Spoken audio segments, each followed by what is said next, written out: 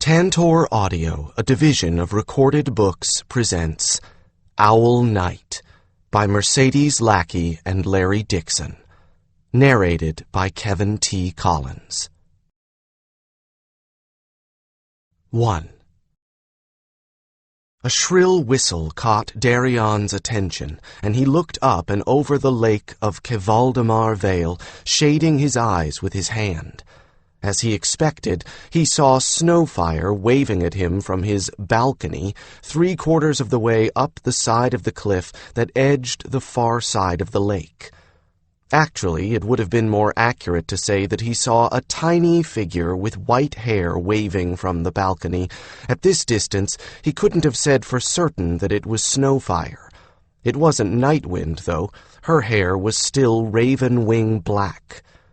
The sky above the cliff shimmered with a light, pearly opalescence, although it was perfectly possible to see the clouds and blue sky beyond the new veil, a magic shield that protected Kevaldamar. I would never have believed we'd get a veil so quickly, he marveled once again. If anyone had told me that the Heartstone would support a veil this soon, I would have told him he was wildly optimistic. It wasn't a full veil, which would have excluded all weather. This simply kept things at a constant, pleasant temperature, no matter the season. Rain came through, and snow fell to the ground as rain once it passed through the veil, so they still got some weather. They couldn't do without roofs, yet. He whistled back at Snowfire and waved his arm in the direction of the council house, the newly built structure that housed all joint council sessions. It wasn't much of a structure. Now that the veil had protection, it didn't need to be much of a structure.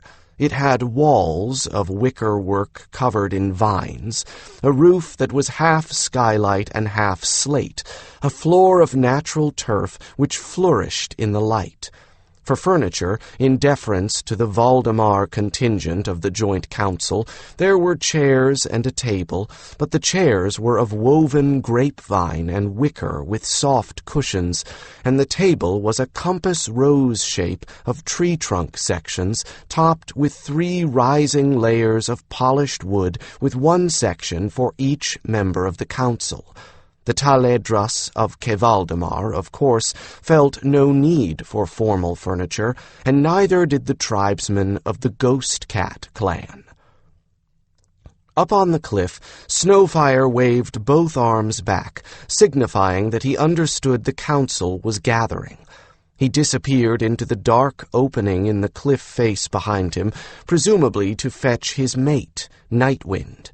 His errand of notifying Snowfire and Nightwind completed, Darian Firkin Kevala Kevaldamar turned back and entered the shaded and secluded pathways of his veil, heading for the council house himself. An odd and sometimes seemingly contradictory combination of qualities was Darian.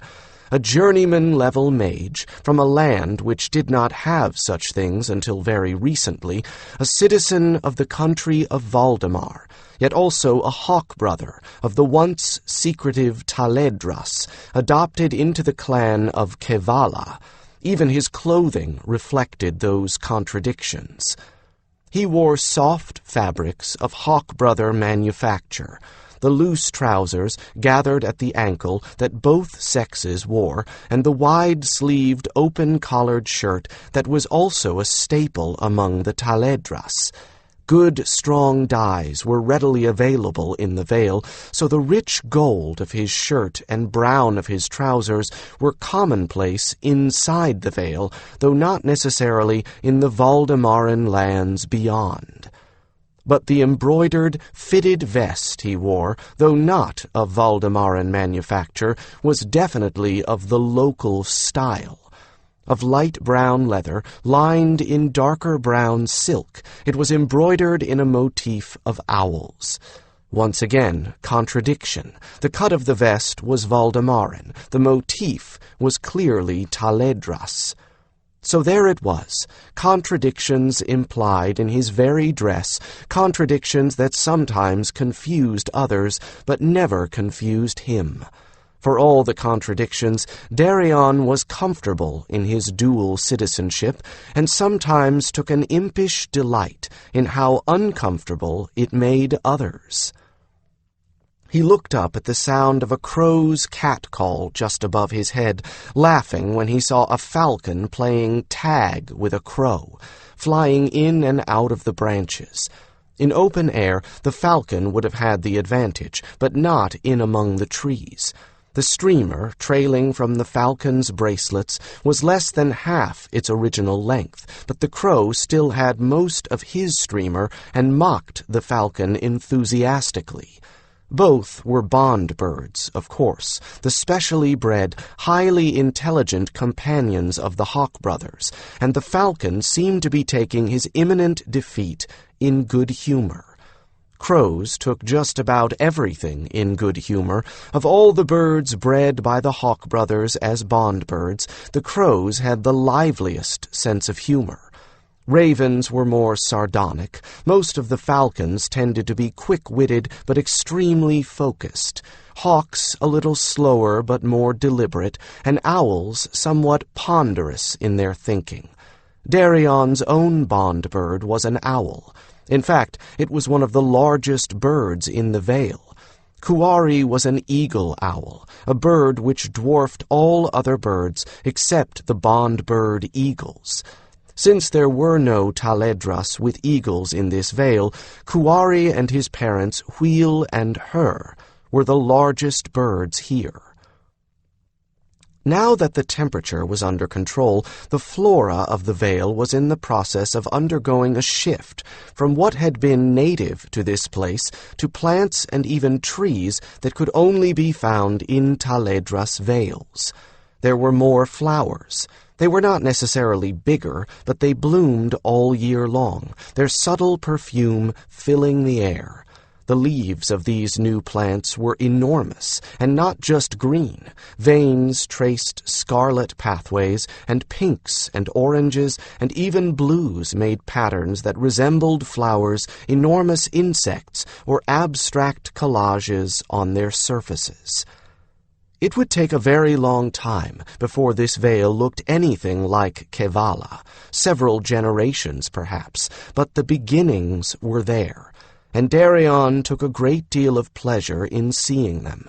As he walked along the sand-softened pathway, he glanced up now and again, catching brief glimpses of new ekeles in the enormous trees. The tree houses of Kevaldamar were a bit more inventive than the ones in Kevala, perhaps spurred on by Herr Tassi creativity. There were experiments in Hawkbrother housing going on up there. Not all of them were successful, but the failure rate was low, and failures were never disasters. If one plan didn't work out, would-be home builder and Herr Tassi just put their heads together and tried a new direction. All this building had been spurred on by the existence of the Vale, making it possible to have ekeles that took full advantage of the constant balmy conditions. The hedonistic Taledras loved it. So did those ubiquitous residents of established vales, the hummingbirds and messenger birds. Strictly off-limits as dinner or snacks for the predatory bond birds, these feathered gems frolicked fearlessly from the ground to the treetops. The messenger birds sported feathers of every hue possible, and in combinations that sometimes made Darian blink. Their natural voices were a bit shrill, but fortunately the heavy foliage tended to disperse and muffle their joyful shrieks. The voice they used to repeat messages was a bit more pleasant, a kind of hoarse chuckle, and when they chose to permit someone to scratch or tickle them, they would chortle and chirp their pleasure in a way that was quite funny. A flock of the messenger birds hurtled overhead, screaming with delight, apparently in pursuit of the falcon and the crow.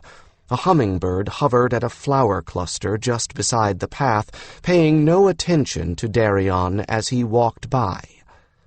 He should have been contented. There should have been nothing more he could have wanted, but underneath he was restless and uneasy. Perhaps it had been the dream he'd had last night that had sent him up out of sleep with a feeling of something threatening. He couldn't remember it, though. That was the problem. All he could recall were the eyes of the ghost cat he had seen so long ago, and an odd sort of raven with the same kind of eyes. "It's probably just that I've gotten used to crisis," he told himself wryly. "Once you get to the point that you watch for signs of crisis everywhere, totally innocuous events seem like grave portents. I should be glad that the worst crisis is where we're going to put the latest batch of pilgrims to the holy Daihili." That was an ongoing problem. Every new group that made it down from the tribal lands of the north seemed to arrive with the potential to spread a new and different illness. Keeping them all quarantined from Ghost Cat and from each other until their ailments were identified and a cure devised required the tact of a diplomat, the organizational ability of the kingdom seneschal, and the tactical ability of a general.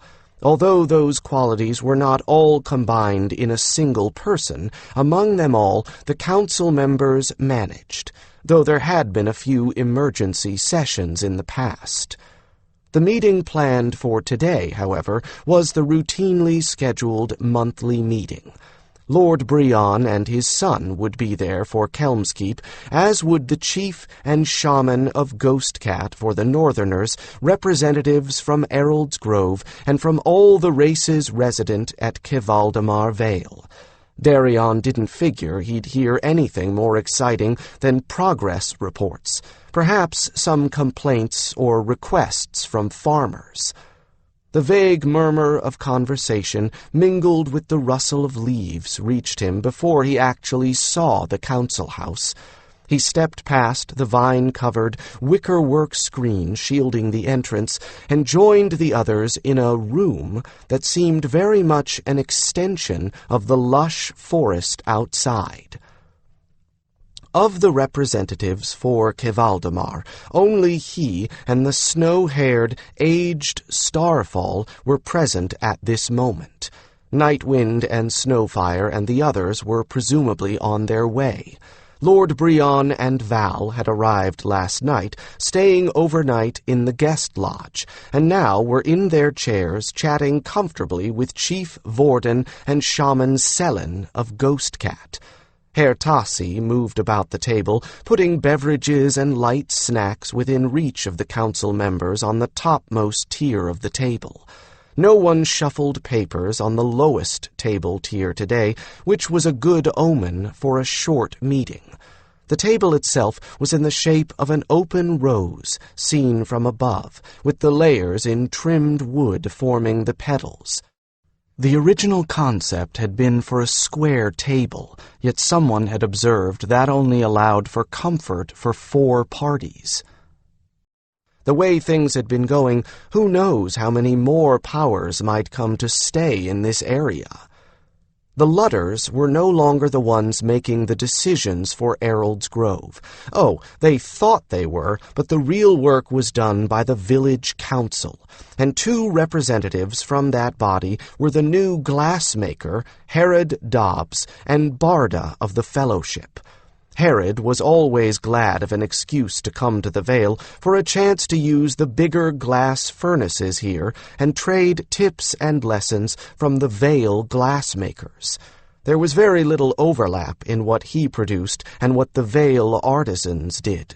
Herod only rarely made anything that wasn't utilitarian, as the demand for glass bottles and jars and common drinking vessels would always exceed his output. Still, he liked to turn out a nice set of goblets now and again, and most of what the Taledras produced was lampwork and blown glass, so he was able to teach them molding techniques. The latest result of that was a series of small, flat medallions to hang in a window that they called sun catchers, formed of colored glass with a decorative impression molded into each. They were an adaptation of an Eastern style, very popular within the Vale. Whether they would become popular outside it had yet to be determined. The non-human members of the group, Kelvrin, Aishan, Tercel, and Hashi, had not yet appeared either, but just as Darian took his own seat and exchanged greetings with the rest, the Herr Tassi entered, followed by the King Stag and the Kyrie. And right after them, Snowfire and Nightwind appeared. "Sorry we're running a bit late," Nightwind apologized, pulling her ebon hair away from her finely honed face. "Kel will be here in a minute, too. We had to pry the baby away from him and get her put down for her nap." As if that had been a cue, the wicker walls shook with the thunder of enormous wings outside, and leaves blew, and Kelvrin the Griffin joined the group, shouldering past the screen. He shook his dark brown feathers to settle them after his flight, and the baby Moonshadow's sticky hands, and looked around. Aishan, the leader of the lizard folk called Herr Tassi, sat beside Nightwind on her left. The Khaledain smiled a welcome and swept her trailing sleeves out of the way for him, and he put the tray of her favorite berry tartlets he had brought on the top tier of her table section. To her right sat Snowfire, and the section of Taledras concluded with the silver-haired mage Starfall, the eldest of the group. Then came Darian, then Lord Brion's sturdy son Val, then the Lord himself. Between Lord Brion and the two Ghost Cat representatives sat Barda and Herod. The Dihili stag Tercel stood beside Kelvrin the Griffin along the back wall. Val's arm was in a sling again. He'd probably managed to sprain it at fighting practice. "It seems everyone is here," Kel said genially, and arranged himself along the wall, lying down on the turf out of the way. Hashi, the Kyrie, lay down next to him. "Good. I am sorry I was delayed.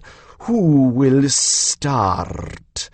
"Actually, I will," Lord Brion said, looking uncommonly cheerful. Although his hair was threaded with gray, no one in his right mind would ever challenge Brion to a fight. He kept his well-muscled fighter's frame in top trim. "I have some excellent news to start the council session with. We're getting our own permanent resident herald mage." "No, really?" Snowfire exclaimed, blue eyes widening as the others murmured their surprise. "When did you hear this?" "Just before we left. News came by messenger." Lord Brion was extremely pleased, and well he should be. Giving this corner of the world a resident herald meant that Queen Selene and her council judged the land that held Brion's keep to be of significant importance. That meant Brion's status had risen from that of a minor noble to that of a key landholder here in the Northwest. "Actually," Brion continued, with a shamefaced glance at Starfall, "I probably ought to have told you last night, but—" "But there was no point in repeating the story half a dozen times when you could tell us all at once," Barda said bluntly, her plain, no-nonsense face showing no annoyance at all. "So, please, give us the details." "The herald mage we're getting is a fellow called Anda.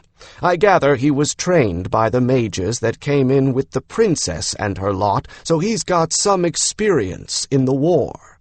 That got Kelvrin's attention. "Truly?" he exclaimed. "Trained for war magic?"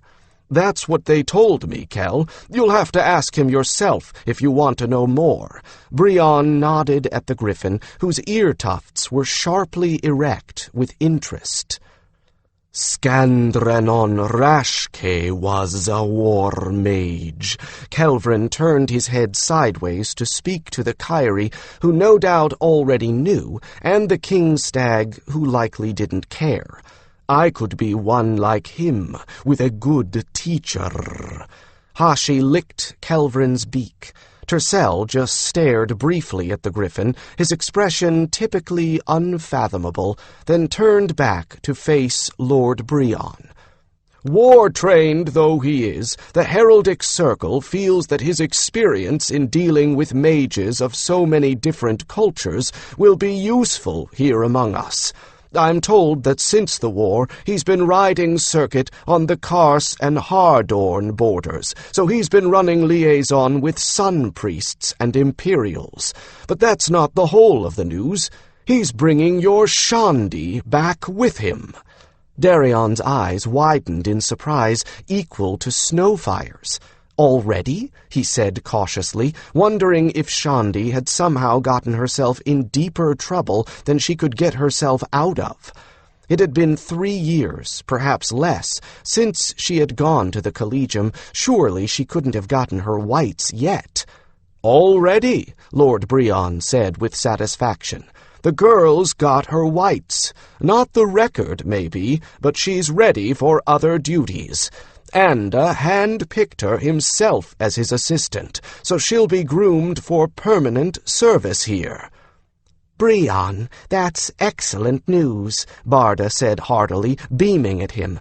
I hope she's as happy with the posting as her parents will be. Well, Hela, with all this increase in attention, perhaps we can see some funding for better roads and a second bridge.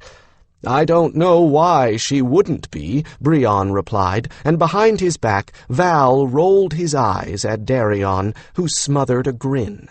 Val and his lady were about to take Brion's place at court, and Val could hardly wait to get away, out from under his father's well-intentioned restrictions. Not that Val was going to be irresponsible when the parental ties were severed. He wasn't the adolescent who'd yearned for the clash of sword on sword 2 years ago. It had been Darian who'd seen how he chafed under the burden of being only the son, but it was Starfall who'd suggested that Val would make an excellent representative for his father at Haven and the court.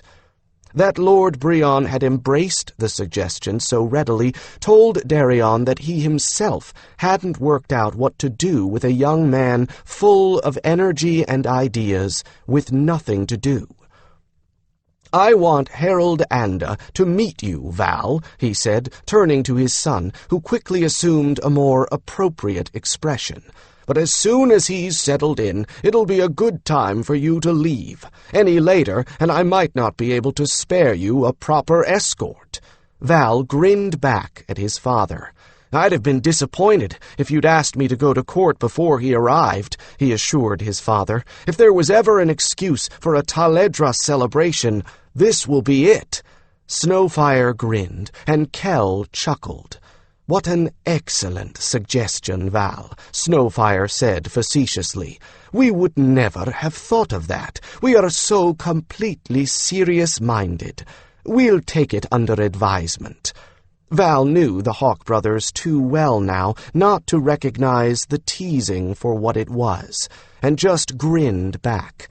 I'd be happy to advise you on the menu as well, he suggested. Nightwind raised an eyebrow. Not that you would ever volunteer to cook any of the proposed menu, she said dryly. You beat me to it, chimed in Aishan. You wouldn't even suggest that if you had ever tasted his cooking, lady, Lord Brion replied with an exaggerated shudder. I won't even let him make tea when we are out on a hunt. Val opened his mouth to protest, then realized that he might get himself into something he didn't want, and shut it again. Darian smirked. Well, before we get into too many celebration plans, I've got a protest to lay before the council, Barda announced. Ard Kilmer and Fern Hall are not happy with Ghost Cat at the moment, and they want me to make a formal objection. Chief Vorden looked surprised. "What could this problem be?" he asked. "Not boys' raids again, surely?" He was referring to the last protest against Ghost Cat, when boys wanting to earn their manhood status had begun raiding villagers. Everything that was taken was returned, and the items taken were all of little value, but the fact that those items had come from inside people's homes and had been taken in the dead of night had been more than a little unsettling to the good people of Errold's Grove.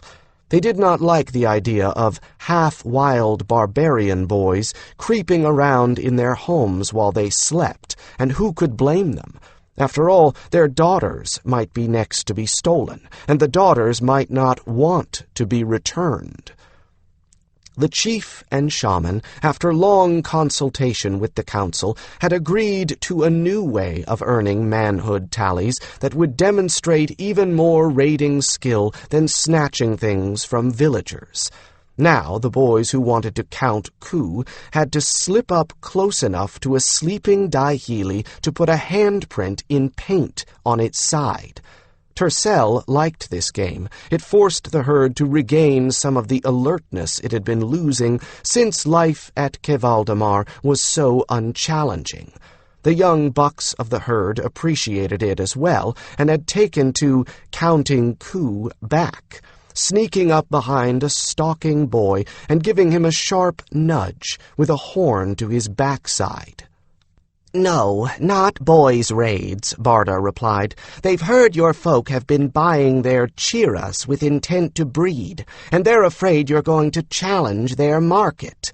"Fair is fair, Barda," Lord Brion protested. "They wouldn't have any room to protest if it was someone else from their village that was raising chiras in competition." "I know that," Barda replied irritably, "but it's my job to present the protest. So I have." "If they are so concerned, they could sell us only geldings," Chief Vorden rumbled, "and then we will take our trade goods elsewhere. Our people came here hungry. The memory of crying bellies has not left us. We seek to breed those animals so we will have enough food to keep a reserve.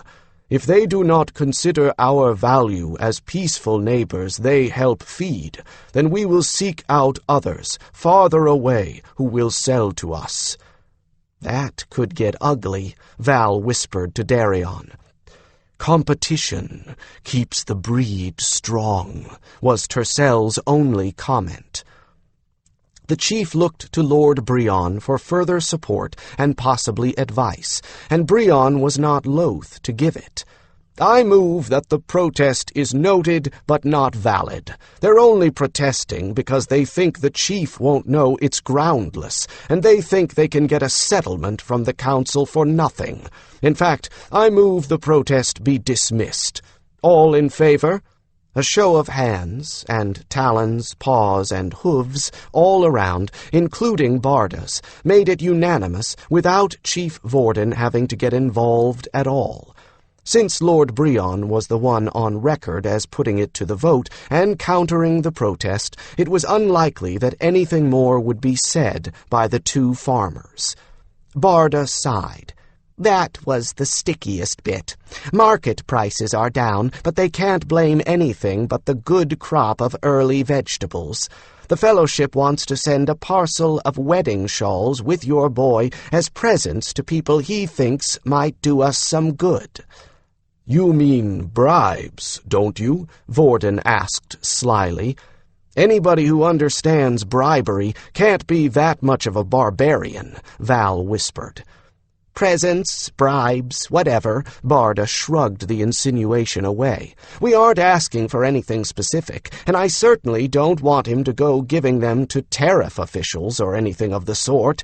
These are a different design that we're hoping will catch on, and we're looking for someone who'll give us a decent price for the privilege of exclusivity. We made too many agreements back when the village wasn't as prosperous with traders who are making a great deal of money from our work. We aren't going to go back on those agreements now, but, well, you know." Lord Brion turned to Val. "Think you can handle that?" Val took his time in answering. His dark brows knitted as he thought. "If you don't expect results immediately," he said at last, "if you trust me with this, I need to take my time with it, and I'll want the use of a couple as outright gifts from Kelmskeep to important people." "That's reasonable," Barda agreed. "In fact, that might well whet the right appetites, if you give those gifts out first. Nothing like having someone with influence take a liking to your work for getting traders interested. It's always better for the buyer to come to you." "Done, then," Val said instantly, and another agreement was concluded. "We want someone as—" Chief Vorden searched for the word he wanted and finally leaned over and whispered something in Starfall's ear. Starfall whispered back, and Vorden straightened. "As agent," he said carefully, "for our goods. Someone who bargains well." Barda nodded. "I didn't want to mention this before, because I didn't know how your people would feel about it, but I've been thinking you could get better return if you had someone in the village working for you." Herod bobbed his round head earnestly, and his lank blonde hair fell into his eyes. "My wife will do it if you like," he offered diffidently. "She's sharp enough that the Ludders complain all the time about the prices they have to pay for jars. If you'd rather pick someone else, though, just say so." No, your wife-mate will be good," the chief said instantly, giving Darian the feeling that he'd been on the wrong end of a bargain with Herod's wife himself a time or two. "Honest and, what was it? Sharp. Good." The rest of the meeting was concerned with other such things. Requests from the village for Taledras products, and that Lord Brion supply the new village militia with some replacement arms, since the blacksmith of Errol's Grove, though good with plows and hinges, knew little of arms and armoring. The Kyrie wanted permission to dig emergency layers in the bluffs along the river near the village, and the Hertasi wanted help from Ghost Cat on a fishing expedition. Most meetings were like this, where the details and difficulties of three cultures living in the same area got taken care of and smoothed over. Sometimes there were arguments, and twice there had been a point when Darian thought things might come to blows, but somehow everything got sorted out under the eyes of the Hawkbrothers. They'd even established a council common treasury as the means of paying for things that all factions needed and to pay off aggrieved parties if there was no other way to settle a dispute. The cash was anything but petty, but they were all in agreement that when time and diplomacy could not solve a problem, sufficient payoff would. As he had hoped, Kevaldamar was proving to be a neutral ground where the territory's difficulties could be dealt with. The fact that it was the most pleasant and most relaxing place of all the possible spots where meetings could be held helped tremendously to get things settled peacefully. It was no accident that the Vale had turned out that way either. Taledras were past masters at the strategic use of pleasure and comfort. There weren't going to be any serious arguments today. That was clear enough. Darian suspected that the imminent arrival of this herald might have something to do with that. Barda had been awfully quick to drop the Errol's Grove protest and even voted against it herself, perhaps because she knew that if she supported the protest, it would certainly come up again in front of the herald. No one wants to look bad in front of the important stranger, he thought, with a mental smile, as if he won't have had to deal with arguments just as petty, or even more so before this. Of all of them, Darian had the most experience with heralds. When Kevala had helped the people of Valdemar clean out some nasty pockets of trouble left over from the mage storms, he'd been the one, as the only Valdemar native, who spent the most time with their heraldic liaisons. Stories came out over the campfire, often very funny stories, and Darian had about as good an idea of what it was like for a herald on circuit as anyone who wasn't himself a herald. "Is that it, then?" Lord Brion asked, looking around the table. "Everything taken care of?" "As much as we can in one meeting," Herod replied, and Starfall nodded his agreement to that.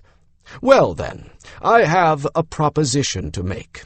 We can take it as read that we're going to have a bloody great celebration to welcome Heralds Anda and Shandi, right?" Starfall laughed. "And you can take it as read that Kevaldamar will host it. No one else has the facilities, unless it was held outside and it's springtime, and you know what that means. Mud." Brion made a face. "Rain, mud, guaranteed. If it doesn't rain on the welcome, it'll rain on Spring Fair. At least if it rains in the Vale, it'll be a warm rain. I think we can even spare the magical energy to keep rain out of the Vale for a single day," Starfall replied evenly. "A little borrowing from some other sources should make up the difference.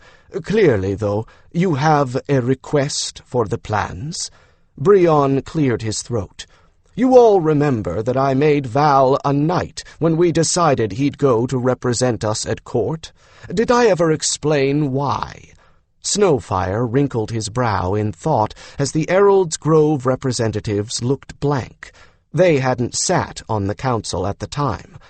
"Not that I recall. I thought it was simply something your people did from time to time." "Well, yes, in a way. A knighthood confers rank, like chief or war chief, baron or elder. Not equal rank to those, but similar in concept," Brion explained, using examples familiar to everyone around the table. "Most rank in Valdemar comes with land attached, though. Knighthood is the only one that doesn't. It matches the ones that do, however. It's meant to serve as notice to other people that the knight is someone to be honored and respected, someone with the power to make decisions.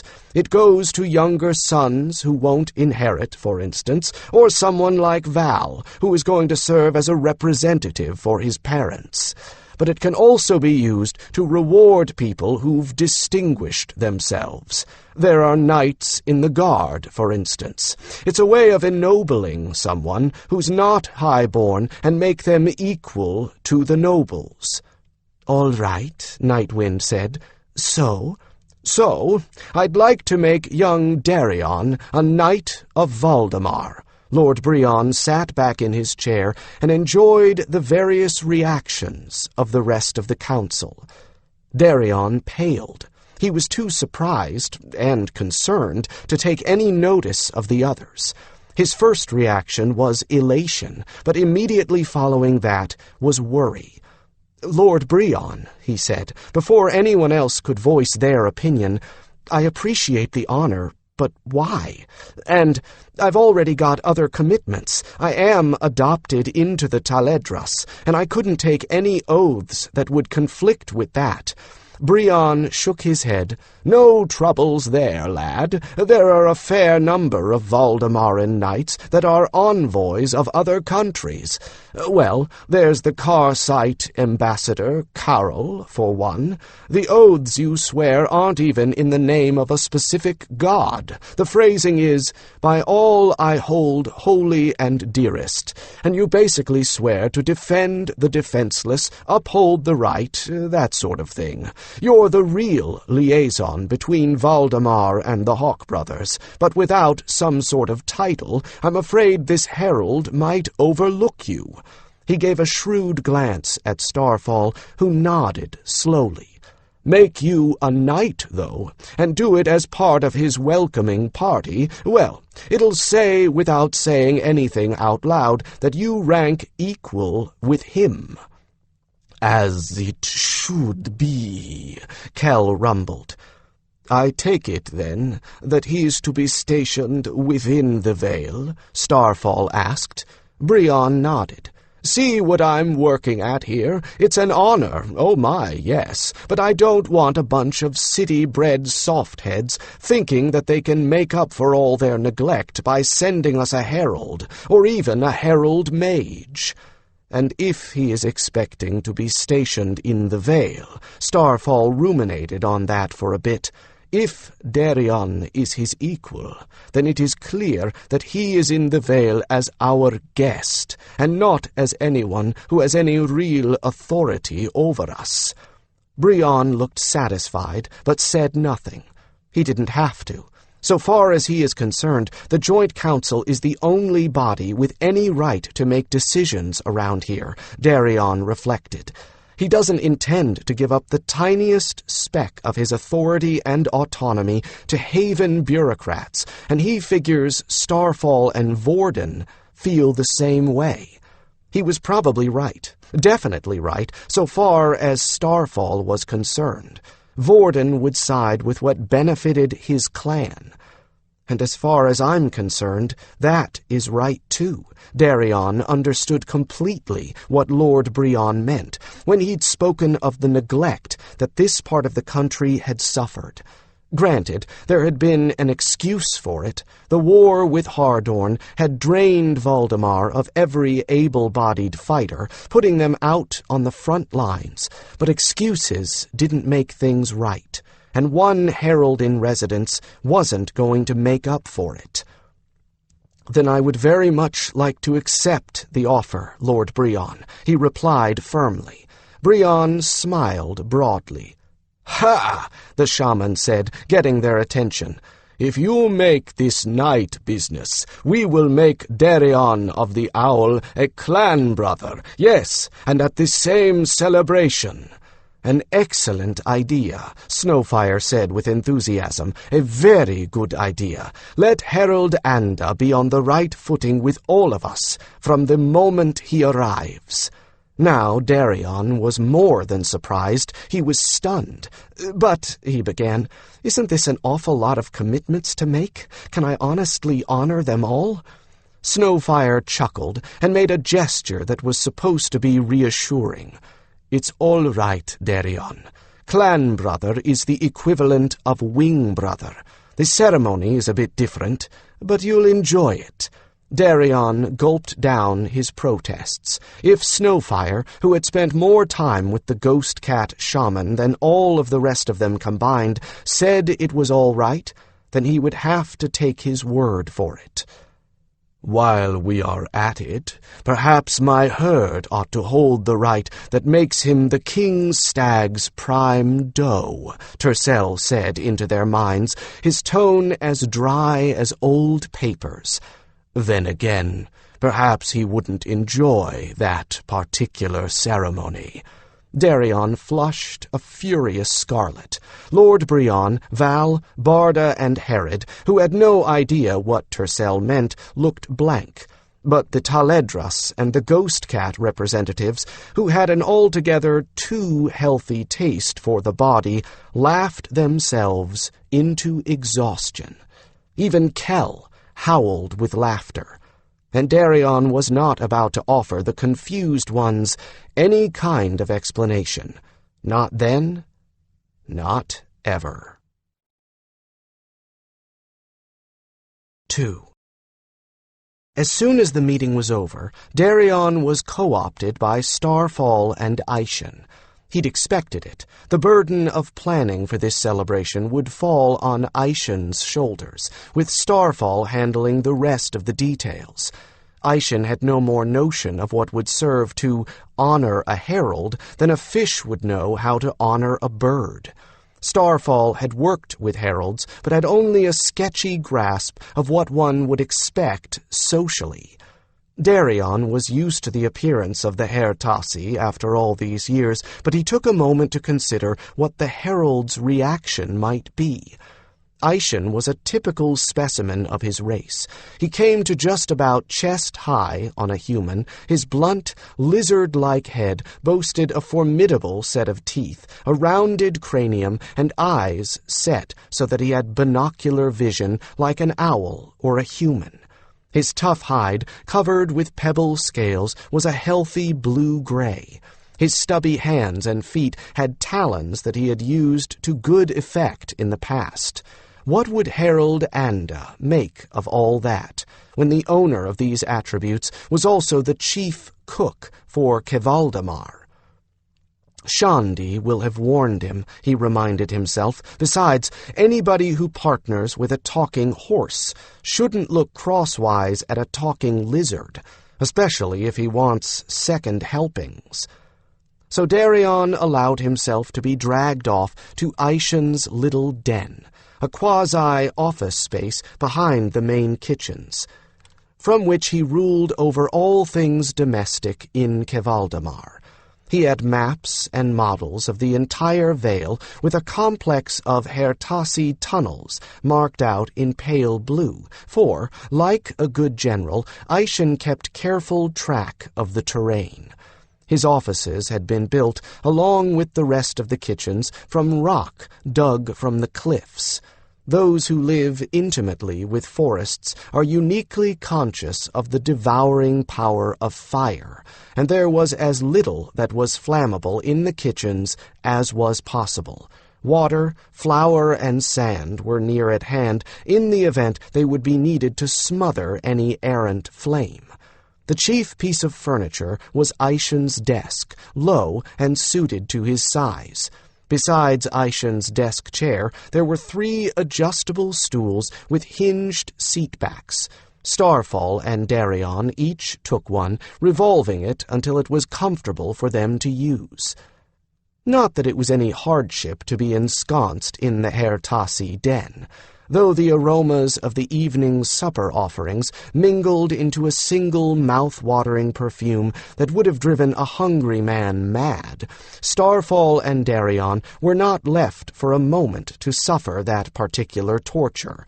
They hadn't even sat down before Hertasi came out of the kitchen bearing platters of their particular favorites, all the tastier for being fresh from the cook stove and oven. It's a good thing that Taledras live in trees, Darian thought, as he juggled a hot-filled pastry from hand to hand until it cooled. Otherwise, we'd all be as fat as geese ready for market. Starfall did not look as if he had ever lived on anything more substantial than air, but Darian knew that beneath his fancifully embroidered and cut robes, that body wasn't thin. It was lean and hard, and superbly conditioned. It took great physical conditioning to handle node magic. A mage that was flabby in body was likely to be flabby of mind as well. Starfall's silver hair wasn't the result of age. It was the result of handling and using node magic, and the slightly tamer magic of Taledras Heartstones all of his life. Starfall would find it no great task to run up the stairs to the highest Ekele in the Vale and run back down again within moments. "We'll have a feast, of course," Aishan stated, shoving aside recipe books and menus. "You can't have a celebration without a feast. But should we have high tables and all that, I'm not certain there's anywhere central that we could set up that many tables." "Have the usual sort of Taledras feast, with food set out all over the Vale, Aishan," Darian recommended soothingly. "One thing, though. Have a set of our clothing done up in white, herald's whites, for inside the Vale. Leave them out in the guest lodge for him." "Good notion," Starfall seconded, nodding, with the customary soft clattering of his hair beads. "Welcoming ceremony first. Then we take him to the lodge to get settled. He won't feel as out of place if he has time to change into clothing of our style. He'll like our sort of feast, I think. He'll expect something different, and I think he'd be disappointed if he didn't get it," Darian told the Hertasi. "Besides, I'm sure Brion will have his own welcoming feast after ours, and he'll get all the etiquette and high tables he wants there." Aishin's body language showed relief in the relaxation of his tail and stubby taloned fingers. So be it, then. If different is what he's expecting, we can supply that. What do you say to setting up a particular place just for this herald fellow? A short platform with food tables nearby, of course, and move entertainment in and out. We could put him in the council house, for instance. We'll have the new roof trim done by then, and it is a good central location. That would be a good idea, Darian replied, as Starfall nodded. I remember how easily I got lost the first time I was in Kevala. When he gets tired, the guest lodge is right on the same path, within shouting distance. Is the deck on the guest lodge finished yet? It will be by the time the herald arrives. They're putting the finishing touches on it now, Aishin replied, without even consulting his schedules. This afternoon they're sanding the handrails and setting the steps. Tonight the greenery will be placed. We're the hosts. It would be courteous if we all came to him, rather than trotting him about from entertainment to entertainment, Starfall agreed. We can arrange things so that the people he will need to know spend a good portion of time with him in the beginning. Then anyone who is curious can come to meet him. Will that make preparations easier for you, Aishin? Oh, yes, and after I've had a look at him, I can decide which Hertasi to assign to him. The Hertasi sighed. Only one fancy, decorated serving table to set up. The rest of you never notice my artistic efforts anyway. We do, Starfall insisted. You just overwhelm our ability to praise with a superfluity of talent. Aishin simply gave the mage a withering look by way of reply. So, how does this strike you?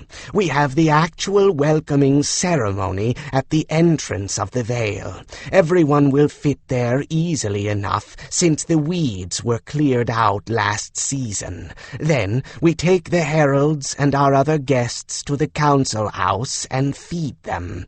We let them talk for a while, and when it sounds as if the talk is running out, I run in some entertainment. Then a little more food, and so on, until he gives up for the night. We can pick foods that will make him drowsy quickly, which reduces the amount of entertainment needed on such short notice. He'll leave to doze after just a few hours. Which will be long before any Taledras would give up, Darian laughed. That sounds perfect, Aishin. He grinned wickedly. Then, the next day, when he's been properly softened up for us, we give him to Tercel and have him stuffed with our language, ghost cats, and Kaledain, all at once. Starfall gave him a look of mock horror. I thought you liked heralds. I do. That's why I suggested the languages come in all at once. It won't take Tercel that much longer to give them all to him, and the headache won't be that much worse after. Better to get it over with, I say. Darian mimicked Starfall's look of horror. Well, wouldn't you rather have it all at once than strung out over several days? I should think that after the first experience, the subsequent dread would make the next sessions worse. Starfall nodded, then turned to face the Hertasi upon hearing a low hiss. We were discussing the celebration, Aishin reminded them pointedly, baring his teeth for emphasis. Now just how, precisely, would you suggest we greet him? Just that, Darian replied. Greet him as our guest, our welcome guest, our equal, who will be joining the leaders already here in their efforts to foster harmony among otherwise different peoples. He'll already be on best behavior to impress when he rides up, so having a good turnout but little ceremony would make him feel appreciative that he must not endure trial after trial. Getting his disposition in our favor right away would be valuable. And you thought you didn't have the talent to become a leader, Starfall exclaimed. Listen to you.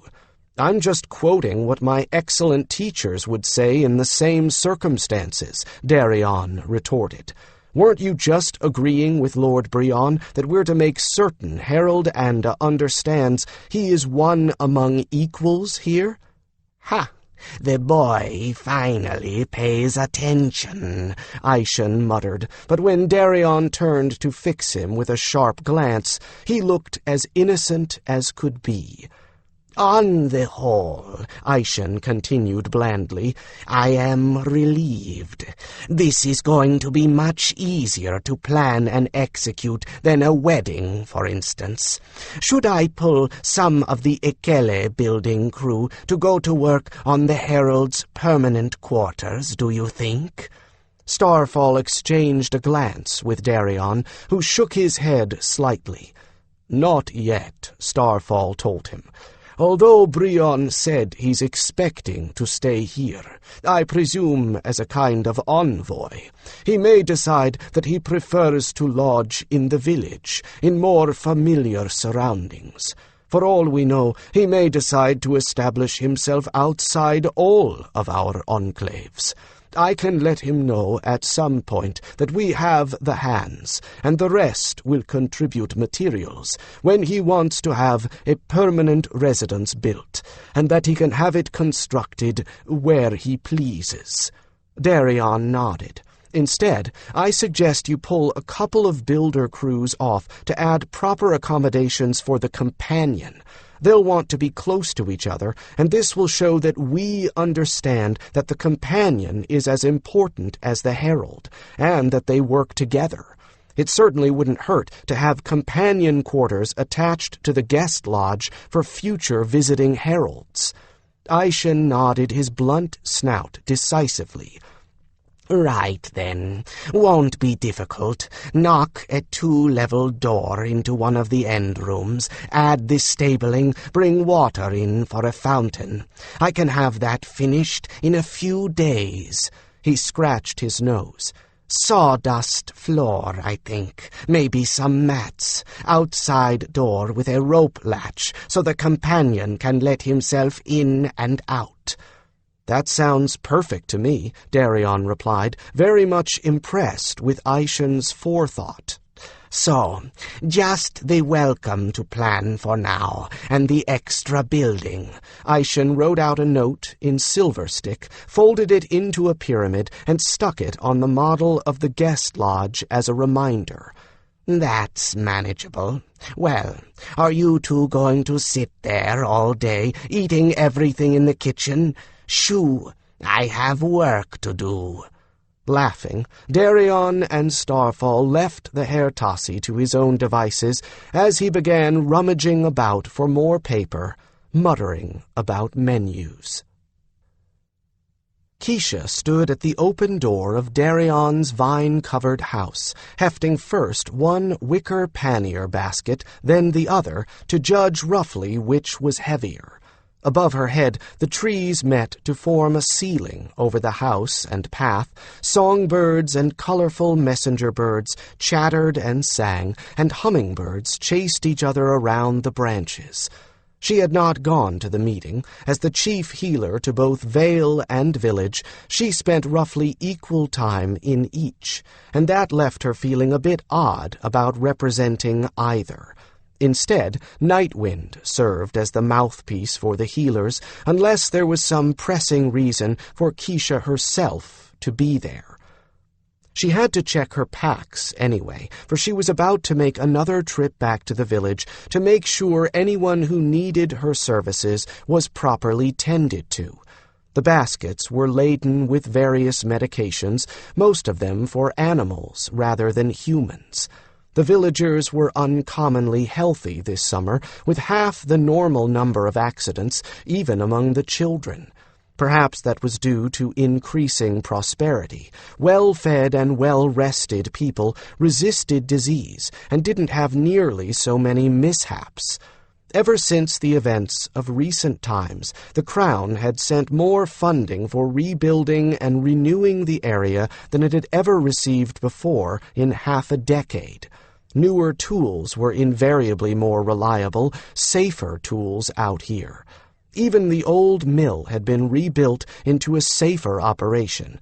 She had not had to deal with a single injury from it since its reopening. She wore full greens now, the forest-hued colors of a full healer, with a silk scarf serving as a sash around her waist, laid over a matching one of cotton. Healers always had a use for a scarf, to sling an arm, tie off a cut artery, or dry a child's tears. They were not official parts of healers' uniform, but their use was so common they might as well have been. Keisha paused, considering the healer's uniform she wore. It had taken her a while to get used to that, and some persuasion as well. It was finally the argument that it would be better for her patients to see her in the colors of a healer because they would be under less stress that tilted the balance. She refused to don anything elaborate, though. The loose trews and long-sleeved tunic were fancy enough for everyday wear, and when she wanted something festive, she opted for something that didn't display her status for all to see. The good thing about being in the Vale was that she no longer had to make her own medicines unless she really felt like it. All she had to do was give the Herr Tassi instructions, and they would see to the preparation for her, presenting her with neatly labeled pots and jars of anything she needed or wanted. A great deal of her time in the past had been spent in the actual concoction of medicine, time she now had leisure to spend in other ways.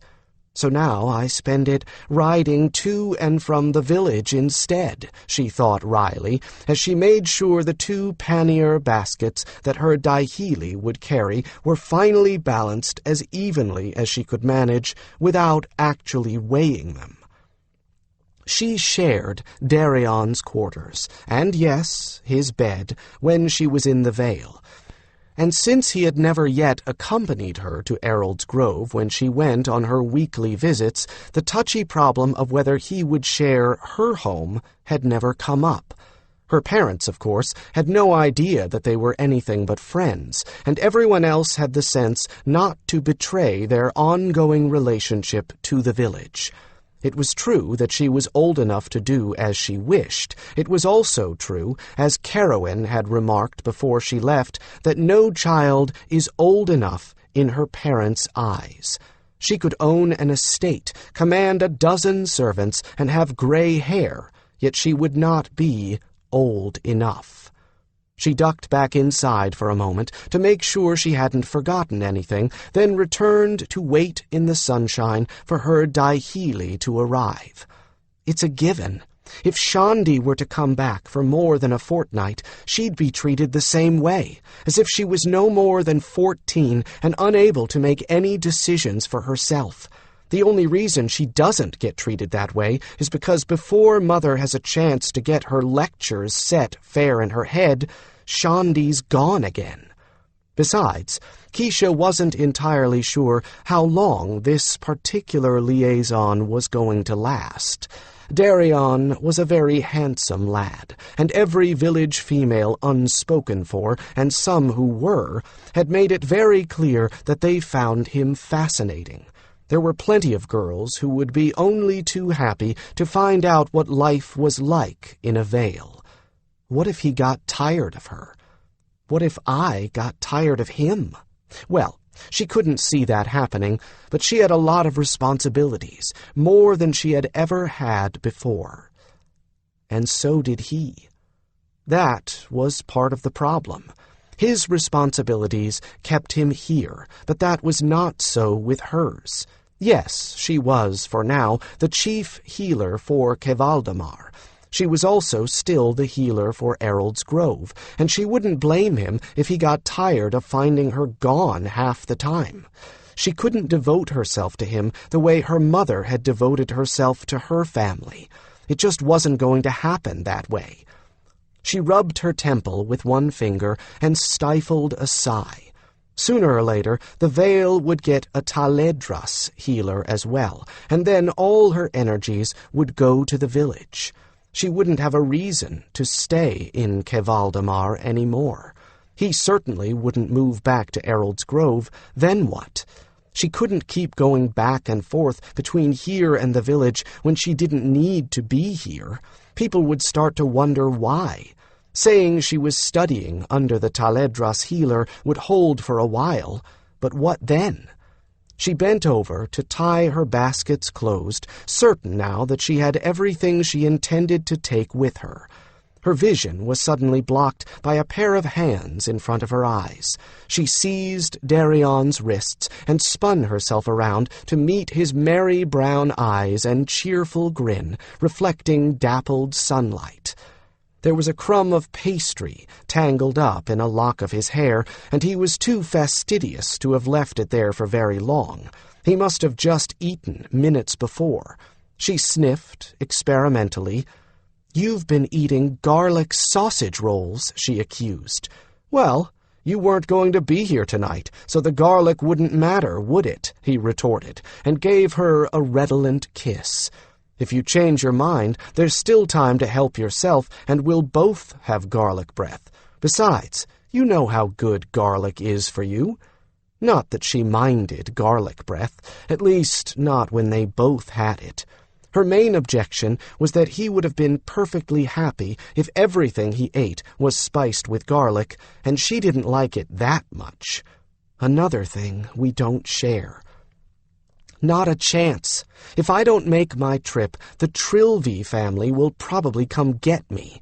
Rana Trilby is that close," she replied, holding her thumb and forefinger an infinitesimal distance apart. "And even though I've told her 100 times that she's fine, she's still convinced that if I don't see her every week, something is bound to go wrong and her baby will be born with 9 heads. Never, ever try to argue with a nervous mother-to-be. You haven't the chance of a pigeon in a cattery of winning the argument."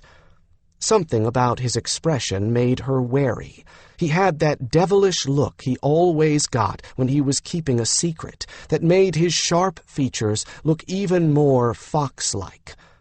"What happened at the council meeting?" she continued, as if she hadn't noticed. "Mostly the usual, but Brion had some news. He was much too casual. Something was definitely up.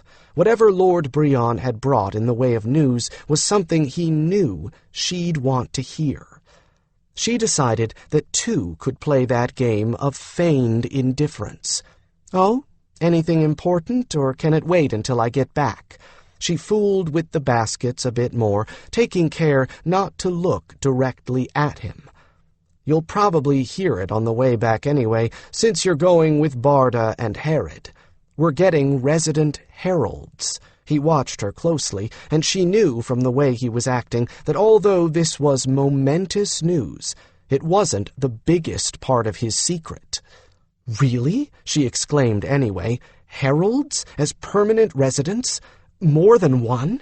He nodded. 2 of them. An older, experienced herald mage, believe it or not, and his personally selected trainee. Or maybe I should say protege, since she's got her whites, and this is taking the place of her first circuit. A herald mage? That's certainly something. It was, too. There still weren't that many herald mages about, and to have one of them assigned permanently to Errol's Grove said a great deal for how the status of this area had risen. They must think we're high on their list of priorities now. But it's not the biggest news, not for you anyway. The other herald is your sister, Shandi. He grinned as her jaw dropped, and she looked at him in disbelief. "No, really, it is. I suppose they figure that they might as well assign her here, since she's likely to assign herself here, given half a chance. Even without half a chance, she's likely to turn up anyway.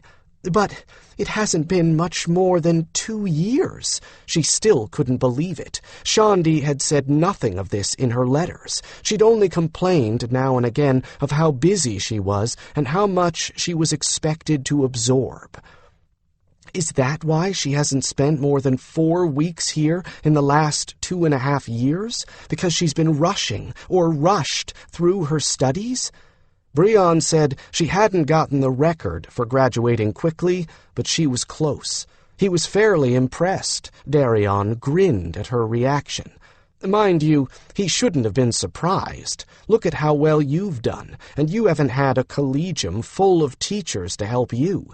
When I first met you, you would have barely qualified as a healer trainee, at least as far as your gift went. Now, even the sanctuary healers call you their equal. Pfft! She dismissed her own prowess with a wave of her hand, not the least because she was not nearly as impressed with her accomplishments as he seemed to be. How soon will they be here? Cut your visit to Errold's Grove as short as you can. I got the impression it's just a matter of days before they arrive. For now, they'll be staying at the Vale. We're going to put on a celebration for them. Oh, the senior one's name is Anda. I don't suppose you recognize it, do you? He tilted his head to the side curiously. She thought for a moment. It sounds vaguely familiar. Shaundi must have mentioned him now and again. She kissed him quickly, then pushed him gently away and turned back to her baskets, tying them shut deftly. The sooner I'm gone, the sooner I'll be back. Don't work too hard while I'm off, but do try to see that Aishin doesn't try to do everything. He sighed melodramatically, then bent to help her with her baskets. You ought to know by now that keeping Aishin from overwork is beyond my powers. I suppose it's of no use to ask if you'd like to stop all this, find a replacement, and settle down permanently here with me, is it? He asked.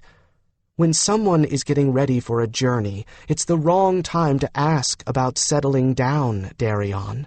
She told her stomach to stop bouncing and put on an air of calm.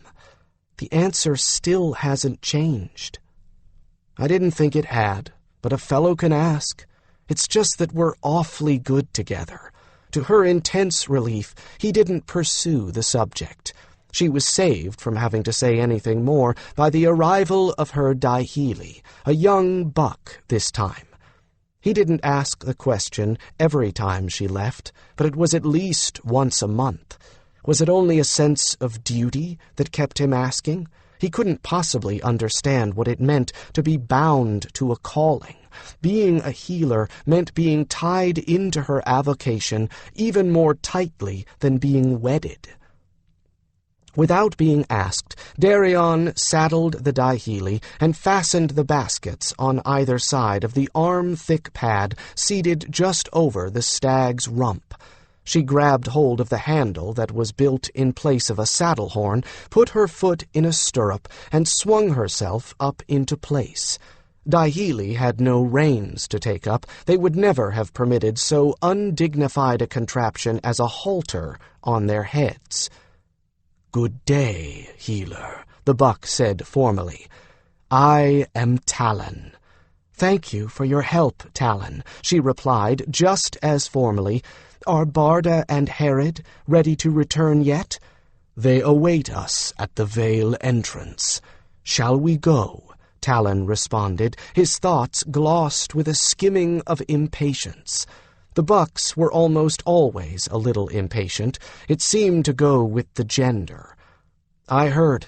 Go, and come back soon, Keisha." That was all Darian said, but beneath the words was a great deal more that Keisha just didn't want to have to deal with. Talon felt her assent and leaped away, keeping her from having to do anything more than wave back over her shoulder. Within the Vale, the Daihili kept to a fast lope, but as soon as he burst through the tenuous curtain of the Vale and caught up with the other two, he stretched out into a full run. Daihili often seemed as tireless as companions. He'd have all of them in Errol's Grove well before supper time. Barda and Herod hung on grimly. They were used to travel by Daihili back, but not as accustomed to it as Keisha was. Although she could not, as heralds were rumored to do, have fallen asleep in Talon's saddle, she moved easily with her mount. If only she could have been as easy with her own thoughts. Firesong Kitreva finished the last of his stretches, moving smoothly and slowly, while his partner Silver Fox watched, alert for any sign of strain. Such alertness was as natural for him as breathing, after so many decades of body study. They shared this ritual every morning. Silver Fox insisted on it, and Firesong had to admit he'd felt more like his younger self since he'd begun. Being limber does have its advantages. "Well?" he asked, as he finished the exercise and stood, arms hanging at his sides, completely relaxed yet energized, tingling with the song of the body rather than of magic, on the uppermost deck of their ekele. "You'll do," Silver Fox replied, smiling slightly. "You might even be in better shape than you were before the storms. I told you this would loosen you up, and you wouldn't believe me. I didn't have you to keep me active before the storms," Firesong pointed out, slipping on a robe of scarlet silk embroidered with white and gold firebirds over his form-fitting sleeveless tunic and trews. "In other words, you were a lazy sluggard," the Kestra churn replied, and ducked as Firesong mimed a blow at him. The healing adept's firebird, Aya, who had been watching all of this activity with keen interest, let out a derisive squawk. The bird opened his snowy wings and dropped down onto Firesong's shoulder, fixing his talons carefully into the padded fabric. The long white tail trailed gracefully down Firesong's back, curling around the thick silver braid of Firesong's hair. "Whose part are you taking, mine or his?" Firesong asked, looking into his bird's diamond dust eyes. "Never mind. I don't want to know." "And Aya is too smart to answer anyway," the Kestra churn laughed. "Not when he knows he can get treats from both of us this way." It was Firesong's turn to make a noise of derision. Aya stretched his head and neck under Firesong's chin, and the adept answered the silent request by scratching the firebird's chin. Aya crooned with pleasure. "Don't listen to him, little one," he said into Aya's ear. "He thinks everyone is as self-centered as he is, or more. Of course I do, since I'm not at all self-centered," Silver Fox replied matter-of-factly. He took Firesong's elbow and steered him in the direction of the staircase that curved around the trunk of their tree. "And don't look now, but your pet is trying to coax me into tickling him too." Aya opened one eye and gave Silver Fox a withering look at the word pet, but did not pull his head away from Silver Fox's fingers. Firesong felt a smile stretching the stiff, pitted and scarred skin of his face.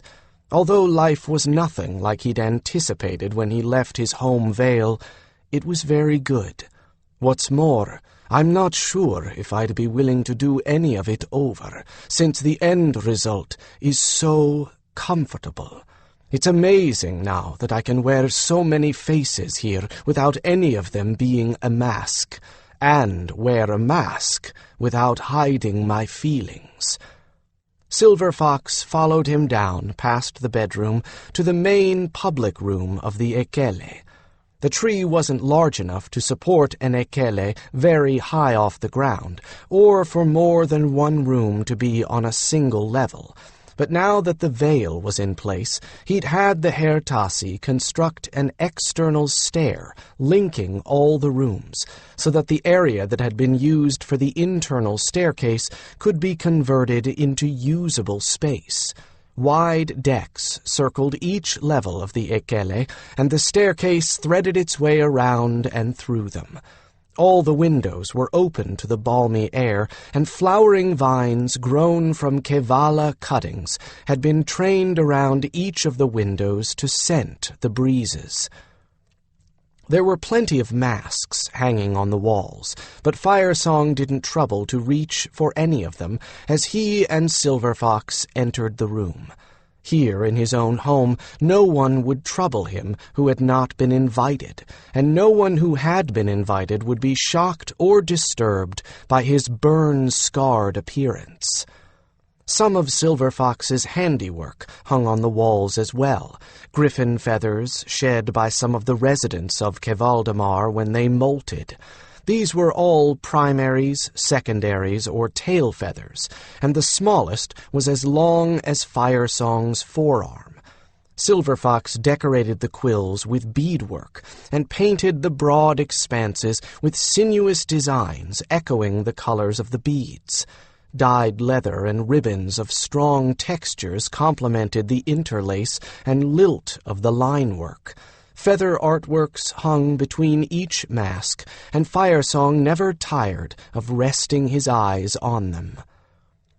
He lifted Aya off his shoulder and set the Firebird down on a perch mounted in the wall, one indulgently made of silver in the form of a vine-wrapped branch with a hammered brass reflector behind it as tall as a Haertasi. Aya roused all his feathers and shook himself vigorously. Bits of fluff flew off of him and rode the air currents of the room like wayward insects, and sparks of false fire crackled around him. "Wasn't the Joint Council meeting this morning?" he asked Silver Fox as he sank into his favorite chair and reached for a book.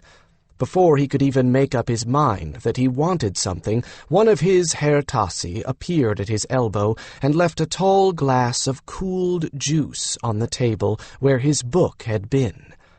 "Yes, and Keisha was going back to Emerald Grove with the village representatives, so Darian will probably be a little late." Silver Fox sighed, but didn't say anything more. Firesong assumed that the sigh was for Darian's situation with the girl, and it was too bad, but it was also Darian's and Keisha's choice to keep things hanging this way. Darian didn't allow it to affect his mage studies. Only if it had would Firesong have had any right to stick his own nose into the affair.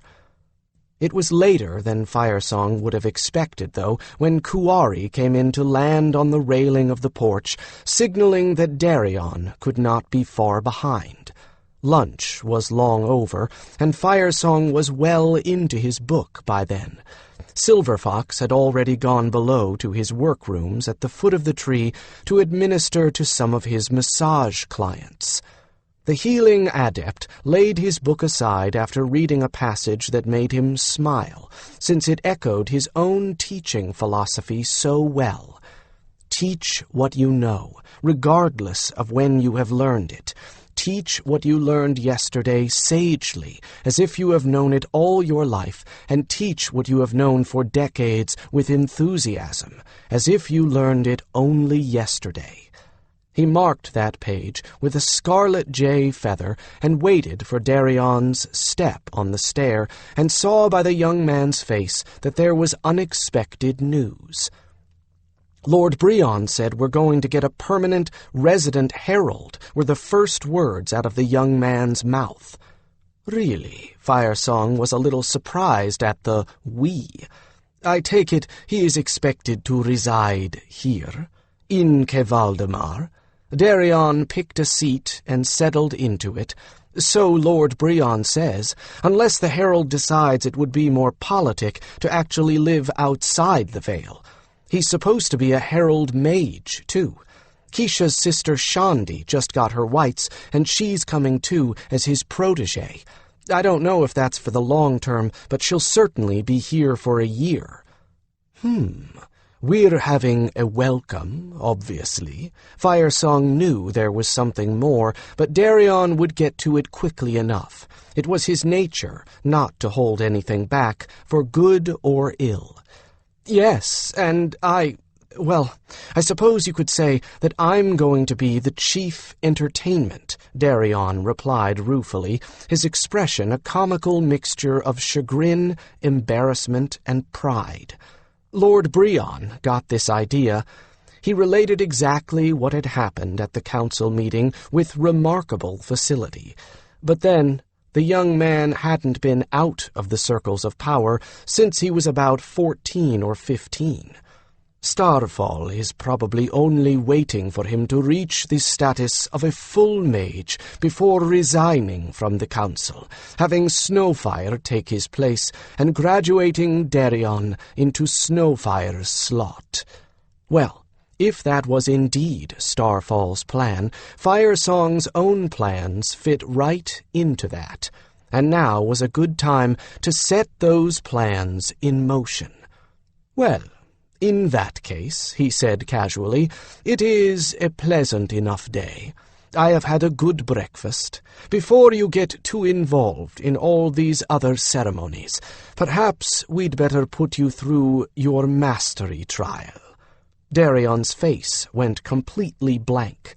Firesong had the satisfaction, which was not happening often these days, of catching the young man completely by surprise. Firesong may as well have said, I had a nice nap, so let's dig up this forest and make a pretty lake, eh? The look on Darian's face was delicious. So, let's get that little exercise taken care of, shall we? He continued with mischievous casualness as he got to his feet. Come along. He didn't stop to see if Darian was following as he headed for the stairs.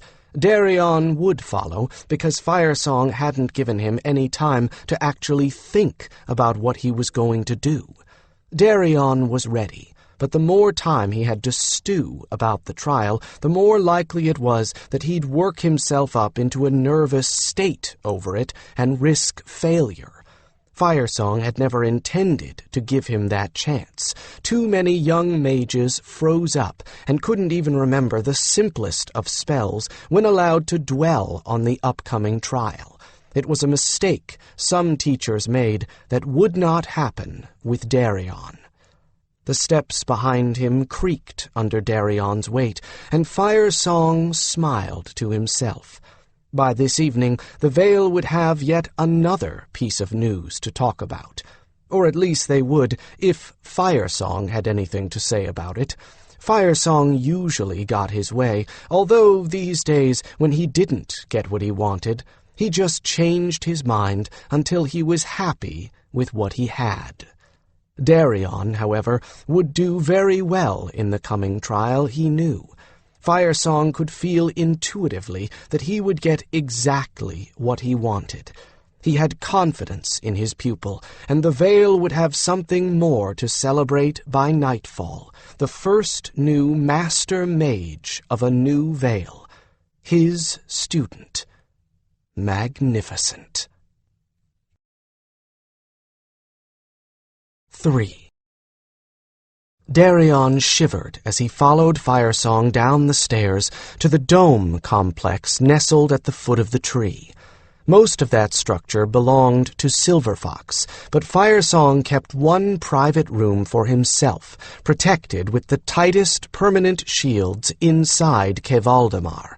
Layer upon layer, unseen buttress against invisible firewall, every sort of stabilized, strengthened magical protection known to the adept had been firmed up. Over the past years, they had been cast and enchanted into virtual patterns of stone, as if mortared by an expert, with the equivalent of pockets and drains for excess power to collect. This was Firesong's workroom, where he had taught Darian for 2 years. Many of the shields were not meant to keep anything out, but rather to keep Darian's mistakes from escaping.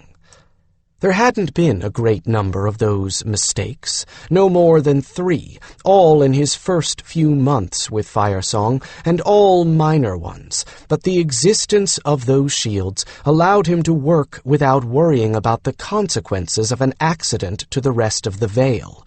The first had resulted in no worse than a burned hand and singed eyebrows, the second a splitting headache for both of them, and the third a scorch mark on the floor surrounded by frost, which resulted in an intensive series of lessons on why resilient shields were more important than rigid ones. Darian had known all along that every lesson would lead up to a mastery trial, but he'd assumed he would have time to prepare for it and undergo days of special readiness rituals. Why now? Why not give me some time to work up to this? He asked himself, anticipation setting his nerves afire. He had no idea just what was going to be expected of him.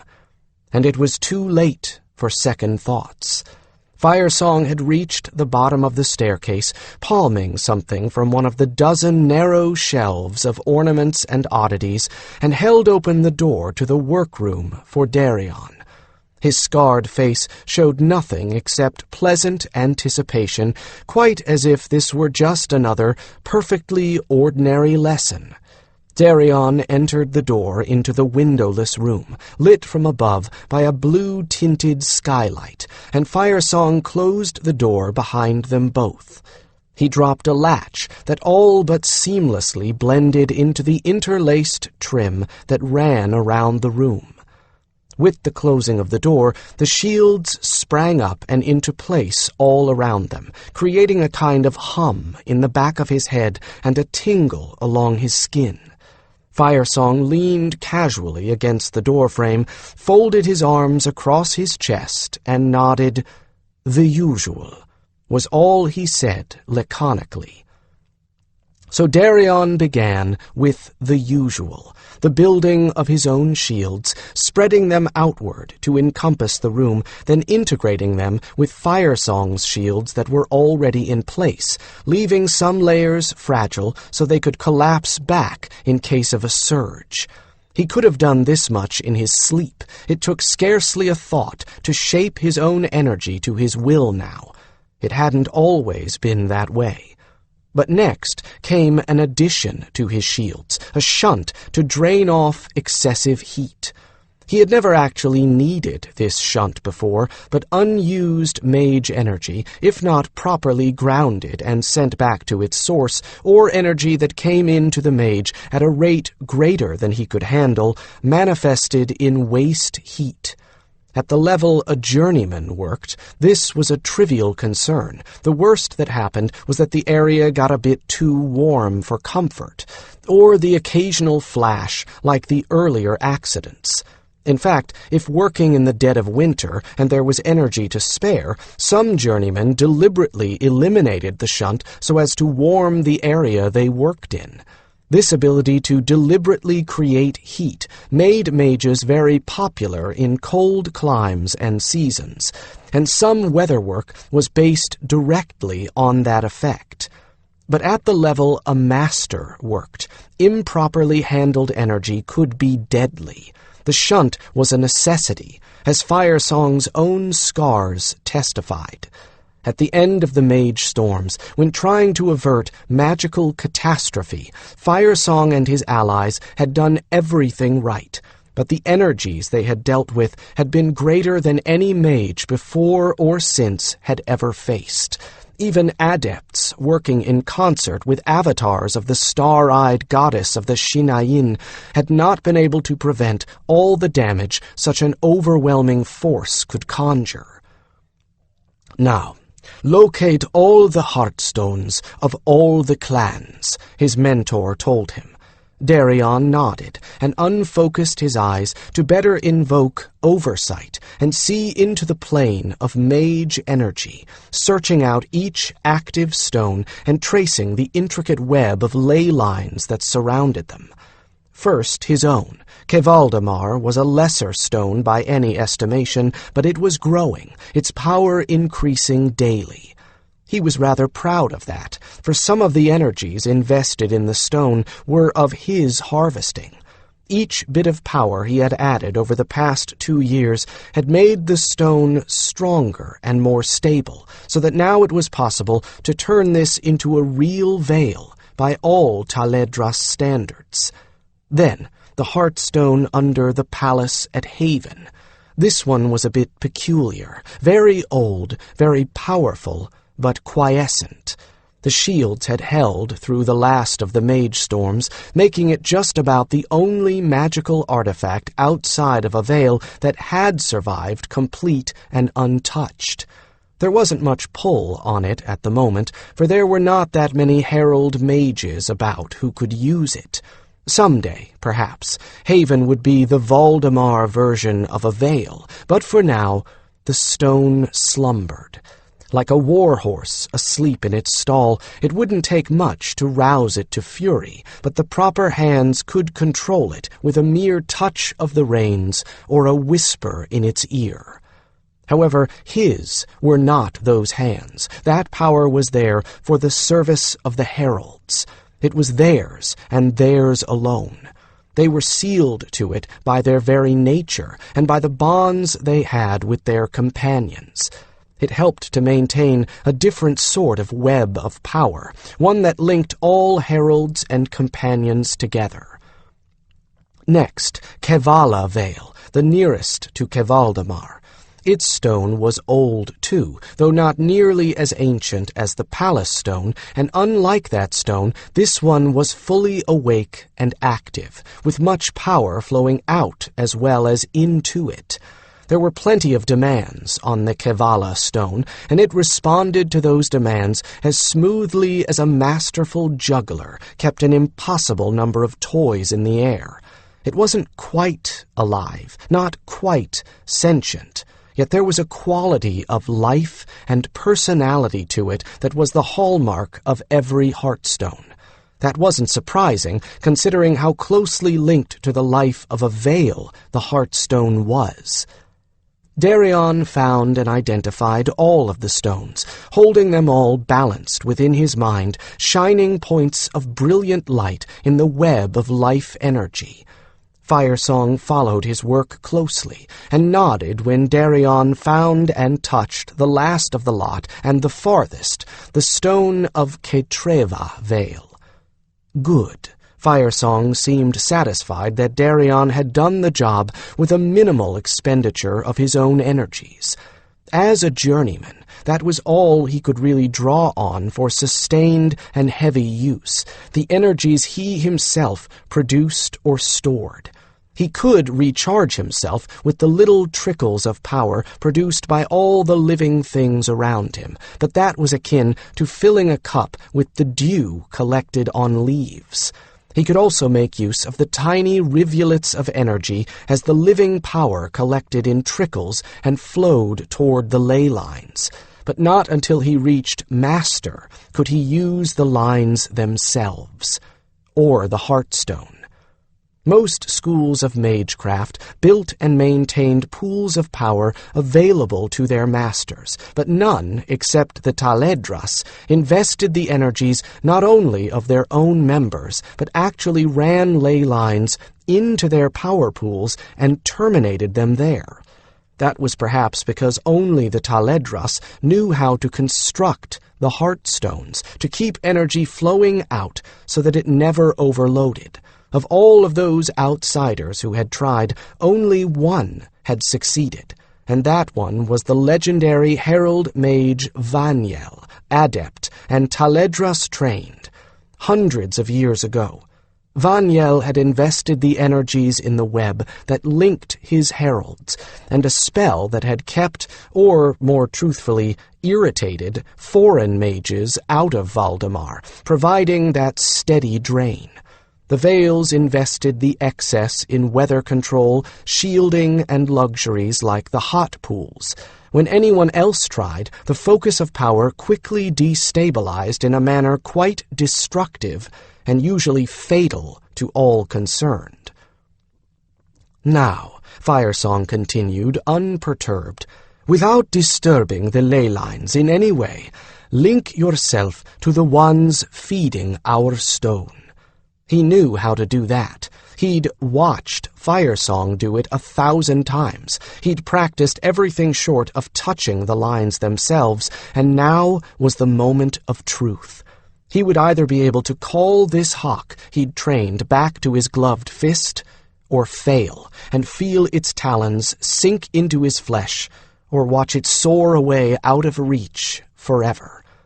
He noticed that Firesong had no personal shields up whatsoever in case of failure. Knowing Firesong, that might be just another way to increase Darian's confidence, but it was a trust that touched him deeply. Except for a brief stab of something sharp, a mingling of fear and excitement, he didn't let himself think or feel. He just acted. He reached out, moving surely, but not too quickly. He caught hold of the nearest ley line, and without permitting himself to hesitate, seized it, opening himself to it.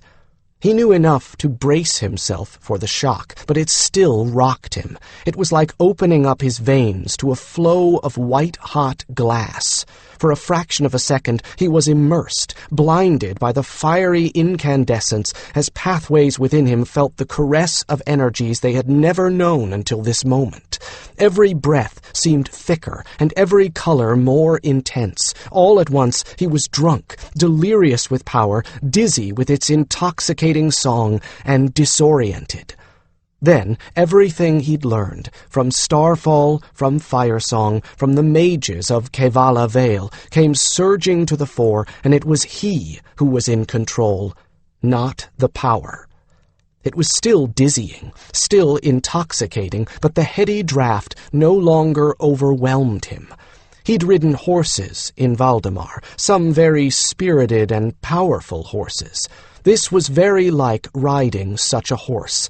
He commanded, the power obeyed, but only because he had the skill to command and the strength of will not to succumb to the seductive song and be lost in it. Darian still remembered that lesson outside Kevala Vale when he'd nearly gotten lost in the shift and flow of the simple life powers of everything around him. Having experienced that, he knew he would not make that mistake again. He made sure that he was still anchored in himself and let his channels become accustomed to the new sensations. Then, metaphorically, he sat back and allowed himself to experience the moment. The wonder of Taledra's teaching was that it permitted the student to accept those things, to comprehend them, but never to become numbed to them. It was a way of understanding, not just using. Now he understood as a master would. It would never happen like this again, this first taste of power, this seductive, latent drunkenness. Darian wanted to be able to remember it, however dimly. "A remarkably mature sentiment," came a dry mental voice after an interval, "but you, my young student, are a healing mage. So what else do you see, feel, or sense?" What else? Was there anything else? But even as he asked himself that, his own mage senses answered him, and he knew that, of course, there was. Within the stream of power that was the ley line, there were a myriad of little sub-currents, and each of those threads told him of the health of the place it originated from. Eddies and obstructions in the flow, as he traced it back out of the veil, showed him where the line itself needed alteration or mending. Two other mages, both Hawkbrothers, had tapped into this particular line. He sensed their presence at the same moment they sensed his. They acknowledged each other briefly and went on with what they were doing. as did he. His touch moved by instinct, and sure from long practice he mended the line, smoothing out the eddies, altering the flow until it ran swift and unimpeded. Good. So then, catch! Just as he completed his work, Fire Song flipped something at him.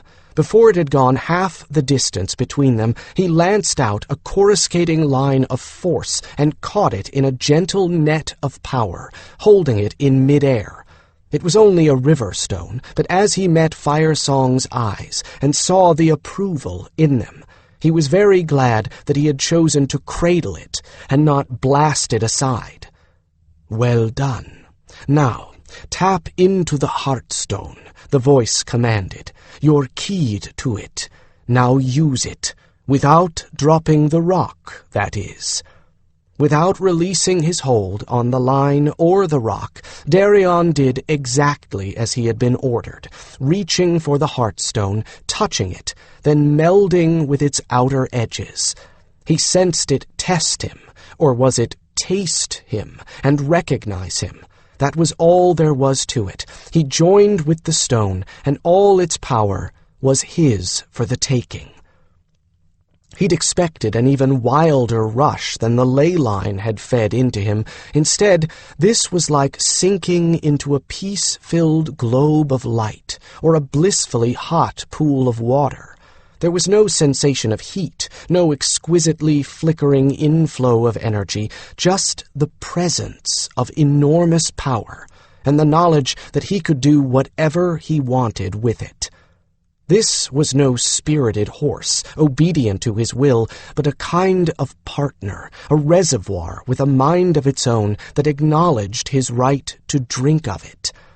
Some mages signaled their achievement of mastery with the production of fireworks that other mages of the same school could see and identify, but the Taledras considered themselves no more than temporary custodians of their power. The Star-Eyed had granted them the use of that power for the purpose of healing the land after the Mage Wars, and it wouldn't even have occurred to them to make such a frivolous use of it as a peacock-like display of achievement with that power. Theirs was a different tradition, to leave their mark upon the veil itself, creating some change that would improve the lives of all those dwelling within. And Darian knew just what his mark would be, as the first new master of a new veil. He had been thinking about it for some time, ever since he had been told of the tradition, and the last time he'd been in Aishan's office, he'd checked the maps and models carefully for a place that would be open and suitable for his gift. The lake at the far end of Kevaldamar was fed by several springs.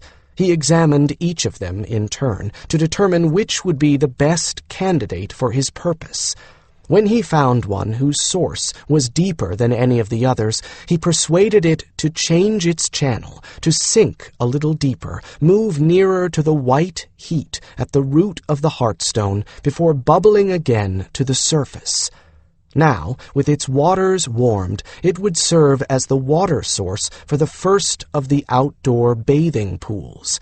It wouldn't take the Hertasi long to notice the change, and within days they would cap the new flow and be building great pools to receive the hot waters. By the end of the month, there would be Taledras soaking in the soothing waters under the stars, and there would be room for anyone who needed a hot soak to come and take one. The current hot pools were all inside one of the first buildings to be constructed here, and there wasn't enough room to accommodate everyone at the same time. A fine choice of gifts to your veil, Master Darian. Fire Song's mind voice held a smile of approval, and Darian blushed a little. Just as carefully as he had taken control of Heartstone and ley lines, he released them, but not before he replenished the power he had used to create his hot spring. He opened his eyes on Fire Song's little workroom to see his mentor's eyes full of warmth and congratulations. Then he took a deep breath and sat down carefully, right there on the floor, as exhaustion hammered him with a blow that made his legs go weak. He put out his hand and caught the river stone squarely in his right palm as it dropped. "Put it all back, did you?" Firesong asked rhetorically. "Well, that's proper, but you didn't have to put all the energy back at one time. You could have borrowed some of it." "I didn't?" he asked. "But with all the preparations for the celebrations, we're going to be strengthening the veil for a few days, and I thought we'd need every bit of energy now." A kind thought. "Never mind. You'll recover by this evening," Firesong interrupted, helping him up and keeping him on his feet with a hand beneath his elbow. He dismissed his shields, and Darian recaptured his own, feeling a little better as he took the power he'd expended on them back into himself again. Firesong didn't take him far, only past the door and into one of Silver Fox's consultation rooms. This was a very small room, used only for counseling. It had both a large window and a skylight, but the furniture was minimal.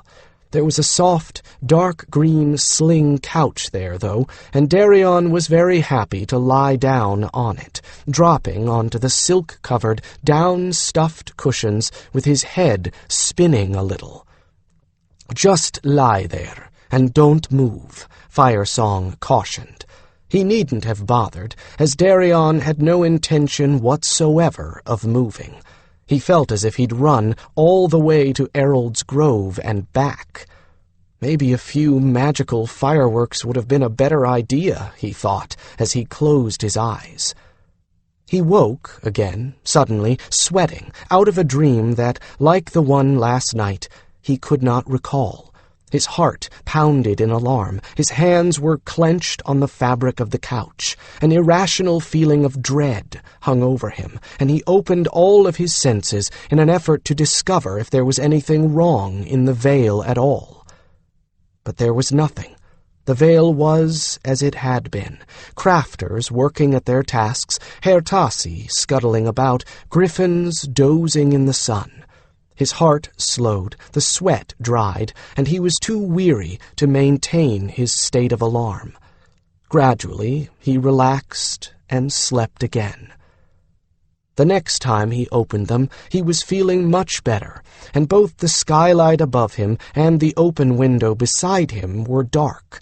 Someone had come in and covered him with a light blanket, then left a sweetly scented candle burning in a blue glass holder mounted on the wall.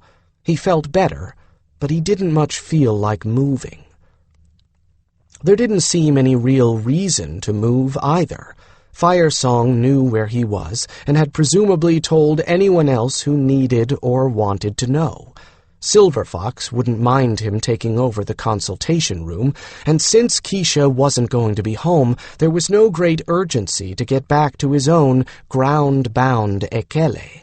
He was perfectly content at the moment to lie surrounded by warmth and softness, let his thoughts drift, and listen to the night noises outside. Keisha's going to be surprised. Pleasantly, he hoped. This would put him on an equal footing with her, rank-wise, though he very much doubted that would change anything in their relationship. She'll be happy for me, that much I know for sure. All the other honors that had been planned for him were really nothing more than titles to impress other people. Reaching the rank of master meant a real achievement of his own, felt in his heart. "And how is our new master mage doing?" Firesong asked from the doorway, and Darian let out a little yip of startlement.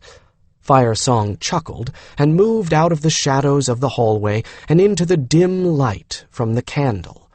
"Serves you right for all the times you've sent me out of my skin," Firesong said, "especially that time you shaved a year off my life when you managed to sneak up on me in my own Ekele. How are you feeling?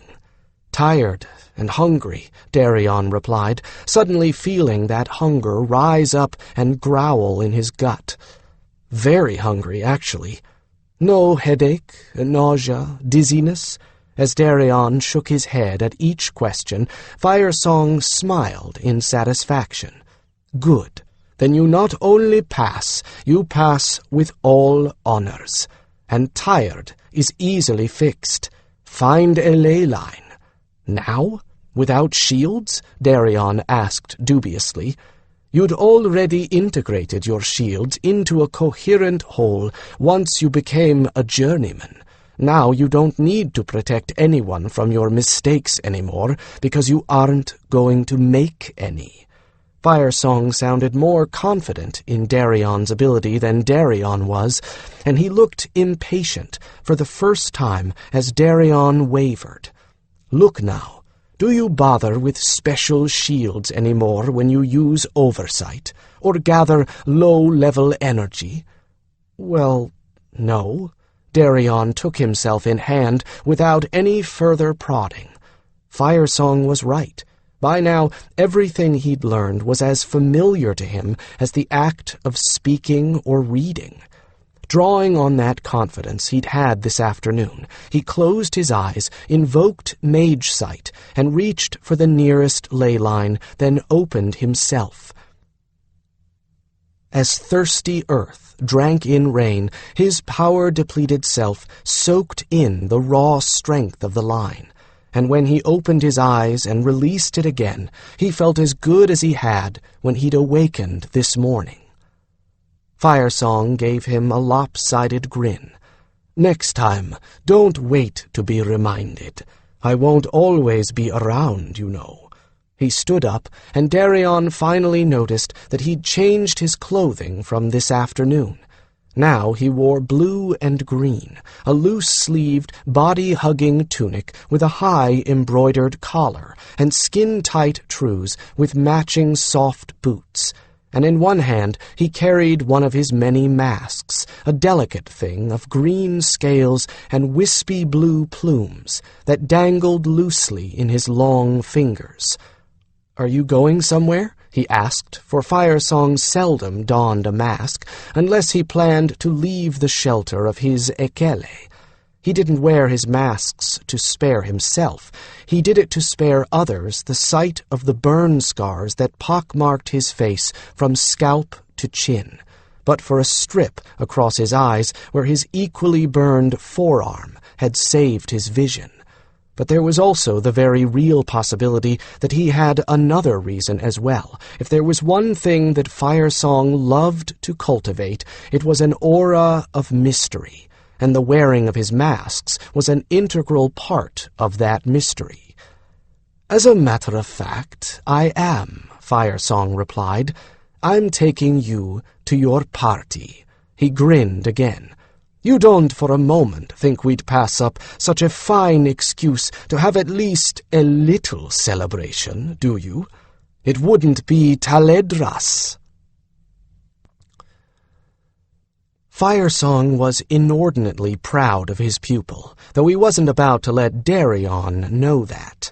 At least, he didn't want Darian to know how proud he was. One of the reasons he'd been contemplating giving up taking on pupils was because the last couple had, for one reason or another, never quite come up to his expectations of them. They were not bad people at all, nor stupid, just less than optimal. Perhaps part of that had been a failure to mesh their personalities, or that some of his pupils had been as interested in him as they had been in learning what he taught. Part of that, of course, might just have been that they were discouraged. It would be a very long time before anyone was able to casually work the kind of large-scale magics that had been possible before the mage storms disrupted everything. His pupils would be very old before they had power available to them to duplicate Firesong's own feats as a young and headstrong master. It was likely that it would take another generation before there was the abundant power on hand to duplicate the lesser feats of an adept. Gating was out of the question for at least 100 years. Safe and reliable gating, anyway. It was no wonder they saw no reason to acquire proficiency in skills it was unlikely they would ever be able to use. But Darian had a touch as sure and skilled as a fine craftsman, and he never left loose ends or a job unfinished. Firesong was not yet certain he would reach adept status, but as careful a worker as he was, given the current state of things and barring disaster, he would become one of the best mages of this generation. Darian was willing to follow brusque or peremptory instruction without thinking of Firesong as a tyrant. He had confidence that when he had done what he was told, it would be explained to him. Always provided, of course, that nothing happened that interfered with his continued learning.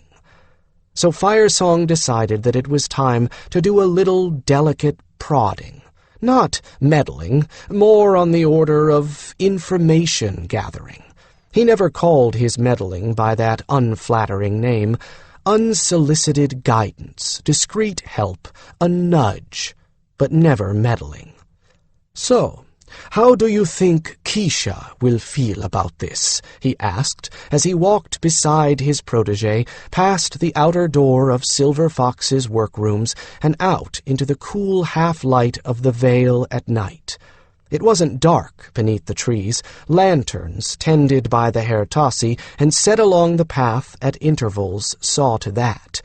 They tried to replicate the blue of twilight, just after the sun has set and the sky to the west is luminous with afterglow, and Firesong thought that they succeeded very well. "She'll be pretty pleased, I think," Darian replied. "She'll probably pretend to be annoyed that I don't have to wear uniforms, though. She's still awfully self-conscious about being in greens." Firesong made a non-committal sound. "She did make rank before you did, though. There was an imbalance. That's probably why she'll be pleased. She's not very comfortable with being at a higher rank than people around her." Darian sounded as if he found that difficult to understand, but then Darian was, beyond any doubt, a natural leader himself. Which means he doesn't yet really understand Keisha's motivations. That could be a point of potential conflict, especially if she is put into a position where she has to make a leader's decisions. Firesong continued to probe, interspersing his personal questions with those of a much more casual nature, and got the distinct impression that Darian was having some difficulty with the young healer. It wasn't enough to break their pairing yet, but any time that conflict didn't get resolved in one way or another, there was always the potential for it to happen. An unhappy master mage was a potentially reckless or careless one, and there was a long Hawkbrother tradition of taking good care of compatriot mages. More than that was the fact that Firesong genuinely liked young Darian on a friendly basis, and he did not want to see him troubled. While he continued to exchange banter with his student, half of Firesong's mind was elsewhere, pondering what, if anything, could be done. "Goddess help me, I've turned into an inveterate matchmaker," he thought, with a mingling of amusement and dismay. "If I don't watch my step, I'm going to have anxious fathers coming to me yet. Well, I have before, actually, but daughters weren't involved. Nevertheless, I'll ask Silver Fox to look into the matter and have a word with one or both of them," he decided at last. Silver Fox was infinitely more skilled at such things than he, as well he should be, since it was one of the duties of a Kestra churn to keep all the interpersonal relationships running smoothly within the group to which he or she belonged, be it city or vale, army or clan. Let Silver Fox make what he can of it, he decided. and at that point it was past time to do any more thinking of his own. He stepped aside at a particular point in the path, marked by a lamp standard shaped like an elongated griffin, holding the glass globe of the lamp in one extended claw. Darian paused when Firesong did, looking faintly puzzled, and Firesong drew aside the curtain of flowering vines that had hidden a clearing at the foot of a tree too small as yet to support an ekele. He gave Darian's shoulder a push, sending him into the center of the clearing, where he was surrounded by friends and well-wishers, all eager to congratulate him on his new status. Herr Tassi had been waiting for just this moment, and as soon as Darian was escorted to a seat of cushions piled up against the trunk of the tree, they swarmed him with offerings of food and drink. Firesong stayed for a time, but kept his silence, as those who were mages monopolized the conversation. Those of master rank and above, Starfall, Snowfire, and others, related their own mastery trials, as those who had not yet attained the rank of master listened eagerly and a little enviously, then pelted the others with questions. It was altogether too much like a gathering of scouts comparing the latest skills of their bond birds. Each and every nuance and tactic was described and debated in staggering detail. When anyone asked Firesong a question directly, he answered it, but otherwise kept silent. Although he hid it well, he was just as tired as Darian, and with as much reason. He had cultivated an appearance of calm, even indifference, but beneath it he had laid careful safety precautions, planning for the very worst. All of those safeguards had been integrated into his shields, of course, ensuring that Darian wouldn't notice them. It was good for the young man's confidence. Doing so had cost him a great deal in terms of work. The energy could be replaced, but the physical labor meant he needed his own rest. He'd also had an emotional stake in the trial that had worn him out. He was ready for relaxation, not a seminar. So he waited until the celebration was well underway, and he knew he would not be missed, before he slipped out. Once on his own, he took off his mask and used it as a fan. Not that he was very hot, but it was pleasant to feel the cool air on his face. He walked slowly back to the ekele he shared with Silver Fox, taking note as he walked of all of the improvements that the Herr Tassi had made along the trail. He liked to be able to compliment them on specifics. It made them very happy when their handiwork was noted in detail. For instance, the lamps had been replaced recently so that they all matched. Much effort had gone into color matching the opaque blue glass globes that protected the flames of the lamps from being blown out. All of the oil reservoirs matched, too. Now they were made of green porcelain that harmonized with the blue glass. It was a very effective touch. A veil to match my outfit. How nice.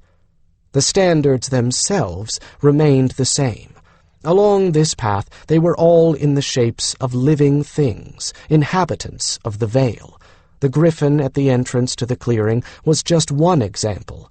The standard Firesong was just passing was in the shape of an elongated Herr Tassi, and the one just ahead in the form of an attenuated Daihili. Sometimes Firesong wondered if they were portraits of particular individuals, but he had never asked, and since none of the standards were of humans, he couldn't tell by examining them in passing. Individuals of each species had distinctive markings and proportions, of course. Representations of those weren't apparent, not in the ones he had seen at any rate. It certainly didn't detract from their beauty. The path he was on crossed with another. The Herr Tassi had not yet gotten around to replacing the lamps here to make them match. The bell-shaped glass covers were also blue, but they were of differing sizes and shapes, and were not all of the same color of glass. The standards, however, were all similar, simple wooden poles with vines trained to climb up them. The effect was more rustic and less baroque, and reminded him of all of the makeshifts that they had used when the Vale was first settled. 2 lamps marked the entrance to Silver Fox's home, a structure very much like Darian's, a dome made of stone with rounded corners on the added chambers. It was covered with vines, so that it looked from outside as if there was nothing there except a heap of greenery. Somewhat to Fire Song's surprise, Silver Fox was waiting for him, leaning against the doorframe with his arms crossed over his chest.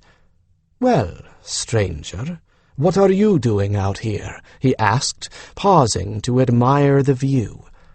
Silver Fox had always been a handsome fellow, but in Fire Song's opinion he had improved with age. He had lost some of the softness along his jawline that had made him look younger than he actually was, and the silver streak running from his temple all through his waist-length hair had grown wider by no more than a finger's width. Somehow he always managed to wear garments that harmonized with Fire Song's, blue and black, for instance, to Fire Song's current blue and green. "Waiting for you. I knew you wouldn't be too late at the party," came the easy reply. "You never did care much for discussions of technique, and that's all they're going to get into tonight." Well, you won't be involved in magical power technique anyway." He cast his eyes upward a little, as if he was calculating something. "By now, I expect they've reached the stage of drawing diagrams on whatever surface is available." Fire Song laughed. "I expect you're right," he replied. "I'd rather keep discussions of technique for lessons. It's not my notion of conversational material." "Come on, then," Silver Fox said, standing up straight and beckoning. "I have refreshments cooling on the top deck, and there's a good breeze." By the time Fire Song got to the upper deck of the Ekele, his weariness had completely caught up with him, and he was perfectly happy to sink down into a chair next to Silver Fox and accept a cool drink. "I've got a bit of a favor to ask you, Ashke," he said, as Silver Fox took the chair next to him, pulling his hair over his right shoulder to avoid sitting on it. "Would you keep an eye on Keisha and Darian? I've got the feeling that all is not comfortable between them, and I think they could use a little advice." "That's what I'm here for," Silver Fox replied easily. "I'll be glad to look into it. You mustn't be angry at me, though, if the outcome is that they decouple themselves." That took Fire Song aback. "Why should they?" he asked, a little more sharply than he intended. "Do you already know something I don't?" Silver Fox shrugged. "No, actually, I don't. But remember, my job is to get the best possible outcome. I'm not a matchmaker. If our chief healer and eventual Vale Elder are better off apart than together, that's what I'll counsel them. Short-term unhappiness is much better than long-term misery, and very few liaisons are life bonds." Fire Song was a touch disappointed in that answer, but he had to admit that Silver Fox was right. "Well, if that's what happens, I can't promise you that I won't be upset, but I won't be angry, and certainly not with you." "Very sensible of you. And I'm only reminding you of the worst possible situation." Silver Fox reached over and took his hand, squeezing it reassuringly. "We could have the very opposite here, with both of them wanting a committed relationship and both holding back because of some idealistic nonsense or other. Like, for instance, Firesong put a teasing note into his voice, knowing what Silver Fox was likely to say. Idealism is always nonsense when it isn't your idealism, eh? Pest. Like, for instance, that they both are under the illusion that all successful relationships have to be life bonds, Silver Fox replied. You mean they don't? Firesong asked innocently. Oh, no. Spells aren't needed to make magic, and life bonds aren't needed to make love. Here, Silver Fox put his drink down and stood up in a single fluid, gliding motion to lean over Firesong's chair. His long hair made a curtain that shut out the rest of the world. Allow me to demonstrate. 4. Darian watched the shadows dance among the lamp-lit leaves overhead, supremely relaxed and content with his lot. The talk had settled to a murmur over to one side, with the rest of the small gathering of friends simply enjoying an all too infrequent moment of doing absolutely nothing. This isn't really a proper party, Winter Sky complained, for after the drowsy laziness that inevitably followed a round of excellent food and drink set in, bodies sprawled over cushions as if in the aftermath of a massacre, and no one was inclined to do much more than listen to crickets sing. It had been a massacre of sorts. The refreshments and supper brought by eager Herr Tassi had been slaughtered down to the last drop and crust. Darian was wondering if he would make it to his bed after all, or just give up and fall asleep where he was, when Winter Sky's complaint broke the silence. The bodies stirred and sat up, but no one replied to Winter Sky, who continued in a firmer tone of voice. No, it's just nothing like a real party, and if anyone among us deserves a big celebration, it's you, Darian, Winter Sky stated authoritatively. We ought to have one. That's what we should do. What, on top of everything else we're planning? Darian replied, appalled at the very idea. Aren't you all going to make me enough of an entertainment as it is? And think of the poor Herr Tassi. They're already working their tails to stubs just to get ready for the heralds, and now you want to add another party to their burden? He's right, Winter Sky, Sunleaf responded from the far corner of the clearing. Sunleaf, a contemporary of Snowfire, had been eager and willing to assist Darian in his studies when none of the greater mages were available, and the two had become good friends. But Darian, Winter Sky is right, too, he continued, nodding his shaggy head. Keisha isn't here, for one thing, and it doesn't seem fair to me that we leave her out. Why don't we just do this all over again as soon as she gets back? We'll just call this a practice for the real party, or better yet, just a little gathering of friends. Say we just made a spur-of-the-moment picnic to congratulate you, and it's not a party at all. Because really, that's all it was. Darian didn't have to think about it. He knew that Keisha would be hurt if she thought she'd been left out of the celebration. He did not want to hurt her feelings, nor did he want to make her think that he had forgotten all about her in the rush of euphoria after passing the trial. I'm glad you thought of that, he replied gratefully. So long as we don't overburden our Herr Tassi friends, that's what we ought to do. Sunleaf laughed.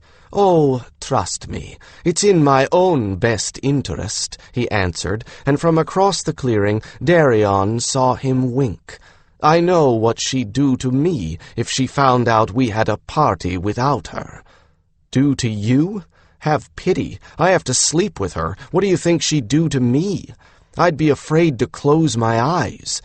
Since the attendees at this little celebration were all males, and mostly bachelors, the entire gathering laughed at both of them, and Darian was momentarily ashamed to speak so of Keisha.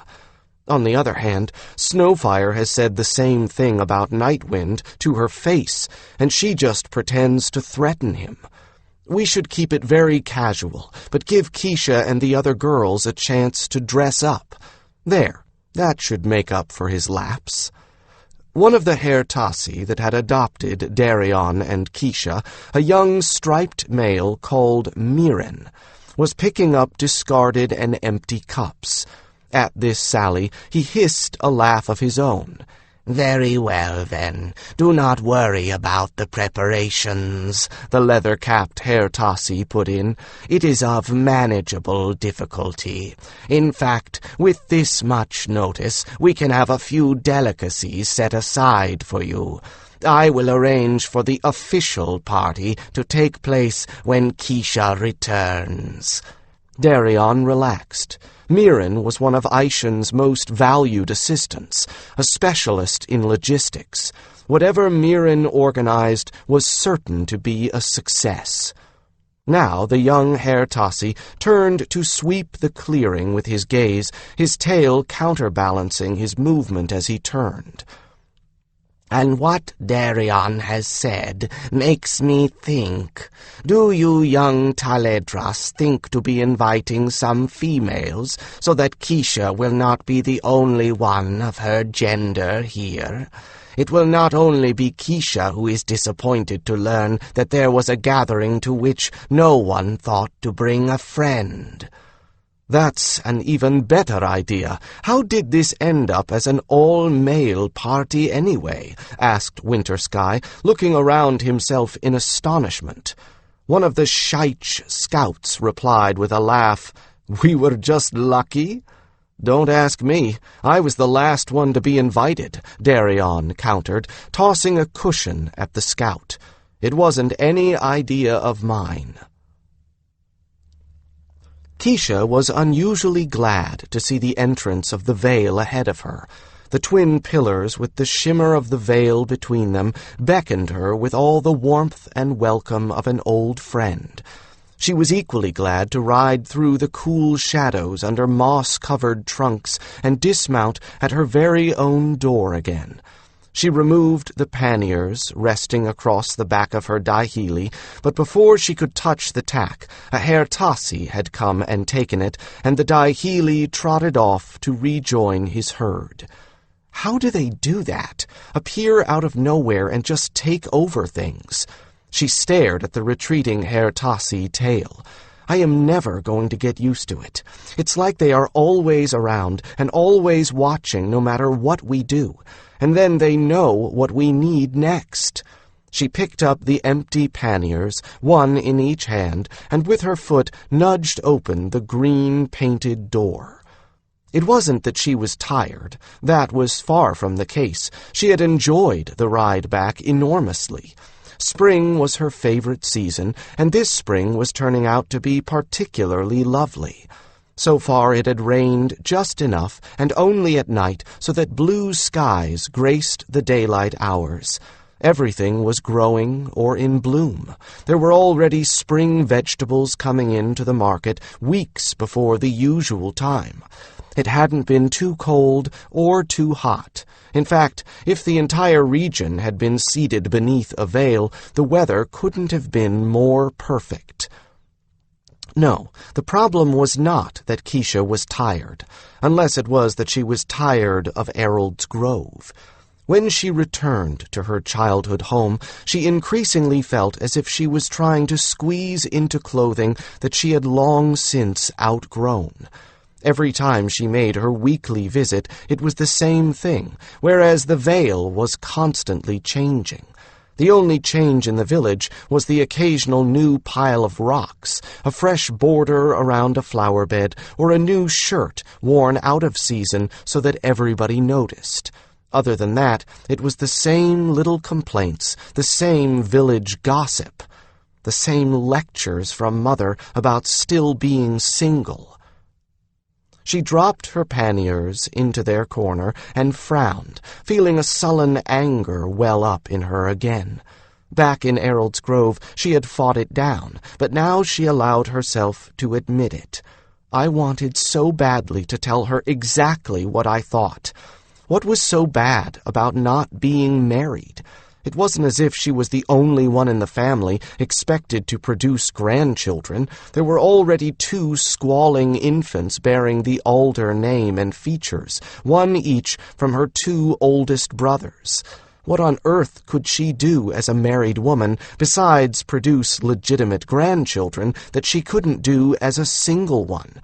Could she be any more valued? Would she have any higher rank? If she doesn't stop giving me the "you'll grow old, lonely, and abandoned" lecture every time I'm ready to leave, I swear I'm going to stop visiting her, Keisha thought sullenly. What's more, I'll let everyone in the village know why I stopped visiting her.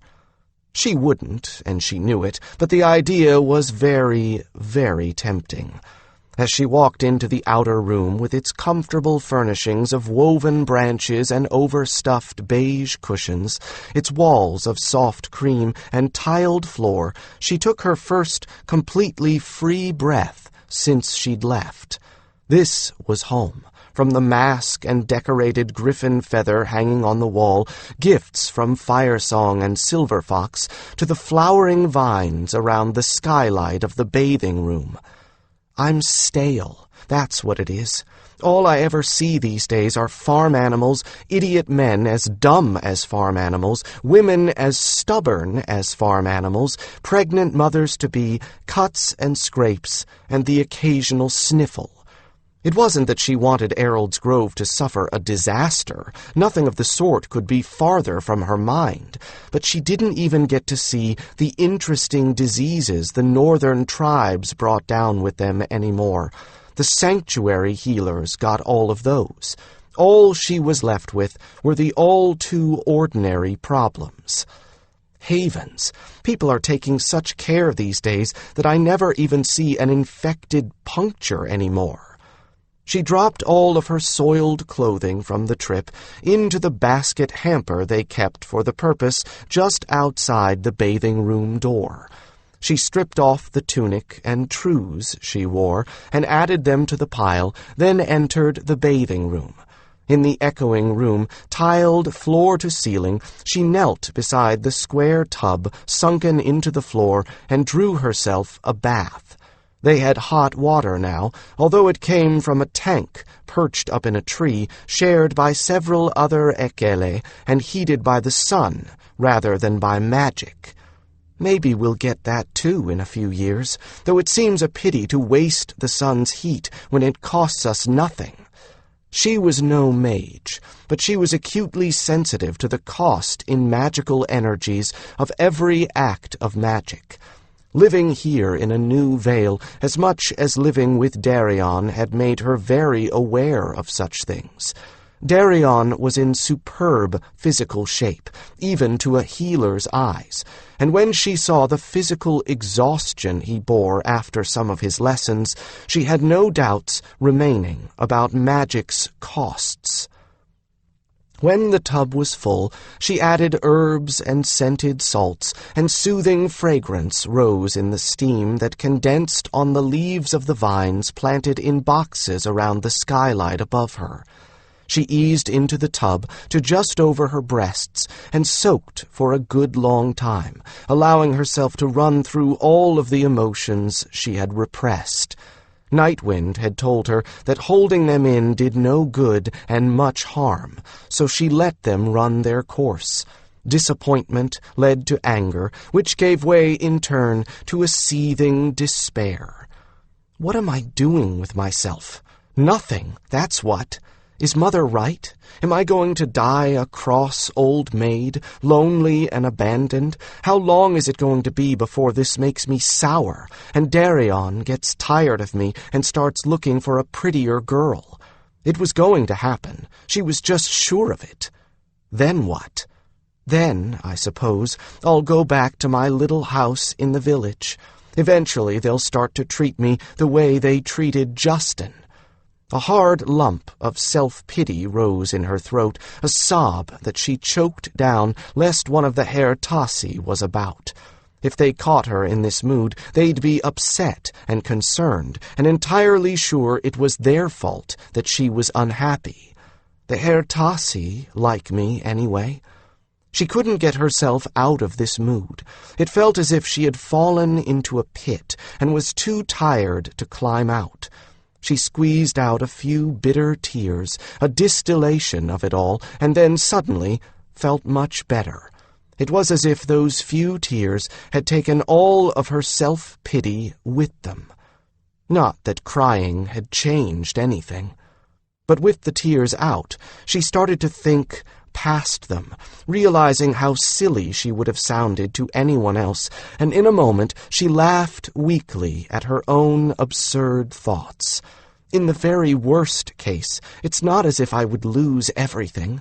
Even if Darian gets tired of me, we'll still be friends. I'd still be a full healer, and I'm entitled to ask to be sent wherever I want. And Shandi is coming back, so how bad can things be, really? Darian gave no hint that he had lost interest in her anyway, so why was she borrowing trouble? Worry about that when the time comes, if it ever happens at all, and if it does, well, there's no reason why I can't exchange positions with one of the sanctuary healers, is there? I'll bet one of them would be willing to take over the village for a few months' rest, or even longer. There's no telling how any of those trainees are going to turn out, and if any of them turns out like old Gil Gerard with a weak gift, then Errol's Grove is the right place for him, and I can take his place in the sanctuary permanently. That will give me plenty of excitement. The very fact that she had come up with an alternative to mouldering in the village cheered her up immensely. So what if Darian has more and more duties, and Firesong keeps heaping him with more complicated lessons? I might end up being sent off by the healer's circle too. Things happen. Crying about them before they've happened isn't going to stop them. She stopped herself before she could step off the edge again and fall into that pit of depression. I think I'd better talk to Nightwind. She scrubbed off the sweat and dirt of the journey, feeling as if she was scrubbing away all her frustrations as well. She washed her hair, then ran more clean water for a thorough rinse. Sometimes it seemed like water was her best friend of all. It was nearly impossible to feel too badly when in a refreshing soak or a warm rain. When she emerged from the bathing room, cleansed and wrapped in thick towels, she found that one of the Herr Tassi had been in the bedroom before her and had laid out a garment she didn't recognize. What? Havens, what is this? She lifted one sleeve of the dress that had been put out for her to don. A spring-like leaf green, it was absolutely charming. Of light taledras-made silk with billowing sleeves caught into long cuffs and a high collar. Both collar and cuffs were ornamented with silver embroidery, and there was a second, sleeveless gown of a slightly heavier weight in a darker green to wear over it. This sleeveless gown had a beautiful embroidery of silver thread vines, leaves and flowers running from the left shoulder to the hem and all around the bottom. This was not the simple green tunic and trews she had expected. She did not recall that there had been anything special planned for her return. But next to the dress was a note attached to a new hair ornament, one of Aya's sparkling white tail feathers with green crystal beadwork ornamenting the shaft. She picked it up and read it. You are invited to share a small celebration in honor of Darian Firkin Kevala Kevaldamar on the occasion of his attaining the rank of Master Mage. Follow the firebird feathers. And there was a postscript in a rougher hand. We decided to postpone this until you came home. It wouldn't be a proper celebration without you. She didn't need a signature to recognize Darian's handwriting on the postscript, and only the elegant Silver Fox could have penned the invitation. She forgot her anger completely. Surprise was followed immediately by such a rush of cheer that she might as well have downed an entire beaker of wine by herself. She dropped her towels on the floor and hurried into the lovely gown, fastening the hair clasp into her damp hair. The feather trailed down along the side of her face, brushing her cheek in a graceful curve.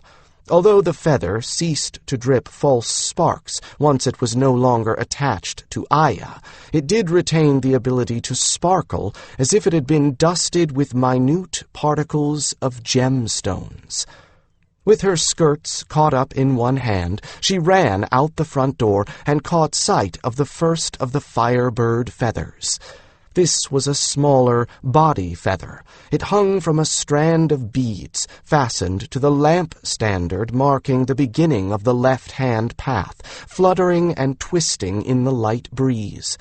The feathers were easy enough to spot. Each one was within sight of another, and she soon met someone else, following the same trail. Winter Sky's current partner, a Taledras scout called Ravenwing, waved to Keisha just as Keisha caught sight of her. She, too, was dressed for a celebration in tunic of gold deerskin and trews of black silk. The tunic had beading in black and metallic gold across the shoulders and around the collar, with fringes along the sleeves and bottom hem that cascaded past her knees. Her bond bird, a handsome little Cooperi hawk, perched on a light gauntlet she wore on her left hand. "Hela," Ravenwing called cheerfully. "Have you any idea what's been planned? I got out of my bath to find an invitation next to my clothing." Keisha shook her head, admiring Ravenwing's new hair patterns. Many of the Taledras had snow-white hair by their early 20s at least, simply because they lived within a place where extremely powerful mage energies were a part of everyday life. But the scouts often had their hair dyed in camouflage colors so that they blended in with their surroundings. Ravenwing's patterns were brand new, the colors and edges crisp and unfaded, and it was obvious to Keisha's experienced eyes that the reason she'd been in the bath was because she had been washing out the excess dyes. "I love your new patterns," she exclaimed, for Ravenwing's hair had been dyed to resemble the wings of the enormous brown-eye butterflies that thronged the vale. It was still camouflage, but it was anything but drab. "You do? Thank you." Ravenwing looked pleased and ran her fingers through her loose hair with obvious pleasure. "I just got so tired of looking like I had a nest of old leaves on my head." "Once the others see it, they'll want to copy it," Keisha assured her. "It looks wonderful." Ravenwing caught her up on the news as they followed the trail of beaded feathers at a brisk walk. Keisha learned that she hadn't missed much, other than Darian attaining master status. "Everybody's too caught up in getting ready for the heralds to arrive," Ravenwing concluded, and looked curiously at Keisha. "Is it true that one of them is your sister?" "So they tell me. I'll be glad to see her. Until she was chosen, she was my best friend, besides being my sister." Keisha fingered the feather in her hair thoughtfully. "I hope she hasn't forgotten that." "How could she? Don't be silly." Ravenwing seemed very sure of that. "She'll be just as happy to see you as you are to see her. And if she's anything like you, I can't wait to meet her. There aren't enough girls our age around this vale, not nearly enough to get into the kind of trouble we used to cause back in Kevala." Ravenwing's eyes sparkled with amusement as she said that, and Keisha had to laugh. The Taledras girl had been very free with her tales of the scrapes she and her gang of friends had perpetrated, and Keisha had, more than once, wished she had gotten a chance to join in the mischief. Believe me, Shandi can cause enough trouble for 3. If she hasn't gone all sober on us, now that she's a herald, we'll have a fine time. Oh, look, she interrupted herself, that must be where the party is. Mirren, her own Hertasi, stood beside the path, holding aside a curtain of vines for someone who had come from the opposite direction. He saw them and beckoned them on. They hurried their steps, and he grinned, showing all his teeth as they reached him. "Ah, the final pair," Mirren exclaimed. "With you, we are ready to begin the celebration at last." Keisha ducked under the slant of vines and was seized from behind by a pair of strong arms. "Keisha!" Darian crowed, spinning her around and around until she was dizzy. "You found my presents." "What, the dress? The feather?" she asked, trying to catch her breath, her head swimming as he finally stopped whirling her around. "Never mind. Thank you for both. Oh, Darian, congratulations. This is wonderful." She cupped both her hands around his chin and pulled his head down for a long, heartfelt kiss. She heard the others whooping behind her, and for once was not embarrassed by their rowdy attentions. She was wholeheartedly proud of him and happy for his achievement, and she wanted him to know it beyond a shadow of a doubt. His arms closed around her as he drew her close, and for a time the cheers and hoots faded into a faint murmur as her ears filled with the pounding of both their hearts. Then he let her go, and she took a step backward, smiling breathlessly up into his wide grin. She hadn't even gotten her scattered wits together when he seized her hand and led her ceremoniously to a seat on the far side of a little clearing, where 2 enormous cushions had been braced against backrests placed on the ground. "My lady," he said, gesturing broadly as he bowed to her, his grin as wide as ever, "if you will choose your seat, we can begin." She took the seat to the right. He dropped onto the cushion at the left, and a steady stream of Hertasi moved into the clearing, each carrying a platter. As was usual at these casual celebrations, the Hertasi carried each platter around the circle of diners, and they helped themselves. If the platters still had anything left on them, they made the rounds a second time. Hertasi then returned bearing drink, pouring each cup full of a light, spiced wine. There was very little alcohol in this wine. Taledras drank it for the taste, not with the purpose of intoxication. That was one of the things that Keisha liked so much about living among the Taledras. Celebrations in the village inevitably ended in drunks staggering about and making themselves nuisances, and the morning after inevitably brought a parade of hungover sufferers to her door. But the rare, intoxicated Hawkbrother took himself away to sleep it off as soon as he or his friends realized the extent of his intoxication, and he either found his own hangover remedy or quietly suffered the punishment for his overindulgence. Every morsel was delicious, even though most of it wasn't special feast food. She quickly gathered that this was not a formal celebration, probably to spare the Hertasi from any more extra work. The few special dishes could very well have been culled from the ones already in progress for the herald's welcome. That made her feel easier. Like Darian, she knew how hard the Hertasi worked, and like him, she had not grown up accustomed to having them around. Putting any extra burden on them made her feel guilty. As the dinner proceeded, each of Darian's friends in turn voiced a wish for the new master, and when it came time for Keisha to give hers, she knew precisely what she wanted to say. "I salute our own Darian," she said. "May he always be properly recognized for his accomplishments, and may he never regret a moment spent in achieving them." She raised her glass, and the others joined her.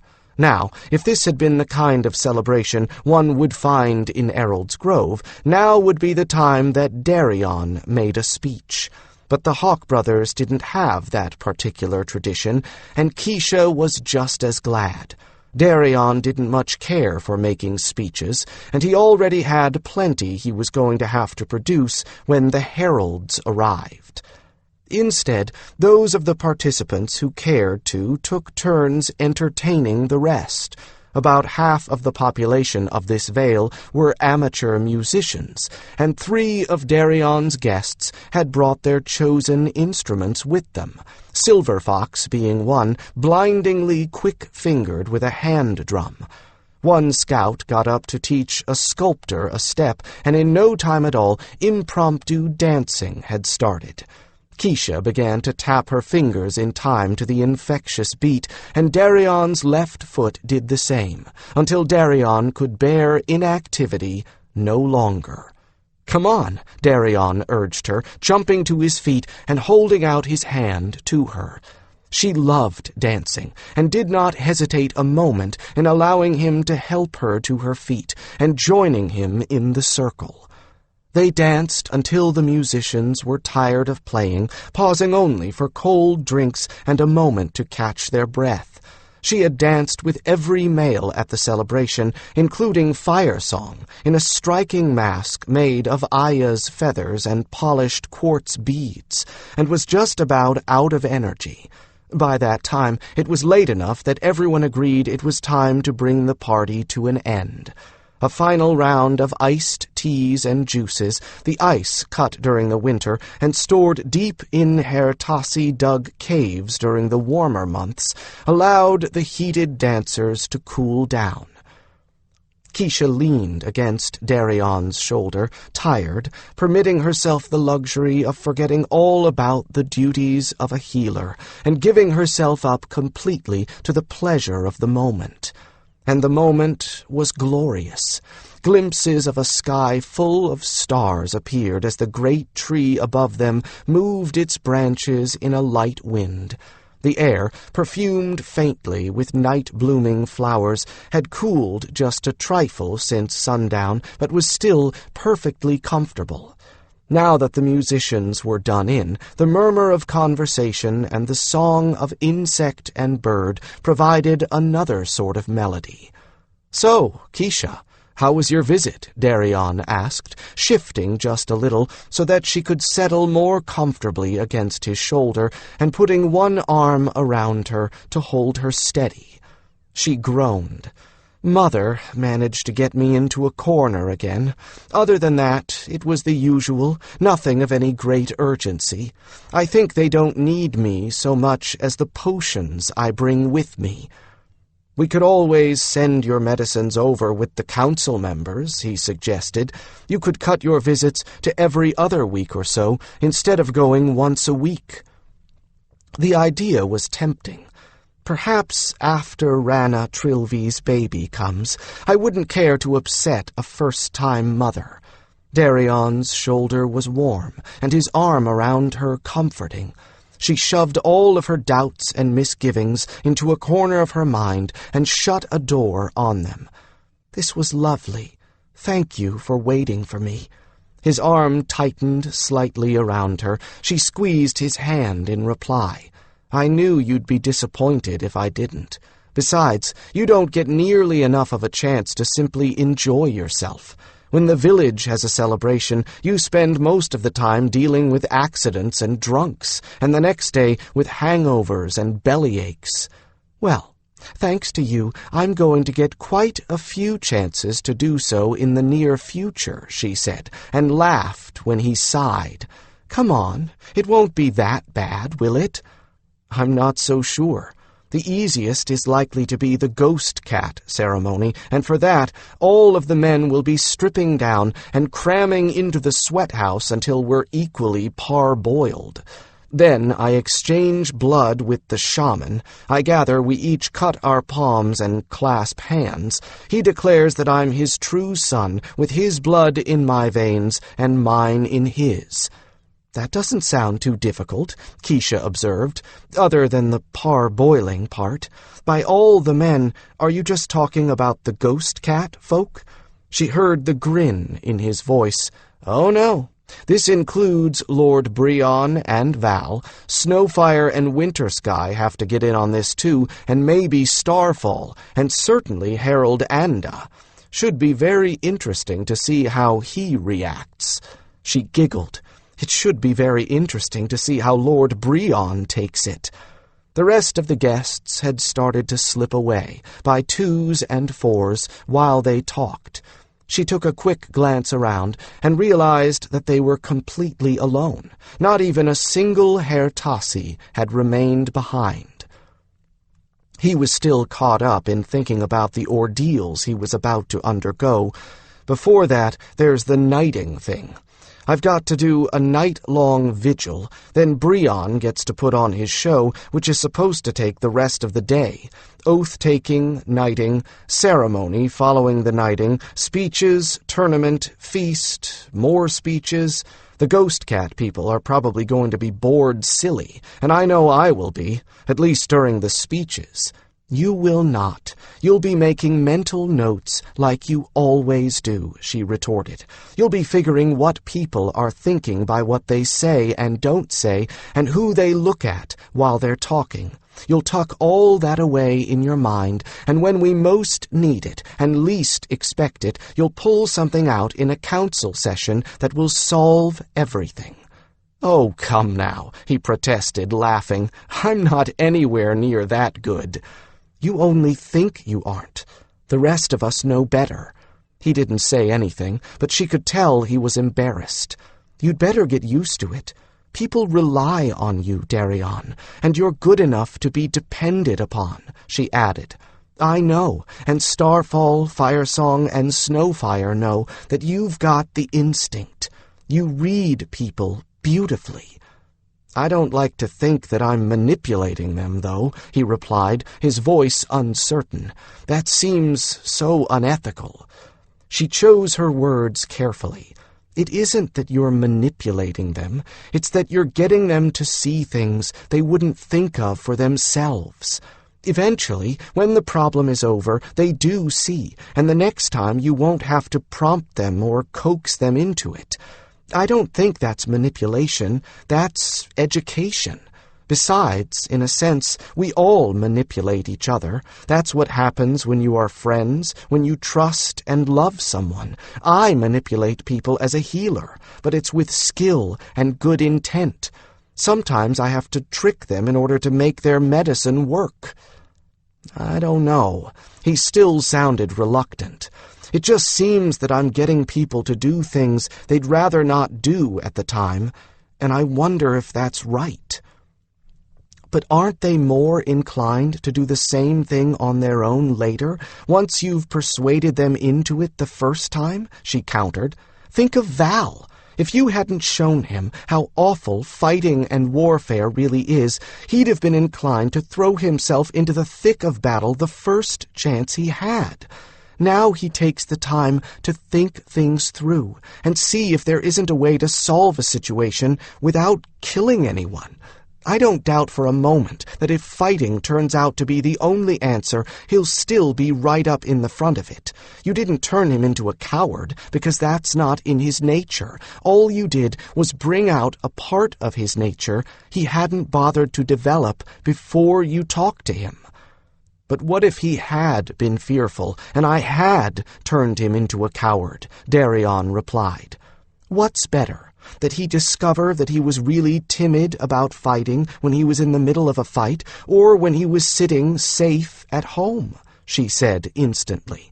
"Which does the most harm, or the least? It seems to me that if he'd discovered he couldn't bear the battlefield, he'd have had plenty of opportunity to cultivate courage or find an alternative place to be useful where he didn't have to actually fight. But you know what kind of havoc a single fighter can wreak just by turning and running." Darian sighed. "I guess you're right." She clasped both her hands over his and squeezed them. "You know I am, you mean. You never use your abilities with people to make them do something that's alien to their nature. You just make them see alternatives, and then try those alternatives. Someday it might happen that you run up against someone who doesn't like the alternative you offer and goes into it reluctantly, but you don't knock an arrow to your bow and force him into it. He can always say no. But people don't want to say no when I ask them to do something, he protested. It makes them feel guilty to turn me down, so they go ahead and do what I ask, even though they don't want to. Then it's their job to grow a stronger spine. As far as she was concerned, that was the end of that argument. And here we are, wasting a perfectly lovely evening by agonizing over things that haven't ever happened. I can think of much better things to do with our time. She hadn't expected an immediate response, but she was very pleased when she got one. "So can I," he replied, and turned so that she was no longer resting on his shoulder, so that he could kiss her. Her body began to tingle pleasantly as he prolonged the kiss, nibbling delicately on her lip as she responded. She shifted a little so that she could put both her arms around him, losing herself in sensation. Mirren will see that the privacy sign is set up by the time we need it, she thought, and gave herself up to loving. 5. Darian stepped back from the golden oak wall panel he'd been holding up and admired all of the new Hertasi work ornamenting the companion stables. The structure was finished just in time. Thank goodness for griffins. If we hadn't had warning, we could have been caught in mid-addition. For the past several days, especially swift griffins had been patrolling the main road to Errold's Grove, on the watch for the approaching heralds. Even at the speed a companion moved, a griffin in the air traveled faster. A rough calculation gave them about a day's warning before the visitors arrived. Last night the two had finally been spotted just before sunset, and the griffin in question, a gerfalcon type with amazing speed, had come rushing back to the Vale as fast as she could with the news. She was exhausted when she arrived, but 2 more griffins had been eager to take the news to Errold's Grove and Lord Brion's Keep, giving everyone advance notice that their very special guests were soon to appear. The basic structure of the attachment to the guest lodge, meant to house the companions, had been finished quite quickly, but Aishin, no mean architect, had planned for the ornamentation and elaboration to be completed in stages. No matter when the new residents arrived, the stables would appear finished. The first change had been to the fountain that supplied fresh running water. The initial installation had been a simple trough with water constantly flowing through it, running along the rear of all 3 stalls. Utilitarian, but not very impressive. Certainly not Taledras. "There is power in style," was all Aishin would say concerning the redesign. Now, each of the 3 stalls held a separate, handsome terracotta basin with a constant flow of fresh, clean water bubbling up from the bottom and drained by a pipe just beneath the rim at the rear. Outside, the pipes joined into one, which drained into an ornamental pond. Aishin figured the fish wouldn't mind second-hand water. The second change had been to add separate mangers for different sorts of foodstuffs, a hay rack just for hay, and smaller mangers and basins for oats, sweet feed, and hot mashes. The hay rack had been fastened at the front of the stable for all 3 to share, but each stall had its own special treat containers. The latter were actually more terracotta basins which fitted into twisted wire racks. The basins were removable so that they could be taken away to be cleaned after use. The old wooden mangers that served for all food and were not removable for cleaning had been left in place but trimmed with braided rope. Then the dirt floor was replaced with brick, laid over a layer of gravel, over which in turn first sawdust, then clean straw was spread. Since companions weren't horses, a latrine stall with a slanted brick floor was added, with a sluice to wash the waste away, and a drain to carry the waste to the waste tanks to be purified and turned into fertilizer. The companions themselves could operate the sluice with a pull rope, as they would be able to open all doors with a pull latch, and could come and go as they liked. The last set of improvements was to give the place ornamentation. Paneled woodwork, carvings along the beams, shelves, and a proper tack room. Whenever Darian found himself with a moment to spare, he'd gone to help the building crew, and he'd been holding a wall panel in place when the news had come that the heralds were within a few hours of arrival. I'd be perfectly happy to live here, he thought, looking around at the fine carvings, the solid appointments, the beautifully made door into the guest lodge itself, which was actually a double door. It was a regular door divided in half, so that the upper half could be left open for the companions to stick their heads into the room. "You've done a terrific job, friends," he said aloud to the crew of Herr Tassi picking up their tools. "I can't see anything that could be improved upon." One of the nearest looked up at him. "I can," the Herr Tassi responded, "and if I can, you know that Aishan will too." "This is better and far more gracious than anything outside of Haven," he told the Herr Tassi firmly. "I'll tell Aishan that myself. Besides, I think any further changes ought to be made after you consult with the companions themselves, not before."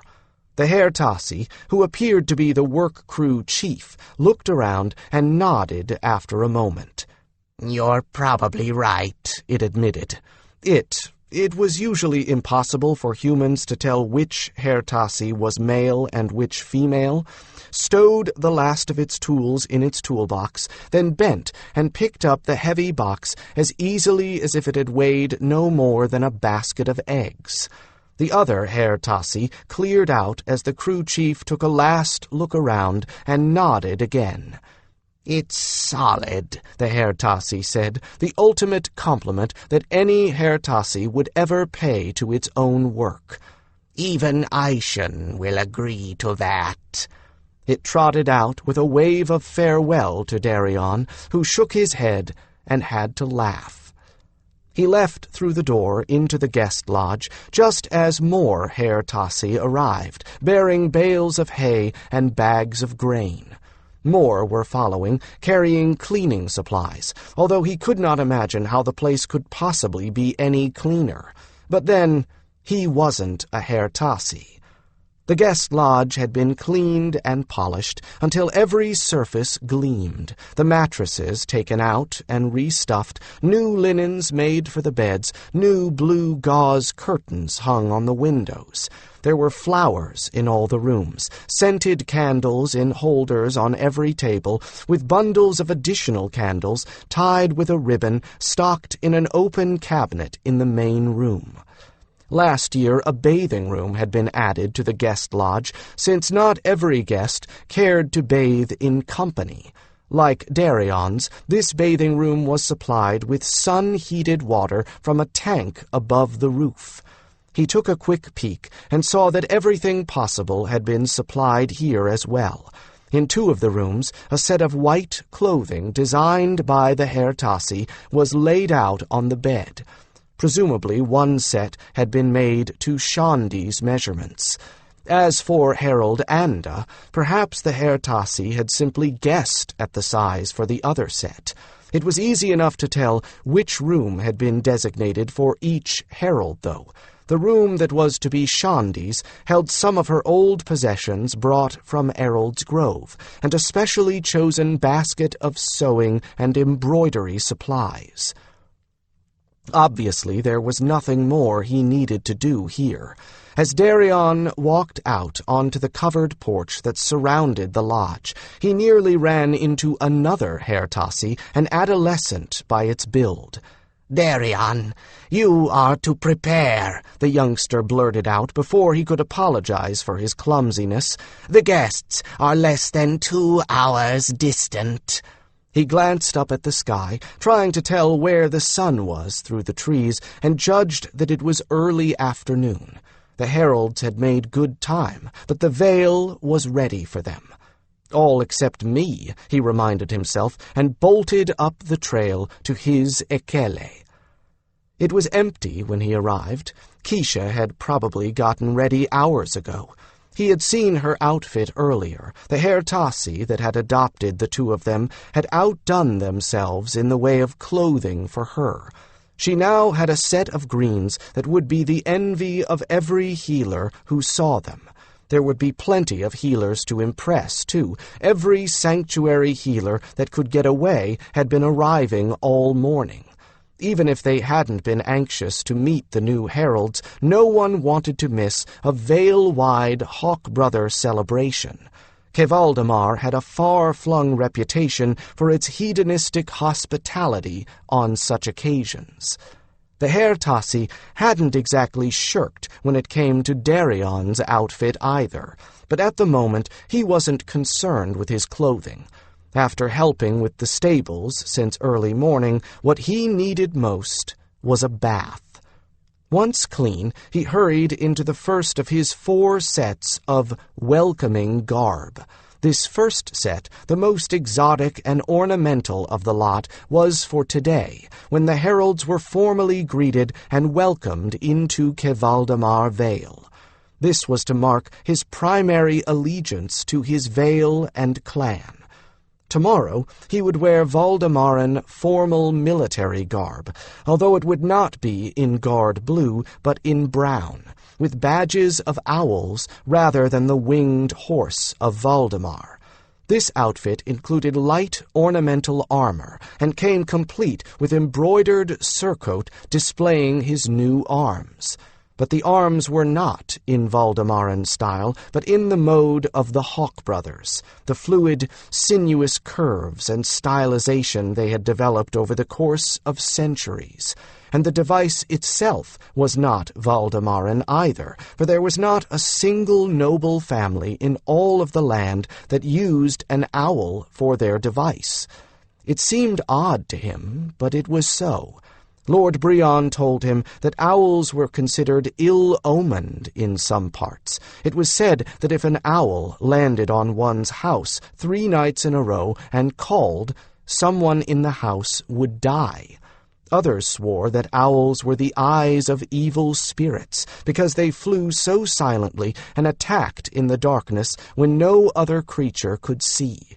There were plenty of nocturnal creatures besides owls, including animals no one thought of as evil, but there was no arguing with superstition.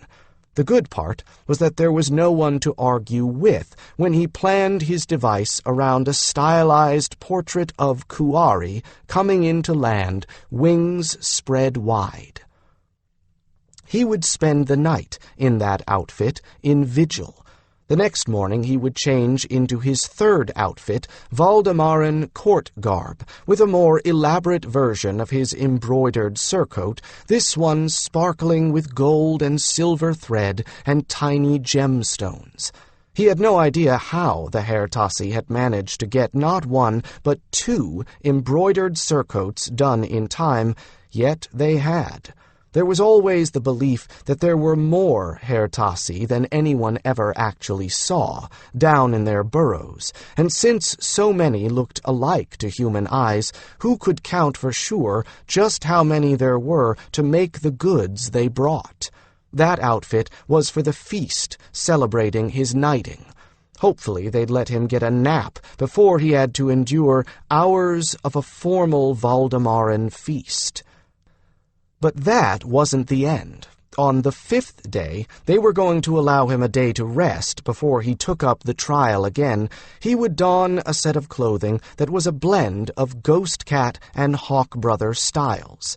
Crafted mostly of supple leather, it was decorated with Kuari's feathers, ornaments of carved bone, harvested from Kuari's kills, beadwork with an owl and feather theme, and finished with a belt and dagger sheath carved with a frisee of standing owls. Under it all was a draped loincloth, woven with a decorative pattern of feathers. He would put it all on, only to take it off again, except for the loincloth, for this was his costume for his presentation at the Ghost Cat sweat house. At least both heralds would have to keep him company through most of this. They would stand guard to make certain he didn't fall asleep during the vigil, and Anda would join all the men in the sweat house ceremony while Shandi waited with the women in the drum circle outside. The women had their own rituals, which were held secret from the men. All he knew was that they involved drumming for the men in the lodge. Right now, however, he had best concentrate on today's ordeal. This was not the sort of outfit he would have chosen to wear to a celebration, but fortunately, like the clothing that Snowfire and Nightwind wore for their wedding, he was going to be able to abandon part of it once the most formal portions of the evening were over. The base was a comfortable, soft, sleeveless tunic of silk the color of red amber, and a pair of dark brown silk trews.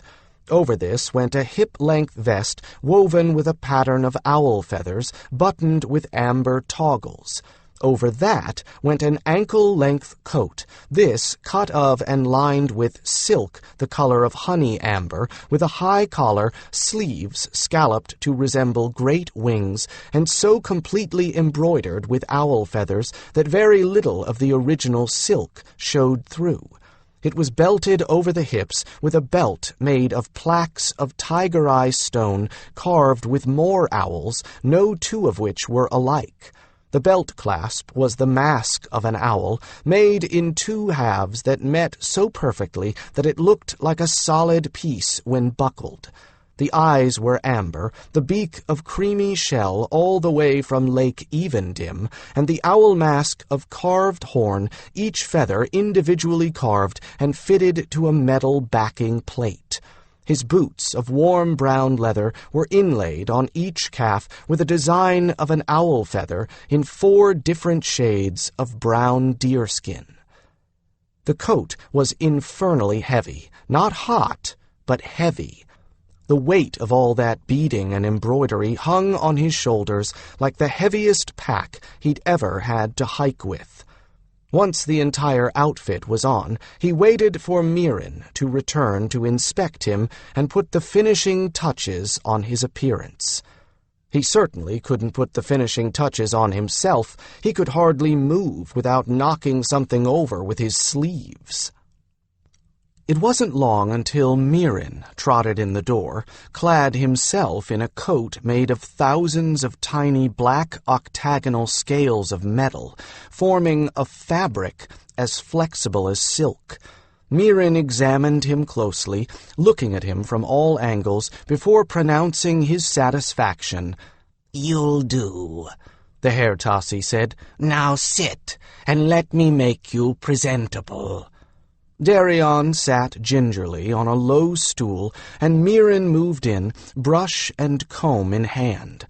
Despite his apprehension, Mirren did not pull every hair out of Darian's head. In fact, he was remarkably gentle. Darian had allowed his hair to grow long, Taledras fashion, so that he could braid feathers and beads into it as his clan brothers did. It took a defter hand than his to achieve the kind of effects that Firesong or Starfall managed, and that was where Mirren came in. He sat patiently as Mirren worked, wondering what was going on, but unable to tell anything from the gentle tugs and pulls on his hair.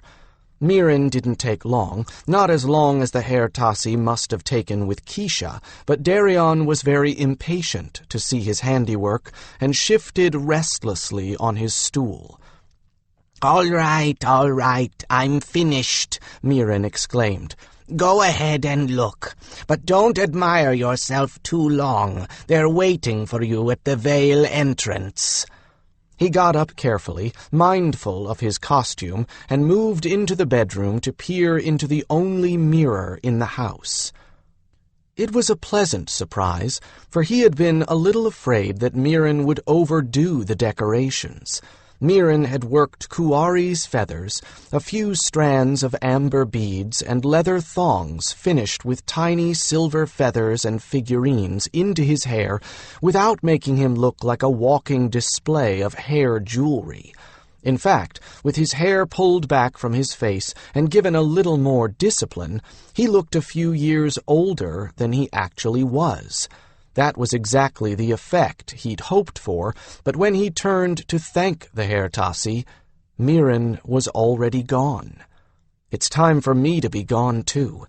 He took a last look at himself, satisfied himself that everything was fastened in firmly and wasn't going to come apart, then headed for his destination at a trot that would have been a run if not for the weight. The veil distorted the view past the entrance, but there was no doubt that everyone who could possibly appear to greet the heralds had made it his business to come. As he passed the veil itself, the tingle along his skin and down his spine seemed a bit stronger than usual. That probably meant Starfall and Firesong had gotten the veil strengthened enough to keep out rain and inclement weather. Of course, now that they've got the umbrella up, it won't rain.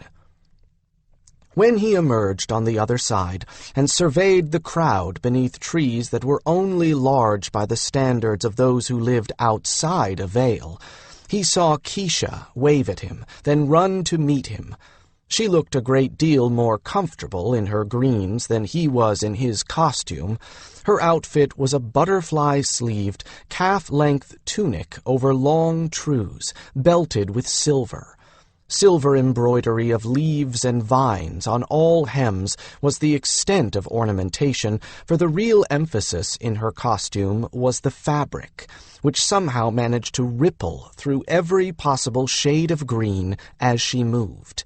She seized his arm and tugged him to the right, looking relieved.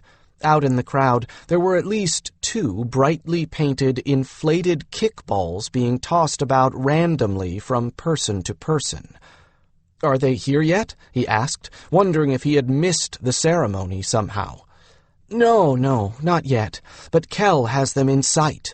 She gestured upward, and he followed her pointing finger to a patch of blue sky in the canopy of leaves. A small black speck rode a thermal in a slow, lazy circle overhead.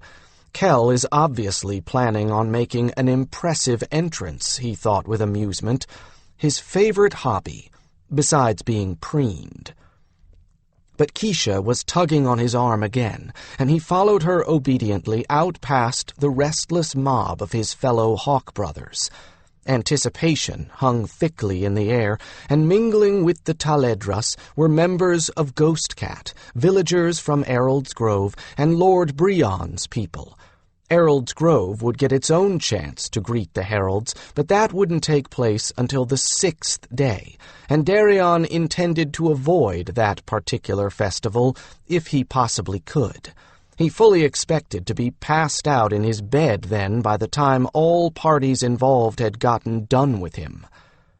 There was no elevated platform setting the greeting committee apart from the rest, but one wasn't needed.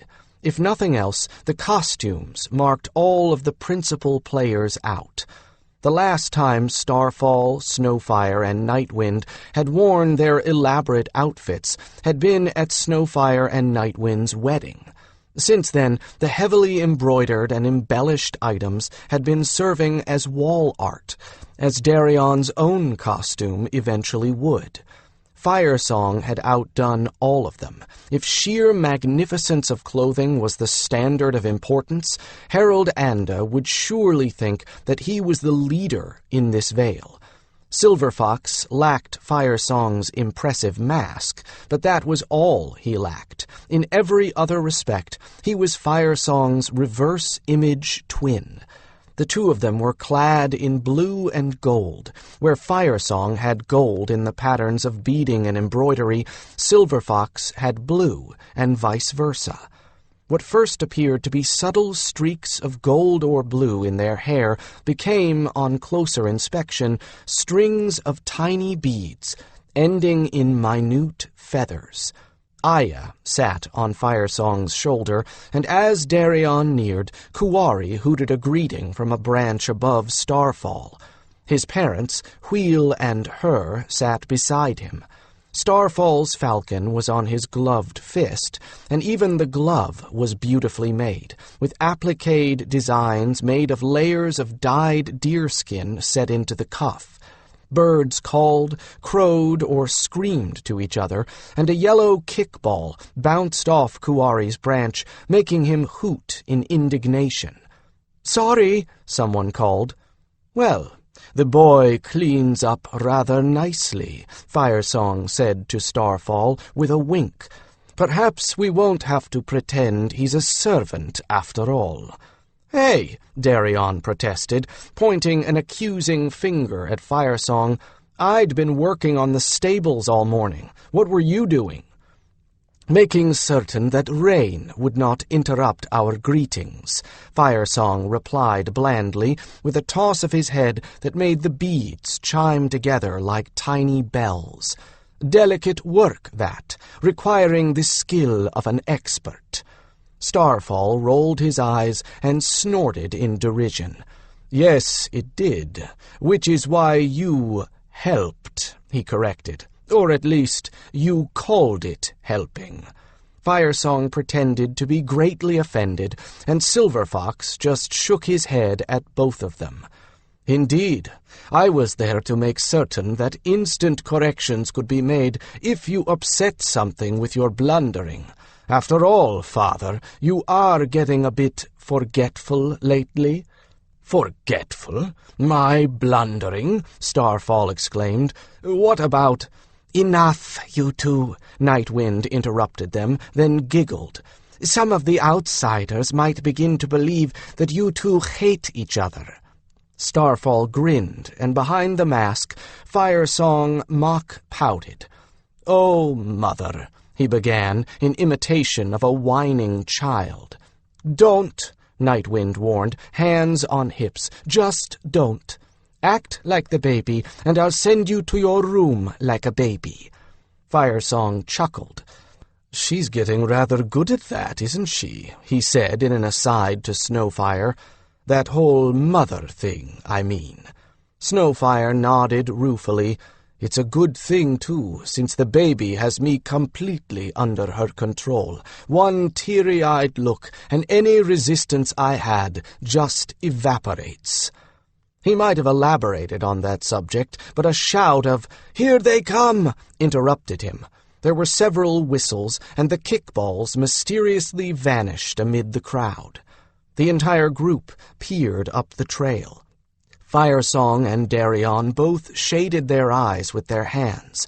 At first, Darian couldn't see anything, but then a ray of light, falling slantwise through the branches, glanced off something white, which resolved into two distant riders. Was it only 2 years ago that I stood here waiting for my new teacher, only to find out that he was the famous adept Fire Song? So much had happened since then. He had been so busy he hadn't even had much time to visit the village, except for the seasonal fairs. When I'm not off settling minor disputes, arbitrating trades, or helping the Vale understand the village, I've been caught up in Fire Song's training. No wonder time has gotten away from me. He wished for a breeze, feeling the weight of his coat even more. For once, a breeze sprang up in answer to his wish. The riders neared at a steady pace, and he broke off his musing to examine them at his leisure. They both wore the herald working garb of leather trews, a leather jerkin, and a plain white shirt tied loosely at the neck. It was pretty clear that they hadn't been expecting a formal reception or a major celebration. It had been a year since he'd last seen Shandi, and it seemed to him, at least, that she had gotten taller. Her face had thinned out a bit, but aside from that, her new status didn't seem to have put much of an outward stamp on her. However, her whites were obviously new, compared to the well-worn costume of the man riding beside her. So was her companion's tack, and Darian made a mental note to have one of the Hairtassi look it over for stiffness and give it a good oiling with the special lanolin they used on hawk furniture. Harold Anda had probably not been very young when he demonstrated mage gift and was selected for training by Darkwind and Elspeth. Now he was in late middle age, brown hair generously streaked with gray, and his weathered face as wrinkled as any shepherd's of the same age. He was in perfect health and excellent condition, however. Despite a ride of many days' duration, he sat his companion easily, with little hint of fatigue. The crowd behind Darian stilled, with hardly more than a murmur or two from those waiting. The two heralds rode up in silence, with only the music of the forest behind them and the sound of their companions' hoofbeats to punctuate it. They didn't use their reins, but the companions came to a graceful halt about 2 wagon lengths from Starfall. Harold Anda was in the lead, but by no more than a pace. Neither he nor Shandi looked surprised at the size of the crowd waiting for them. While they probably weren't thinking about a big formal reception, I suppose they would be expecting a big crowd. This is one of the most important things to happen around here since we established the Veil. Besides, heralds are rare enough around here that even an ordinary herald draws a crowd. Carlos, Shandi's companion, tossed his head and looked around at the huge crowd with deep interest. The heralds dismounted together, in a movement as perfectly timed as if they had rehearsed it. There were some murmurs of admiration from the crowd. Aishin was right. There was power in style.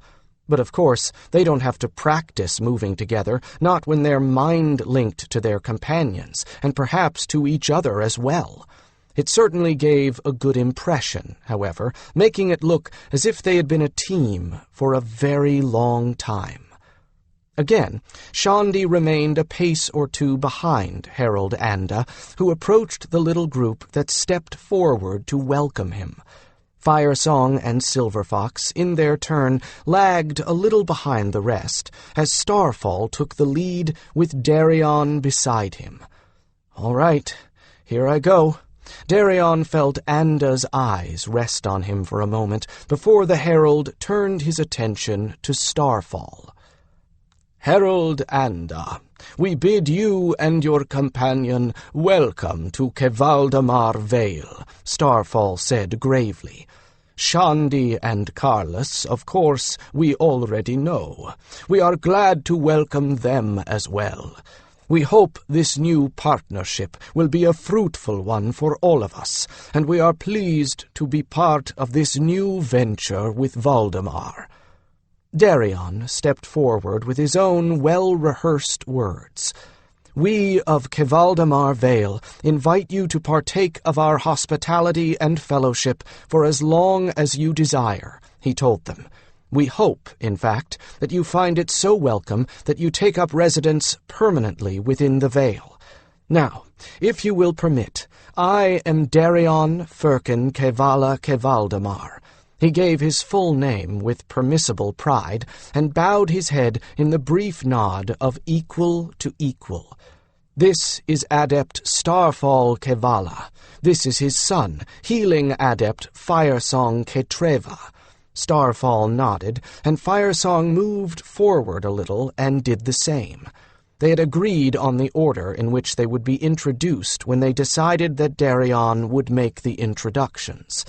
With Firesong is the Kestra Churn Silverfox Keleshia of the Kaledain.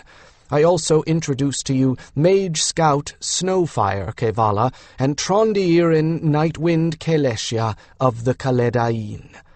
Anda nodded to each of the people introduced, and if he didn't know what a Kestra Churn or a Trondiirin was, he didn't show it. Now the non-humans came forward. Hashi wearing a collar and breastplate of appliqued leather, Aishan in a coat of metal scale like Mirren's, and Tercel sporting jeweled caps to his horns and a jeweled collar. Here also are Hashi, chief of the Kairi, Aishan, leader of the Hertasi, and Tercel, king stag of the Daihili of Kevaldamar Vale. Evidently Anda had been warned, or had seen enough of intelligent non-humans that he showed no sign whatsoever of surprise. He was, however, about to get a bit of a start. Because just as Darian had figured, Kel had planned all along to make an impressive entrance. So he did, plunging through the branches of the trees with folded wings to open them with a sudden snap at the last moment and thunder in to a perfect landing. He kicked up such a wind that the heralds both had to protect their eyes with their hands from the flying debris, and the Hawkbrothers, male and female alike, seized their hair to avoid ending up with a tangled mess. Kel settled back onto his haunches and regarded the heralds with a mild gaze. He was in the full panoply of a silver griffin, harness, collar, gems on his ear tufts, and feathers painted and gilded. And this is Silver Griffin Kelvrin, chief of the Kevaldamar Griffins, Darian finished, determined to look as if Kel's entrance had been planned from the beginning. Kel bowed his head regally, then lost every bit of his dignity at Anda's reply. "I am very pleased to meet all of you at last," the herald replied, "as is my companion Iran. I am sure you already know that Shandi and Carlos are overjoyed to be here as well. I am personally pleased to meet again with griffins, since I was taught the use of magic by Trevan and Hidona. I came to know them well, and consider them to be two of my best friends." Kel's beak opened, and his eyes pinned in surprise. "You were taught by Trevan and Hidona? You are friends with the Great Ones?" He gasped, and could not manage to say more, so overcome he was with the shock. Darian smoothly took up his speech again, covering Kel's dumbfounded astonishment. "We comprise the elders and council of Kevaldamar," he told Herald Anda, "and as such, we open the veil to you." That was all that he was supposed to say, and as he stepped back, Starfall took over. "If you will allow us, we will conduct you and your companions to your temporary home." He followed his speech with a gesture. "When you are settled and refreshed, we have planned a welcome feast and festival in honor of your arrival. We hope our customs will soon seem comfortable to you." "Thank you.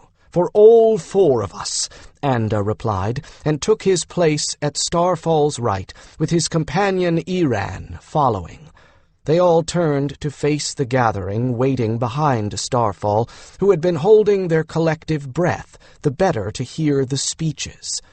That was the signal for everyone assembled to greet the new heralds with a rousing cheer that shook the leaves and probably frightened every bird for furlongs about into silence. The gathering split in two, making a path for Starfall and Anda.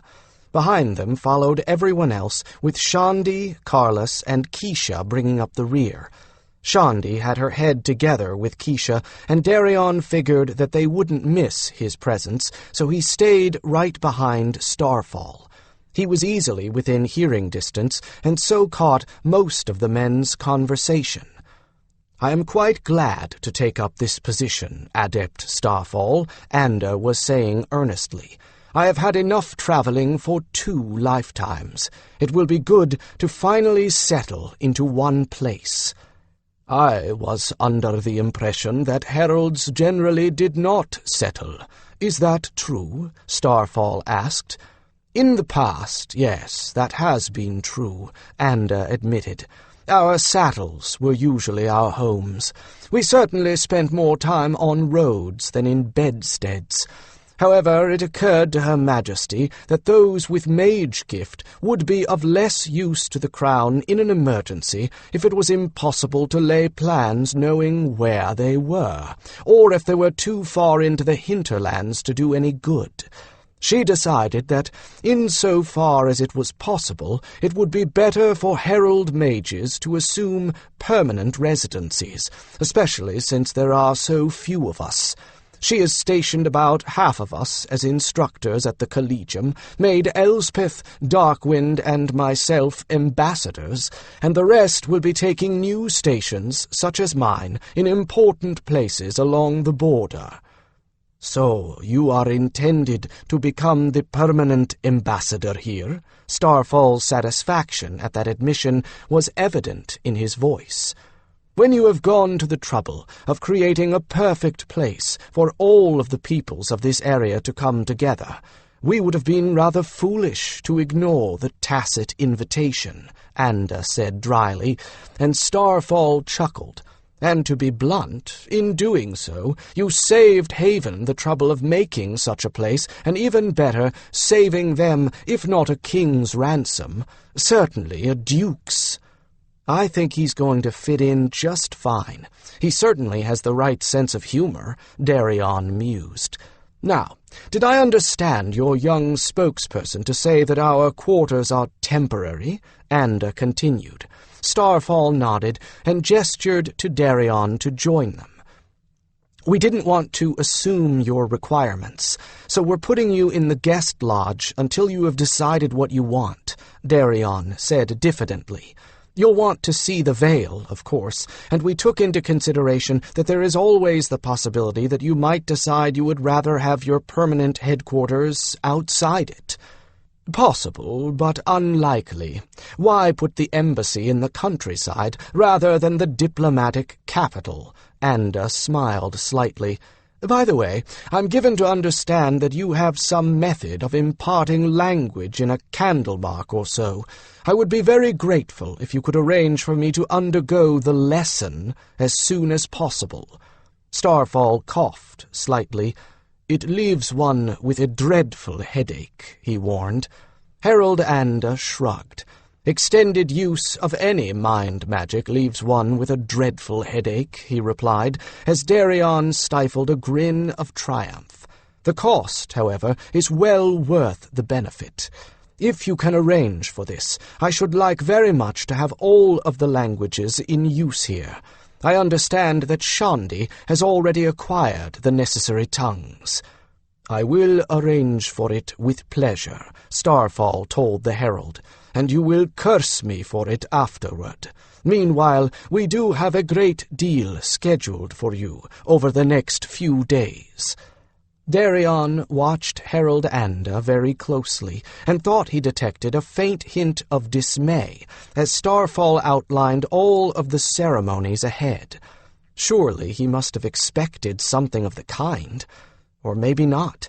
Although heralds were important people, he hadn't seen a lot of ceremony involving them or honoring them, maybe because they tended to swoop in, take care of their business, and ride out again.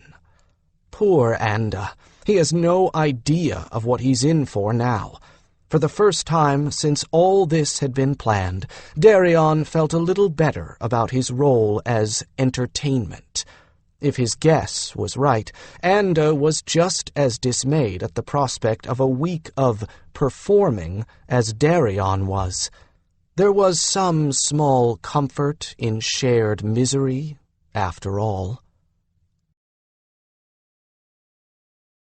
6. According to Val, those about to be knighted generally spent their vigil in a chapel, on their knees. Darian had no intention of following that particular tradition. If Lord Brion wasn't satisfied with his way of keeping vigil, the man shouldn't have offered to knight him. He wasn't going to spend the night indoors, and he absolutely wasn't going to spend it on his knees. The point of the vigil was to contemplate, to meditate on the things that had brought him here and what would follow.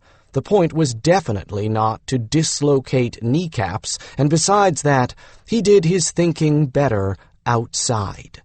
So after the requisite instructions from a senior knight, Val, coached by his father, Darian retired to the rear of the keep and the gardens. He carried Kuari and was accompanied by Val and Harold Anda. Women about to be knighted, it seemed, were always accompanied by females and men by males, which let Shandi off easily. Or maybe not. Now she would have to endure the feast as the representative herald. Together they watched the sun set behind the trees and the stars appear in the darkening sky. Darian had picked a spot with a garden bench to sit on, surrounded by bushes. As Val and Anda withdrew a little to hunch over a strategy game, he settled himself for the night. He gingerly helped Kuari down onto the trimmed grass. Kuari looked up at him hopefully.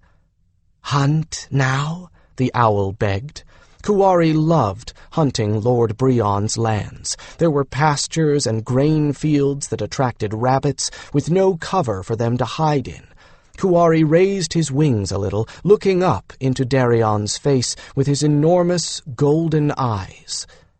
"Of course you can hunt now," he told the owl affectionately. Kuari didn't hesitate. With a soft croon, he spread his wings wide and shoved off from the ground with his powerful legs. Darian's dark-adapted eyes had no trouble following him. For the first several wagon lengths, Kuari flew at knee-height, pumping his wings to gain speed. Then, just at the edge of the garden, he surged upward and flew off into the trees. From there, he would scout for a good place to wait at the edge of the fields. He would be back as soon as he had made his kills and fed. For now, Darian was content to sit on the stone bench and take in the night alone. This was the dark of the moon, so nothing was going to obscure the stars. It wasn't as quiet as he would prefer. Lord Brion had several important guests, nobles from nearby holdings, who had come especially for the week-long festivities. The pre-knighting feast was still going on inside, and there was a fair amount of loud conversation coming from the great hall.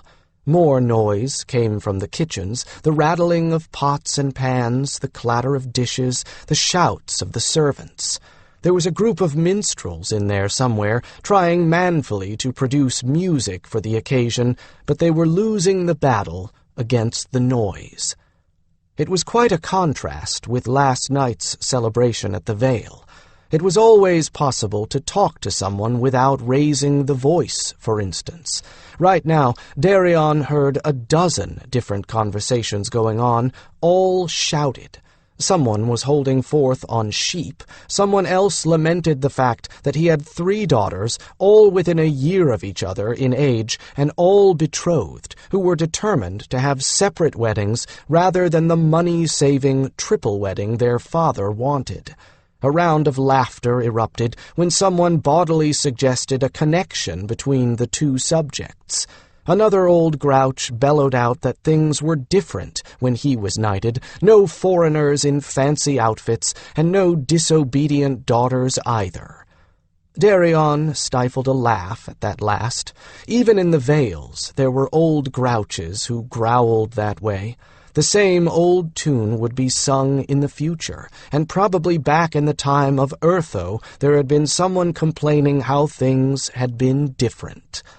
At a Vale feast, though, the grouches kept their grumbles at a lower volume, so no one had to listen to them except other grouches who agreed with them. Obvious pockets of malcontent were easily avoided. There wasn't anyone like that at Kevaldamar yet. No one moved here who wasn't prepared, indeed eager for change. There was a surprising number of truly elderly Taledras who had indicated that they would like to come, now that there was a veil in place. He couldn't blame them for not wanting to share in the relative hardship of the first 2 years, and he had told the others that he thought encouraging the older folk to try Kevaldamar for size was a good idea. A veil composed of folks mostly between the ages of 16 and 40 seemed very unbalanced to him. He wanted to see more children, and more people over the age of 50. No grouches, though. He heard Keisha's sudden laugh ring out above the background noise, and Shandi's a moment later. He smiled at that. He was glad they were enjoying themselves. Shandi had walked Harold Anda through all the intricacies of last night's festivities, with Keisha helping. Shandi had looked very handsome in her veil-made whites, and so had Anda, though there had been some last-minute adjustments of hems and waistbands, or so Mirren had said. Virtually identical to the celebration of Nightwind and Snowfire's wedding, with the exceptions being that there were no displays of magic, and that there were a great many folk from outside the Vale taking part. The official celebration took place in and around the council house. Anda stayed there. Shandi didn't, once she knew that Anda had things well in hand and was comfortable. She knew very well that the little clearings and the hot pools were the best places for fun, and as soon as she could reasonably assume that Anda would be all right on his own, she and Keisha slipped out. Darian joined them very shortly thereafter, leaving Anda to a discussion of mutual acquaintances with Firesong and Silverfox. And right now, I expect they wish they could slip out again, he thought.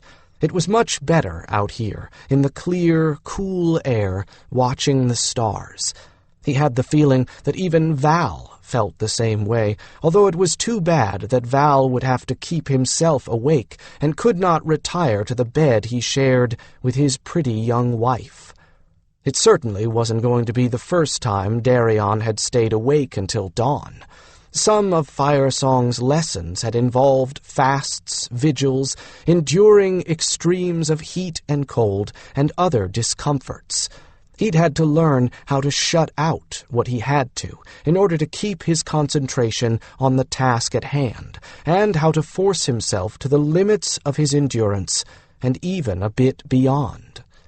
Sitting and thinking until dawn is a walk down a veiled path by comparison. He supposed that most of those who came to their knighthood vigils had plenty to think about. They would ponder the circumstances that had brought them here, and wonder if they could live up to the expectations of those who had chosen to honor them. For Darian, this wasn't so much an honor as a tool to help him handle his responsibilities more effectively. Still, there were those oaths. Once a knight, courage was not applauded, it was assumed. Honesty was required. All the virtues he displayed would simply be expected of him. The only things that would be noticed would be his lapses. So that's probably why most people aren't knighted until they've proved themselves, he reflected. At that point, I suppose that virtue becomes a habit. The level of noise from the keep behind him was tapering off as the candle marks passed. The feast was probably over. The ladies had retired, leaving the men to serious drinking and progressively more incoherent conversation. What a stupid custom, he thought, amused. Then again, there came one of his old, departed Master Justin's lessons. Young Darian, your great speech is always mindless prattle to someone else, just as they are certain their prattle is a great speech. The old man had been right about so many things that only with experience made sense now. At around midnight last night, the festivities had also slowed down. That was because most of the outsiders had left the Vale for their camps outside. Only a few had been invited to stay within the Vale, and not only the guest lodge, but several ekele were hosting overnight visitors. Lord Brion's party cut their celebrating short as well, knowing they would have to ride back to the keep in the morning. They wanted to have clear heads and steady stomachs for the journey. The villagers were still wary of staying too long in the strange vale, especially after dark, and most of them had cleared out long before midnight. Only Ghost Cat tribesmen had stayed to help the Hawkbrothers see in the dawn. Darian had stayed up past midnight, but not far past. Unlike Lord Brion's people, he knew he would be able to sleep late. The Daihili that took him to the keep was much swifter than a horse, and even if he left just before noon, he would catch up with Lord Brion before his group arrived at the keep. Nevertheless, he was not interested in seeing 2 dawns in 2 days, not with so much yet to do. Harold Anda had retired at midnight. Shandi had not. There was some very interesting interplay going on between Shandi and Steelmind, a Taledras herb and plant master. What it meant, he didn't know, but it was certain that Shandi had made a deep impression on the other. Shandi had a confidence about her that he dearly wished Keisha could acquire. What was it that had made Keisha so uncertain of herself? She was completely self-assured when it came to healing, so why was she so unsure about everything else, especially her standing with him? I've got to have a word with Silver Fox, he decided. If there was such a thing as an expert in emotions, it would be a Kestra Churn. Maybe Silver Fox could give him the clue he needed to help Keisha. But that brought something else to mind. I'd better explain what a Kestra Churn is to Anda as soon as the opportunity presents itself. Silver Fox can do a great deal that Anda wouldn't even guess on his own.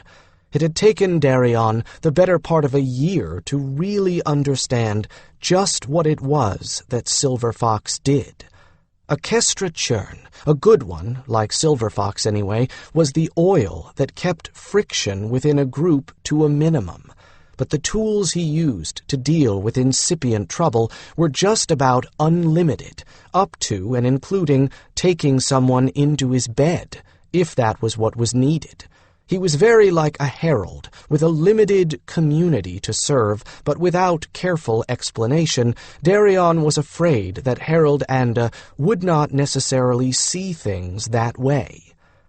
Another difference between a herald and Silver Fox was that a Kestra Churn tended to wait until people with problems came to him, rather than reaching out to deal with the problems.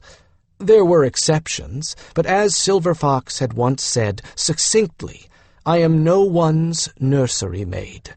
Sometimes the children have to fight their quarrels without intervention."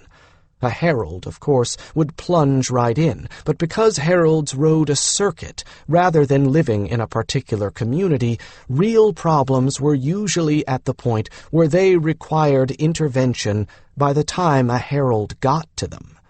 And the things that people can and should handle by themselves are usually kept quiet when the herald is around.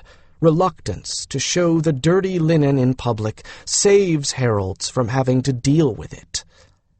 Darian decided that he'd had enough of sitting, thanks to the numbness that usually came from sitting on stone, and got up to take a slow walk around the garden.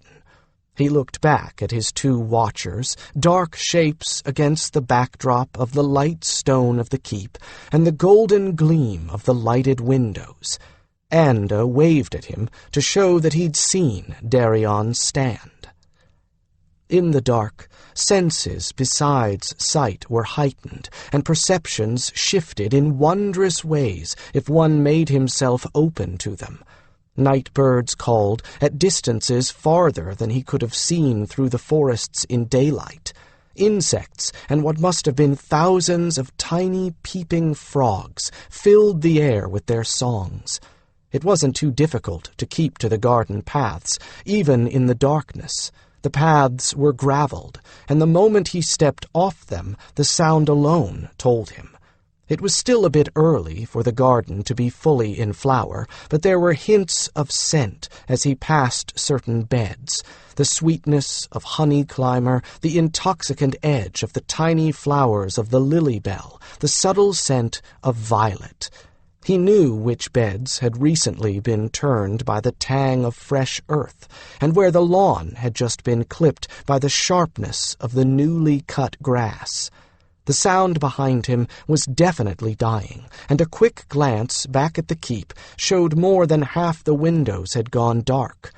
Perhaps it was just as well that the guests had all faced that long ride this morning. The wine had gotten to them all the easier. With luck, less than half of them would be nursing hangovers in the morning when he was knighted. When the dawn first painted the eastern sky with thin gray light, Darian was still wide awake, but poor Val had fallen asleep where he sat. Darian pretended not to notice, turning his back so that Harold Anda could wake the young man discreetly. Kuwari had returned with a sated appetite after Darian had finished his walk. Now he, too, dozed, perched on the bench beside Darian with one foot tucked up. From time to time, Darian worked his fingers in through the soft feathers to scratch Kuwari's round head. When he did that, the owl crooned in his sleep and clicked his beak. Footfalls behind him woke Kuwari, who swiveled his head halfway around to glare at the interlopers. Darian stood up and turned to grin at Anda and a sleepy-eyed Val. "Ready?" Anda asked casually. Darian nodded, then coaxed Kuwari up onto his arm. "Time to go find a tree to sleep in," he told the owl, who looked a little ruffled at having his nap disturbed. "I have to go inside now, and if you don't find a secure place, you know that the crows will harass you." Kuwari sighed, but agreed. Darian gave him a boost, and he labored off to a thick evergreen close to the keep where he could find a roost near the trunk, and the songbirds wouldn't see him. At the moment, the songbirds were too busy heralding the day and warming up their muscles to pay any attention to Kuwari. Darian followed Anda and Val back inside to the great hall, where a group awaited them. Again, knighting was usually done in the chapel, but Darian had voiced a mild objection to that. Brion had readily agreed, since the chapel at the keep wouldn't have held the full group that wanted to witness the knighting anyway. Brion's keep was not very old. It dated back no more than a century or so. As a consequence, it didn't have the same air of gloom that many of the older buildings of Valdemar did. In the great hall, the stone walls had been plastered over and whitewashed, then hung with tapestries. Above the tapestries, clear-story windows let in the early morning daylight. Wooden beams supported the roof, and the battle banners of Brion's family hung from them.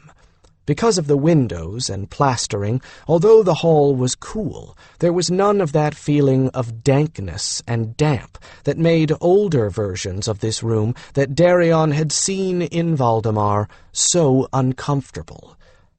Brion waited on the stone dais that held the high table. Behind him, the table had been set for breakfast, which would follow the ceremony. "That certainly shows where my importance is," Darian thought with great amusement. "First we get the ceremony over with, and then we can eat." The rest of his witnesses were gathered below Brion. The sturdy Brion was wearing a surcoat that reached down past his knees, embroidered with the arms of his family and his own personal device. This was a relatively new item of his wardrobe, replacing the one he had worn for his investiture as a knight. The Haertasi had made it for him as a birthday gift in time for Val's knighting, and it was just as splendid as the one Darian would wear to tonight's feast. Anda and Val led the way to the foot of the dais, with Darian following about 4 paces behind. From here on, the knighting would follow strictly traditional lines. "Who comes before me in the light of the new sun, and why are you here?" Brion rumbled, in a voice that sounded a little hoarse, no doubt from all the shouted conversation last night. The wording had a weighty air of the ancient about it, a nearly palpable reinforcement that a knighting was anything but a casual lark. Val answered as the senior knight for this ceremony. "The knighted heir of Lord Brion, Sir Valen, and the herald mage Anda, we present a candidate for the honor of knighthood, and stand as his sponsors." "And has he passed all tests of valor and virtue, of word and deed?" Brion replied, looking sternly down at his son and the herald. This time it was Anda who answered. "He has passed all tests and more, by the words of his mouth and the deeds of his body. It is his actions of virtue and nobility that bring him before you this dawn." That last was an acknowledgment that Darian hadn't been required to undertake any physical trials to prove his fitness for combat. Val had, because he had never actually fought, but Darian had faced and struck down the barbarian shaman of the northern blood-bear tribe that had ravaged Errol's Grove, and he had done so entirely by himself at the ripe age of 14. That alone probably would have qualified him, although I'm not sure how noble the weapons of a bucket and a pitchfork are. "Has he stood his vigil, as ordained by tradition?" asked Brion. The back of Val's neck flushed with embarrassment at his own lapse, but he answered stoutly, "He has, waking the night through, alone with his thoughts, fasting, and in contemplation of his past and future." At that reminder of fasting, Darian's stomach protested his lack of breakfast. At least it didn't growl. Brion nodded ponderously. "Therefore present him to me now, that I may see him with my own eyes." Val and Anda each stepped to the side, and Darian stepped forward. In his capacity as herald, in the most ancient sense of the word, Anda presented Darian. "Here we bring to all eyes and powers Darian Firkin, adopted of Kevala clan of the Hawkbrothers, founder of Kevaldamar Vale, and worthy candidate for the honor of knighthood." Anda's voice rang out with strength, filling the great hall without sounding as if he was shouting. Well, that's one trick I'd certainly like to learn. Brion looked down at Darian and gave him a quick wink. Darian raised his eyebrows slightly in acknowledgement, but otherwise kept his expression properly sober. "Darian Firkin, adopted of Clan Kevala, founder of Kevaldamar, is it your will that you be presented for the honor and responsibilities of Valdamaran knighthood?" Brion asked, managing to get through the Kevala and Kevaldamar without any trouble, though Val said he'd been fumbling the titles in practice. That was one reason why they'd broken up Darian's name the way they had. Darian nodded. "It is my will and my wish, Lord Brion," he said, pitching his voice a little deeper than usual. "Kneel, then." Lord Brion held out his hand, and Val put Darian's sheathed sword, hilt first, into his palm. Brion held out the sword, hilt first, toward Darian, who knelt and put his right hand on the hilt. "Do you swear," Darian, by this blade which is your honor, that you will use your strength for good and not ill, to aid and not oppress, that you will defend the weak and helpless against those who would oppress them, that you will seek good with all your heart, seek the light with all your soul, that you will serve as an example to those who would follow you, as a rock of fortitude for those who have gone before you, that you will uphold the law when the law is in the right, and oppose the law when it serves oppressors, that you will work for the greatest good with all you may bring to bear, even in the face of death and fear? I do swear, Darian replied firmly. Do you swear to strive for honor, for courage, for valor, for virtue, all for their own sake, and not for the acclaim of the multitude, nor for gain, nor for the power they might bring you? I do swear, Darian repeated in the same tones of resolve. Do you accept the honor of knighthood as a responsibility as well as a title? Will you hold to the standards of all those before who have ever borne the title of knight? I do so accept it, Darian said, wondering if Brion knew just how long he had pondered that very question, wondering if he dared take on another responsibility. But he had come to the conclusion that it represented giving his current responsibilities a more recognizable name, and as such, he felt comfortable in accepting it. And I will hold to those standards, keeping them ever in my heart and mind. Brion reversed the sword, unsheathed it, and laid the naked blade once on each shoulder, tilting the sword after each so that the cold steel laid against Darian's bare neck. Then accept these blows in token of the ones you shall take, that others be spared, and rise, never to kneel to another again, unless you deem that other to be worthy of your profoundest esteem. Kneel only to honor what is holy, or in recognition of one whose nobility exceeds the common. Darian stood, and Brion sheathed the sword. Accept from me this blade, Sir Darian, and wield it forever in honor. Darian took the sword and belted it on over his surcoat, buckling and latching it securely, then turned to face the group behind him. Once again, Anda raised his voice. Ladies and lords, knights, gentlemen, and guests, I present to you Sir Darian Firkin Kevala Kevaldamar, Owlknight of the Taledras. There were enough friends in the crowd, and those who had just recently gained genuine admiration for him too, that the cheer took on a distinctly enthusiastic note as Darian was escorted by Val and Anda out of the Great Hall, down the special strip of Valdemaran blue carpet that had been laid for him to walk on. Once past the doors, Darian sagged a little, and Val slapped him on the back. To bed with you, the young man declared. I'm your champion and representative at the tournament, so you don't even have to put in a token appearance if you don't feel up to it. No, I should open it at least, Darian responded. That's only right.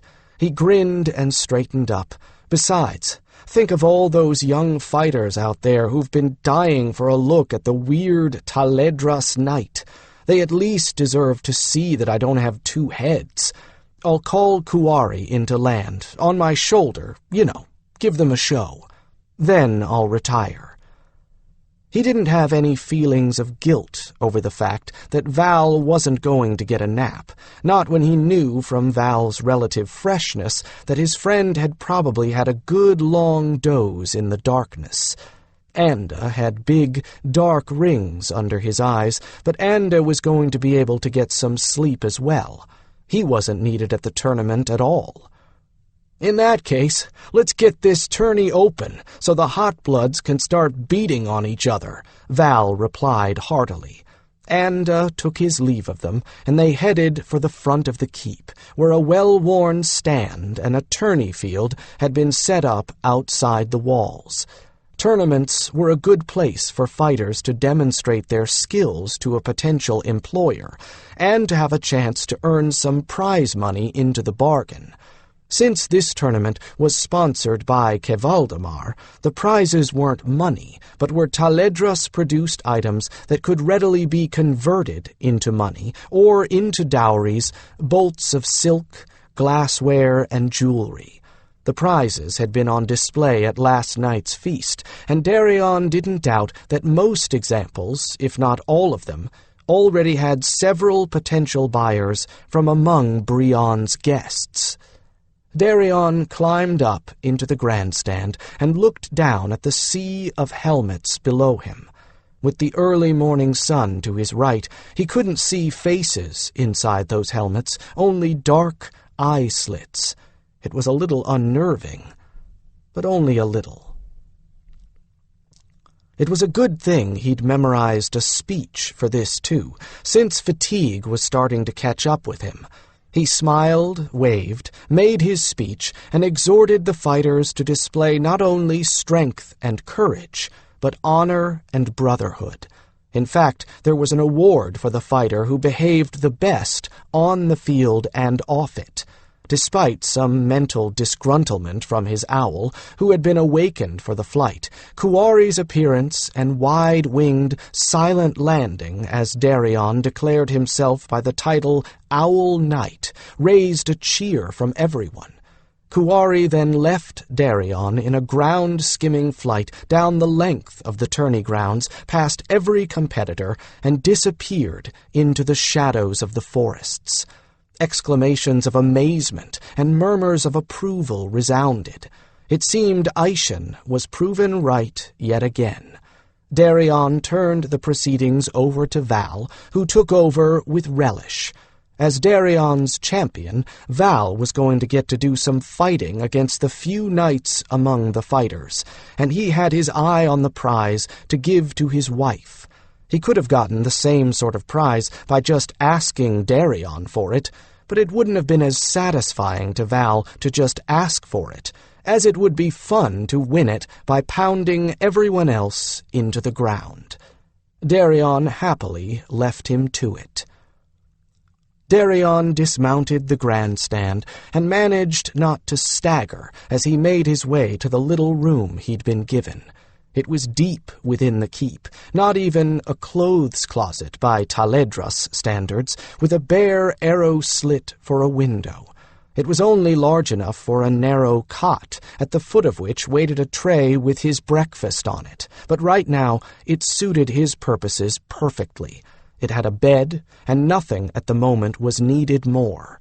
Now he had no more duties until this evening, when he would be presented to all the guests, preside over the distribution of the prizes, and take the seat of honor at Brion's right hand at the high table.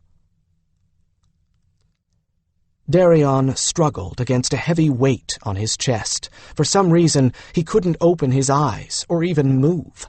Finally, he wrenched his head around, and his eyes flew open. A huge, translucent cat lay laconically on him, covering him from his neck to his toes, hindquarters spilling over the cot and onto the floor. It looked into his eyes and breathed softly on his face. Its breath held the same scent as the winter wind just before a storm. It looked up suddenly, its shimmering golden eyes wary and alert. Darian found his gaze pulled to the tiny slit of a window. A raven, the size of a huge cat, and just as eerily translucent, peered in through the slit, first one eye, then the other, then tried to force its way into the room. Impossibly, first the beak, then the head, then the body and wings flattened themselves and oozed into the room with him. Both cat and raven stared at him, as if expecting him to answer a question of life or death importance. But he had not the faintest notion what the question was. He fought to cry out, but his throat was frozen, and he sat bolt upright on the floor with a shout. He was alone. No bird, no cat. The heavy weight on his chest had been the cot. He had overset it on top of himself. Hot with embarrassment, he was just grateful that no one had come in answer to his shouting, or the ruckus he must have made as he fought with his bedding. Still clumsy with fatigue, he managed to fumble the cot upright again and lay back down, this time to sleep dreamlessly. The next day he was safely back in Kevaldemar, and although he'd had some doubts about his performance at the feast, Anda assured him that he had done splendidly. "I caught the sarcasm," Anda said, when he'd expressed his guilt over some of his remarks to one of Brion's grouchy guests. "But trust me, Lord Talisar wouldn't recognize irony if you loaded it into a catapult and flung it at him. You did well. People I talked with said they couldn't believe how patient you were with the old goat." Today was a rest day for him. Anda and Shandi were getting their formal reception at Errol's Grove. Keisha had gone along as moral support for Shandi, figuring that with both of them there, her mother wouldn't be able to single either of them out for attention. The first place he went when he arrived was the hot pools. The one thing he truly needed at this point was a long soak. As always, Mirren knew the moment he'd passed the Vale, and he had no sooner gotten settled into the water than the Herr Tassi appeared with cold drinks and finger food.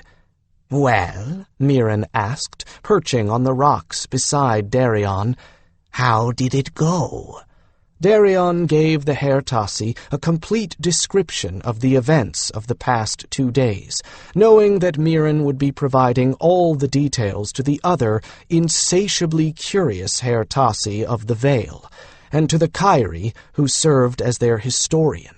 Mirren sat rock-still, interrupting Darian only for questions about details, and at the end let out an enormous sigh of satisfaction. "Excellent job," he said, bestowing the Herr Tassi vote of approval on him. "You gave them a good show, and you've made a fine impression on Lord Brion's neighbors. I anticipate more trade agreements from this, especially now that they've seen the quality of our goods. We could use more trades for meat. Those griffins are eating the larder bare, and red meat fills them up better than herd birds." Mirren rubbed his hands at the prospect. When trade agreements were conducted in the Vale, he usually served as Aishan's assistant. Of late, he had even conducted them himself under Aishan's supervision. Darian often wondered when he found the time to take care of the Ekele and his other responsibilities. Then again, if he couldn't take care of 20 major things at once, Aishan would never have picked him as an assistant. "So tomorrow is the ghost cat ceremony," Mirren went on. "I don't foresee any problems there." "I wouldn't think so," Darian agreed. "No speeches, for one thing. I've been to their sweathouse gatherings before. Anything you say is supposed to be right out of your head and spontaneous. Nobody minds if you aren't very articulate." Mirren chuckled. "That should certainly suit you," he teased. "You're at your best when you're inarticulate." "Oh, thank you," Darian replied sarcastically. "Have you been taking lessons in sarcasm from Firesong? By the way, you might want to consider adding needlework to your list of potential trade items. Most of Brion's lady guests were positively drooling over our surcoats." "I doubt any of them could afford what we would charge for work like that," Mirren said dryly. "But I'll keep it in mind. Who knows? There might be potential in selling small motifs for ladies to add their own work around." Having satisfied himself that he had pried everything worth hearing out of Darian for now, Mirren left him to his soak and dinner, pausing only to add, over his shoulder, "Oh, and by the way, Good work on the hot spring." Once he was ready to come out, the building had started to fill up with folk coming in from hunting and labor. He left the pools to them and sought his bed, hoping Keisha was having a good time at the village.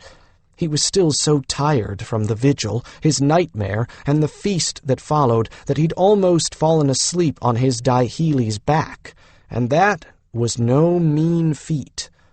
Brion's guests, no longer hindered by the need to be alert and fresh the following day now that the tournament was over, had kept him awake far longer than he'd wanted to be. It was just a good thing he'd been able to opt out of the Errol's Grove welcome. He really pitied poor Anda. When he got back to his ekele and into the bedroom, he found that Mirren had left a mug of something on the bedside table with a note attached. In the spiky Hairtassi script, it read, "Drink this, and nothing will wake you up until I do." He contemplated the mug for a moment. He wanted to be awake when Keisha came back from the village, but he really didn't want any of those uneasy dreams he'd been having off and on. So I suppose the question is, how much do I want to greet Keisha versus how much I want to avoid having a nightmare? He yawned, closed his eyes for a moment, and caught himself starting to drop off. That decided him. The question isn't want, but need. I need sleep. They're going to have the sweat house packed and hot, and I can't leave it without losing face. If I don't get enough sleep, I won't be able to take the heat, and I might even pass out. There was danger in that possibility as well. If he passed out, it was possible that no one would notice in the darkness until he was in serious trouble. And wouldn't that be a bad omen where everyone was concerned? No. Keisha's healer enough to expect me to be sleeping, and she'd probably get mad at me if I wasn't getting the rest I need. He picked up the mug and drank the contents off as quickly as he could, resolutely ignoring the bitter taste that no amount of honey could conceal. Before the potion could go to work on him, however, he wrote a note for Keisha on the other side of Mirren's. "The Hairtassi want me to sleep, so I'm going to be obedient. Otherwise I might wake up to find all my clothing tied in knots. Sorry I couldn't wait up for you, Ashke." Only after he had propped the note up on the empty mug did he lie down, and it was a good thing he did, because when the potion hit, it hit without warning, and not even an earthquake would have awakened him. 7. The Ghost Cat Enclave was near enough to Kevaldemar that the inhabitants could send runners to the Vale for protection in case of disaster or attack. In the first few weeks, that had given Darian an odd feeling, that northerners would be running to the Taledras and for protection. By now, though, he was so used to it that it only occurred to him on the occasions when Ghost Cat tribesmen dressed up in their ceremonial regalia, and once again his sense of difference woke up. What the tribesmen wore for everyday use was similar to Taledra scout gear, but for the looser seams, and grew more so all the time as Ghost Cat adopted Hawkbrother materials and styles. The people he had first thought of as barbarians turned out to be very appreciative people, even going so far as to honor their benefactors by becoming like them whenever they could. When Darian woke up with Mirren shaking him, Keisha was already up and dressed, looking down at him with laughter in her eyes. She, too, had donned a special costume for the occasion, the female version of Shaman Selen's garb. On her head, because she was a healer and allied with the Taledras, she wore a hood made to resemble an enormous hawk head. Darian thought he detected the delicate touch of fire song in the placing of the feathers, and Aishan's talons in the carving of the beak, which had clearly been modeled after Kel's. The headdress was attached to a feathered cloak, complete with pseudo-wings, and while the feathers of the head had been made from the molted feathers of Kevaldamar raptors, the cloak had been built out of the body feathers of the griffins. Keisha's deerskin dress, fringed and beaded, had the badge of the healers worked in beadwork on the breast just under her throat. Little bone carvings dangled amid the fringes, but unlike Darian's, which were of predators and prey, Keisha's were of flowers and leaves, with the occasional hawk. Her dress ended at the floor, but the deerskin had been slit into fringe from the floor to the knee, giving her great freedom of movement. She wore boots with leaves appliqued along the outer calves and lacings up the inner side. Once again, the Hertasi had outdone themselves. But then again, Mirren and Loshi found Keisha and Darian very undemanding when it came to clothing. I don't think we've asked for anything new for more than a year, anyway. The outfits that Loshi had designed might well have been in production or even finished, waiting for a special occasion to finally be presented. Well, not the 2 surcoats, but the uniforms, the festival garb, and the ghost cat regalia could have been made. There was bound to be something of importance at Ghost Cat eventually. You know, Darian paused to yawn and accepted a warm mug of something from Mirren. You look amazing in that outfit. I think I like it, Keisha replied, turning to the right and left to look down at herself. I didn't think it would be comfortable, but it is. Darian downed the drink, which was mouth-puckeringly tart, and handed the mug back to Mirren before he got out of bed. His mind felt very fuzzy, and he hoped whatever it was that Mirren had given him was a dose to help clear the effects of the sleeping potion. How did the village welcome go? I think I am going to be in Shandi's debt for at least a year, Keisha replied, still looking as merry as she had before Darian broached the subject. She's gotten Mother to think of something besides me. She looked so tickled that Darian could only say, "Dare I ask how?" "Shandi can answer that for herself, thank you," Shandi replied, poking her head in at the bedroom door. "Mother made the mistake of asking about, making prying questions about the overnight arrangements heralds have, meaning me and Anda, of course. So I told her." Shandi's lips twitched as she tried not to laugh. "Oh, but that wasn't the best part," Keisha put in. She turned bright pink and practically shouted, "You mean you sleep with him?" And I answered, quite matter-of-factly, "Why, no. Do you think I should?" It's the first time I've ever seen her speechless. Shandi couldn't hold back the laughter any longer, and Keisha and Darian joined her.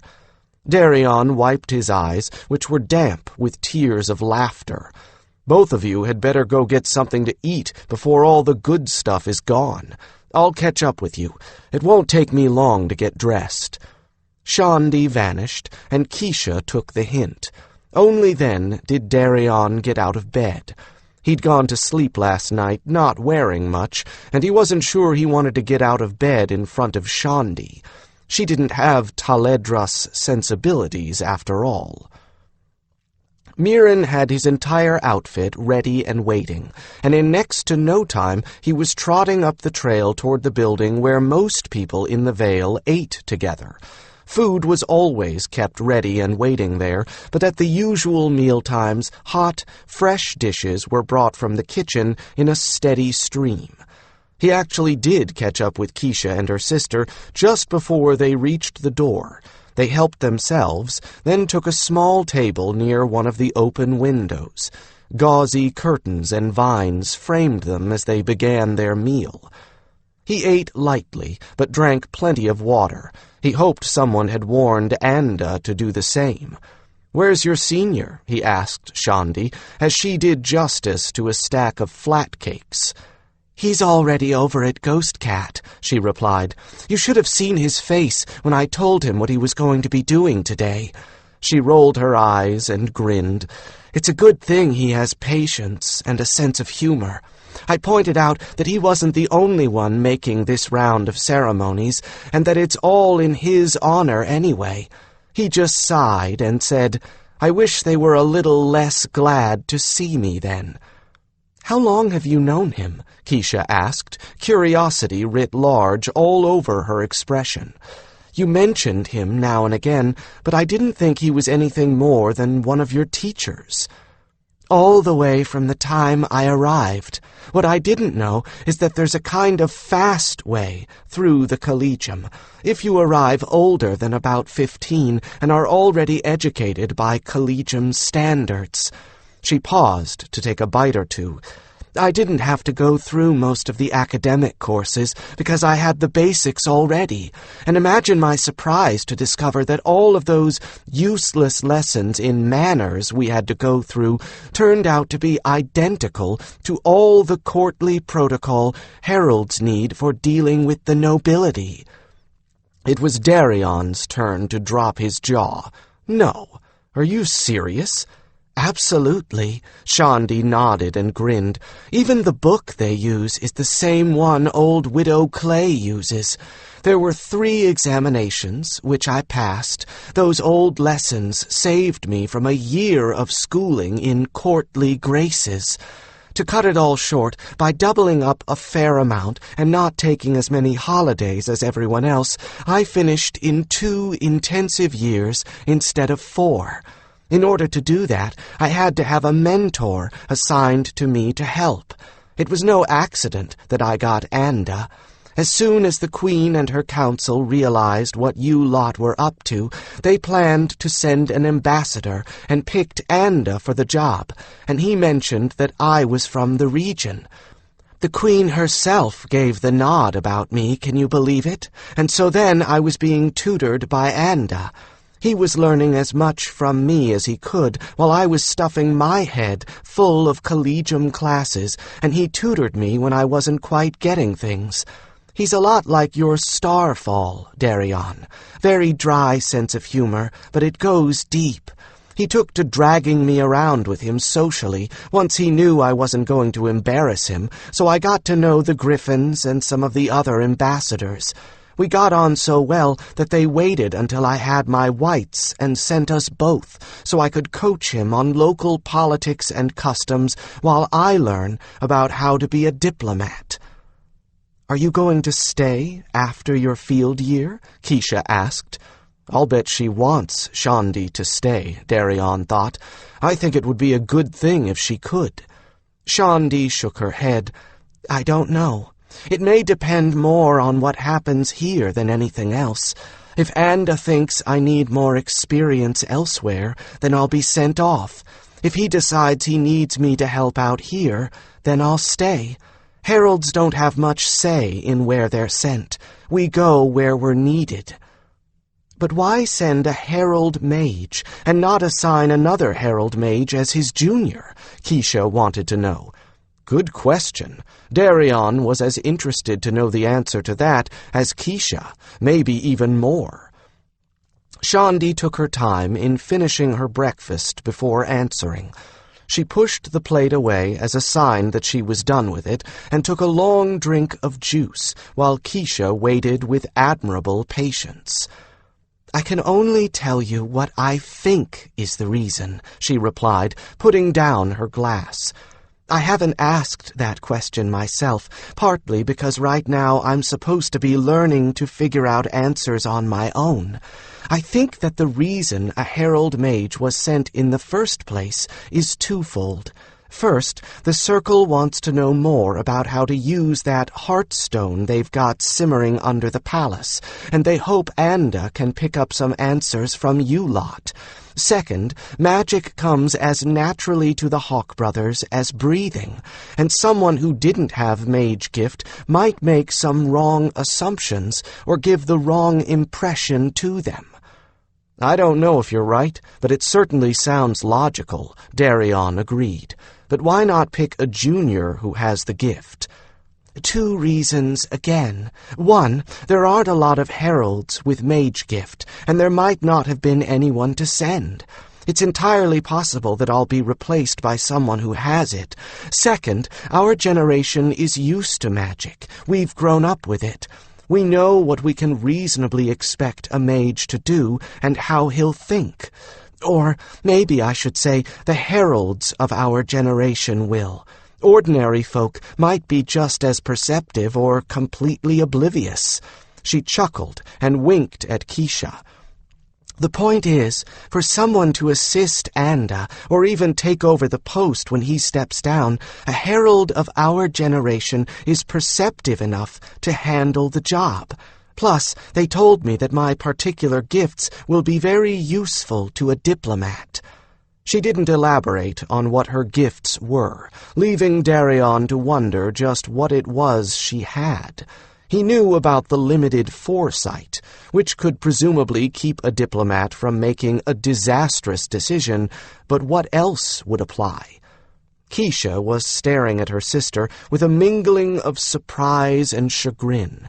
"Shandi, you have changed out of all recognition," she managed. "When you left, you were, well, kind of dreamy and careless.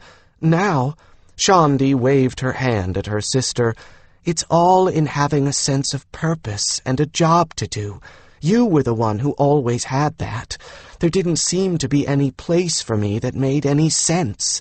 I didn't really see myself as getting married no later than 17 and raising 10 or a dozen littles. The only thing I really liked was sewing, but you can't make a life around fancy work. I just drifted right up until the moment Carlos chose me. Then, for the first time, I had a place that was my own and an important job no one else could do." She shrugged. "I haven't so much changed as woken up, you could say, and as soon as I did, I started making up for lost time." With a vengeance, Keisha looked at her sister as if seeing Shandi for the very first time. "No wonder you were able to render Mother speechless." "Now I'm happier than ever that Shandi's here," Darian thought, surveying the 2 sisters, who were more alike than they would have guessed 2 years ago. She's like fuel for Keisha's fire. "Time to go, people," Darian reminded them. They all shoved away from the table, which was promptly swarmed by Herr Tassi, and by the time they had reached the doorway, another group had taken it over.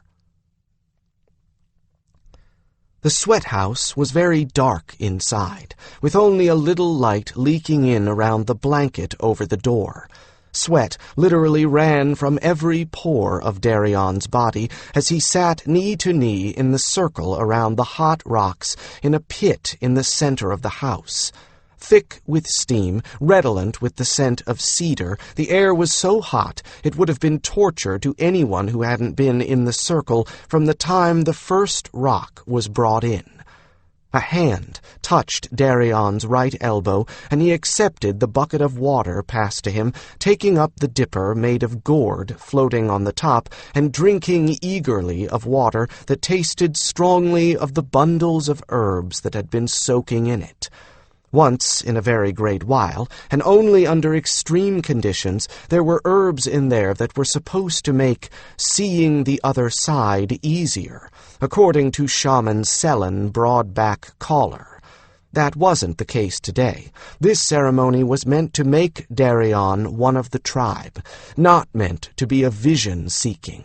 The herbs in the bucket were those that aided endurance and heat tolerance, nothing more esoteric. Still, even with that help, the heat in here had climbed considerably past the point that Darian had experienced the last time he was undergoing a ceremony. He was glad that they were on the last round, and from here on, although it wouldn't get cooler, it wouldn't get hotter either. This round was for silence. The rounds alternated, silence and speech. With each round, more hot rocks came in, fresh from the fire. They had been warming in the heart of the fire stack for half the day and hissed as they were brought in, glowing red from every pit and crevice. Poignant to Darian only, perhaps, was the fact that they were brought in scooped by a pitchfork. The ceremony began with a round of speech and ended in a round of silence, or rather, listening. Outside the sweathouse, the women surrounded the building, drumming. 6 of the eldest sat in a half-circle around a huge drum made from a section of tree trunk. The rest were placed around the sweathouse with hand drums. All of them beat the same simple rhythm during the silence rounds, the rhythm of a heartbeat. Darian felt as if he were sitting in the middle of the earth's own heart as the drum beat throbbed around him, vibrating deep in his chest. It was a magnificent effect, felt deep in the bones and lungs. He passed the bucket on to Anda, who was on his left, and stared at where the rock pit was, just in front of him, no more than a hand's length away from his feet. He couldn't see the rocks glowing anymore, but he certainly felt the steam coming off them when the shaman tossed another ladle of cedar water on them. The rocks hissed as the water splashed on them, and it rose in clouds of heat that felt like a blow to the skin of his face. And yet he had to admit that all this felt curiously comforting, if not comfortable. There was no one partaking of this ceremony who did not want Darian to be there. The shaman and Chief Vorden had seen to that. Unlike the ceremony of knighting, literally everyone here was a friend, and fully pleased to welcome Darian and his friends into their tribal circle. Even Anda must have sensed that, for now there was no hint of the earlier tension that Darian had sensed to his left. Outside, had the drum beats quickened a little? It was the women who determined the length of the rounds of silence, signaling an end by increasing the speed of their rhythm until the drum song ended in 3 decisive beats. He thought there was tension in the air that had not been there a moment before.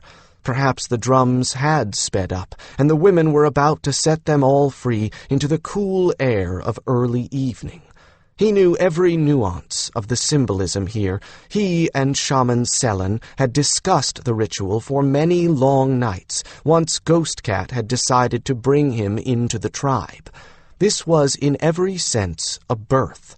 Did Anda know or sense that? He wasn't sure how much the shaman had told the herald before the ceremony began. Tension increased. The air throbbed around him, pressing in on him. There was the recurring sensation that his skin no longer held him, but rather that his flesh and blood extended out into the sultry air of vapor. Selen threw another dipperful of water on the stones. A second rhythm joined the first, both sets of drums driving onward, pace increasing slowly but steadily. In the general area of the stone pit, a hazy hint of a glow appeared. At first, Darian thought that his eyes were playing tricks on him. Then he figured that Selen had opened the blanket over the door a trifle, and there was a ray of light reflecting and diffusing into the steam. But when he glanced to the side, the blanket was still firmly down, yet the glow had strengthened. Is anyone else seeing this? To his right, there was no sign that Kala saw anything but darkness, but to his left, he felt Anda stir and lean forward, peering at the glow. Little whispers of sound between the drum beats told him that there were others who were seeing something too. The glow brightened and began to pulse in time to the drums. Selen hadn't said anything about this. Now, even phlegmatic Kala tensed. The glow was bright enough at this point to see the faint outlines of rocks piled beneath it. As the drums sped up, with each beat the glow pulsed and condensed, assuming a definite shape, a large, 4-legged shape. Suddenly, in the rounded area that could have been a head, a pair of fiery eyes appeared, exactly as if the mist creature had just opened them, and the eyes were fixed on Darian. Darian caught his breath and sat very still, although his heart outraced the drums outside. A moment more, and the final pulse of light brought form and detail to the shape, but Darian had known from the moment those eyes focused on him what that shape would be. It was the ghost cat, the totemic spirit of Ghost Cat tribe. It was the size of a pony, with blue eyes exactly the color of a blue-white flame. This wasn't the first time he'd seen it, though there had only been one other moment he had looked into its eyes while wide awake. The drums outside rose to a crescendo of frenzy. It paced toward him, putting one enormous, snowshoe-sized paw in front of the other until it literally stood nose to nose with him. Then it slowly bent its head. He thought he felt a puff of cold breath on his feet. He couldn't think through the frantic drum beats that filled his body. Thud, thud, thud. With the last of the 3 beats signaling the end of the ceremony, the ghost cat vanished.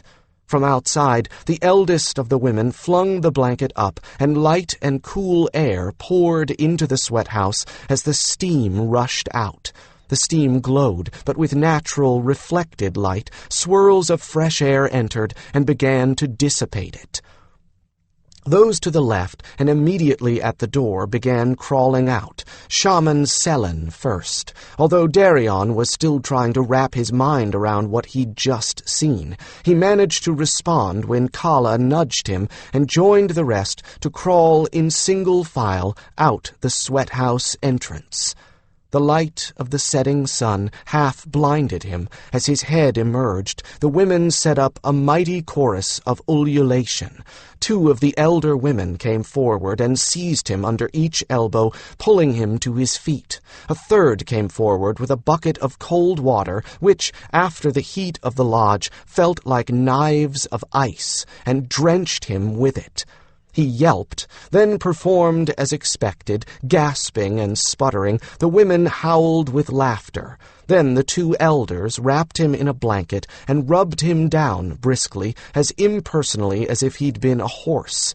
They spun him 3 times around, then thrust him forward, staggering, to where a 4th woman waited to help him on with his clothing. Shandi and Keisha stood by on the sidelines, bent over with laughter, but he didn't mind. He'd known exactly what was coming, and he was the one who had asked for Ghost Cat to invite both the girls to participate. The shaman, clothed and dry, but with damp hair slicked back, came forward as soon as Darian was dressed.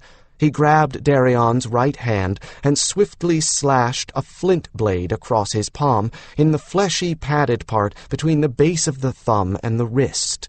He did the same with his own, and before Darian's cut had even begun to sting, Shaman Selen clasped their 2 bloody hands together and raised them to the sky. "This is our new son, Kurhana, whose blood is in my veins as mine is in his," the shaman shouted. "Welcome him to our circle." A great cheer arose, and although the shaman gave Darian a considering look that portended a long discussion at a later time, he said nothing. Instead, he stepped back and allowed the members of his tribe to carry their newest member off to their version of a formal feast. It had taken Anda a little time to get used to sitting on the ground and eating meat with only a knife, but now he seemed right at home among the tribesmen. With a leaf-wrapped strip of meat in his left hand and his knife in his right, Anda fed himself just as the tribesmen were doing, setting his teeth into the meat and cutting off a bite-sized portion, the blade coming perilously close to his lips. Despite the fact that he needed translations to understand what the men around him were saying, he managed to carry on tolerable conversations. In a situation unusual for Ghost Cat, and prompted by the wish to honor both heralds, women mingled with men around the fire. Normally, women had their own meals and fire, but that would have separated Anda from Shandi. The women were enjoying the novel situation, although the oldest of them had formed a little circle of their own off to the side.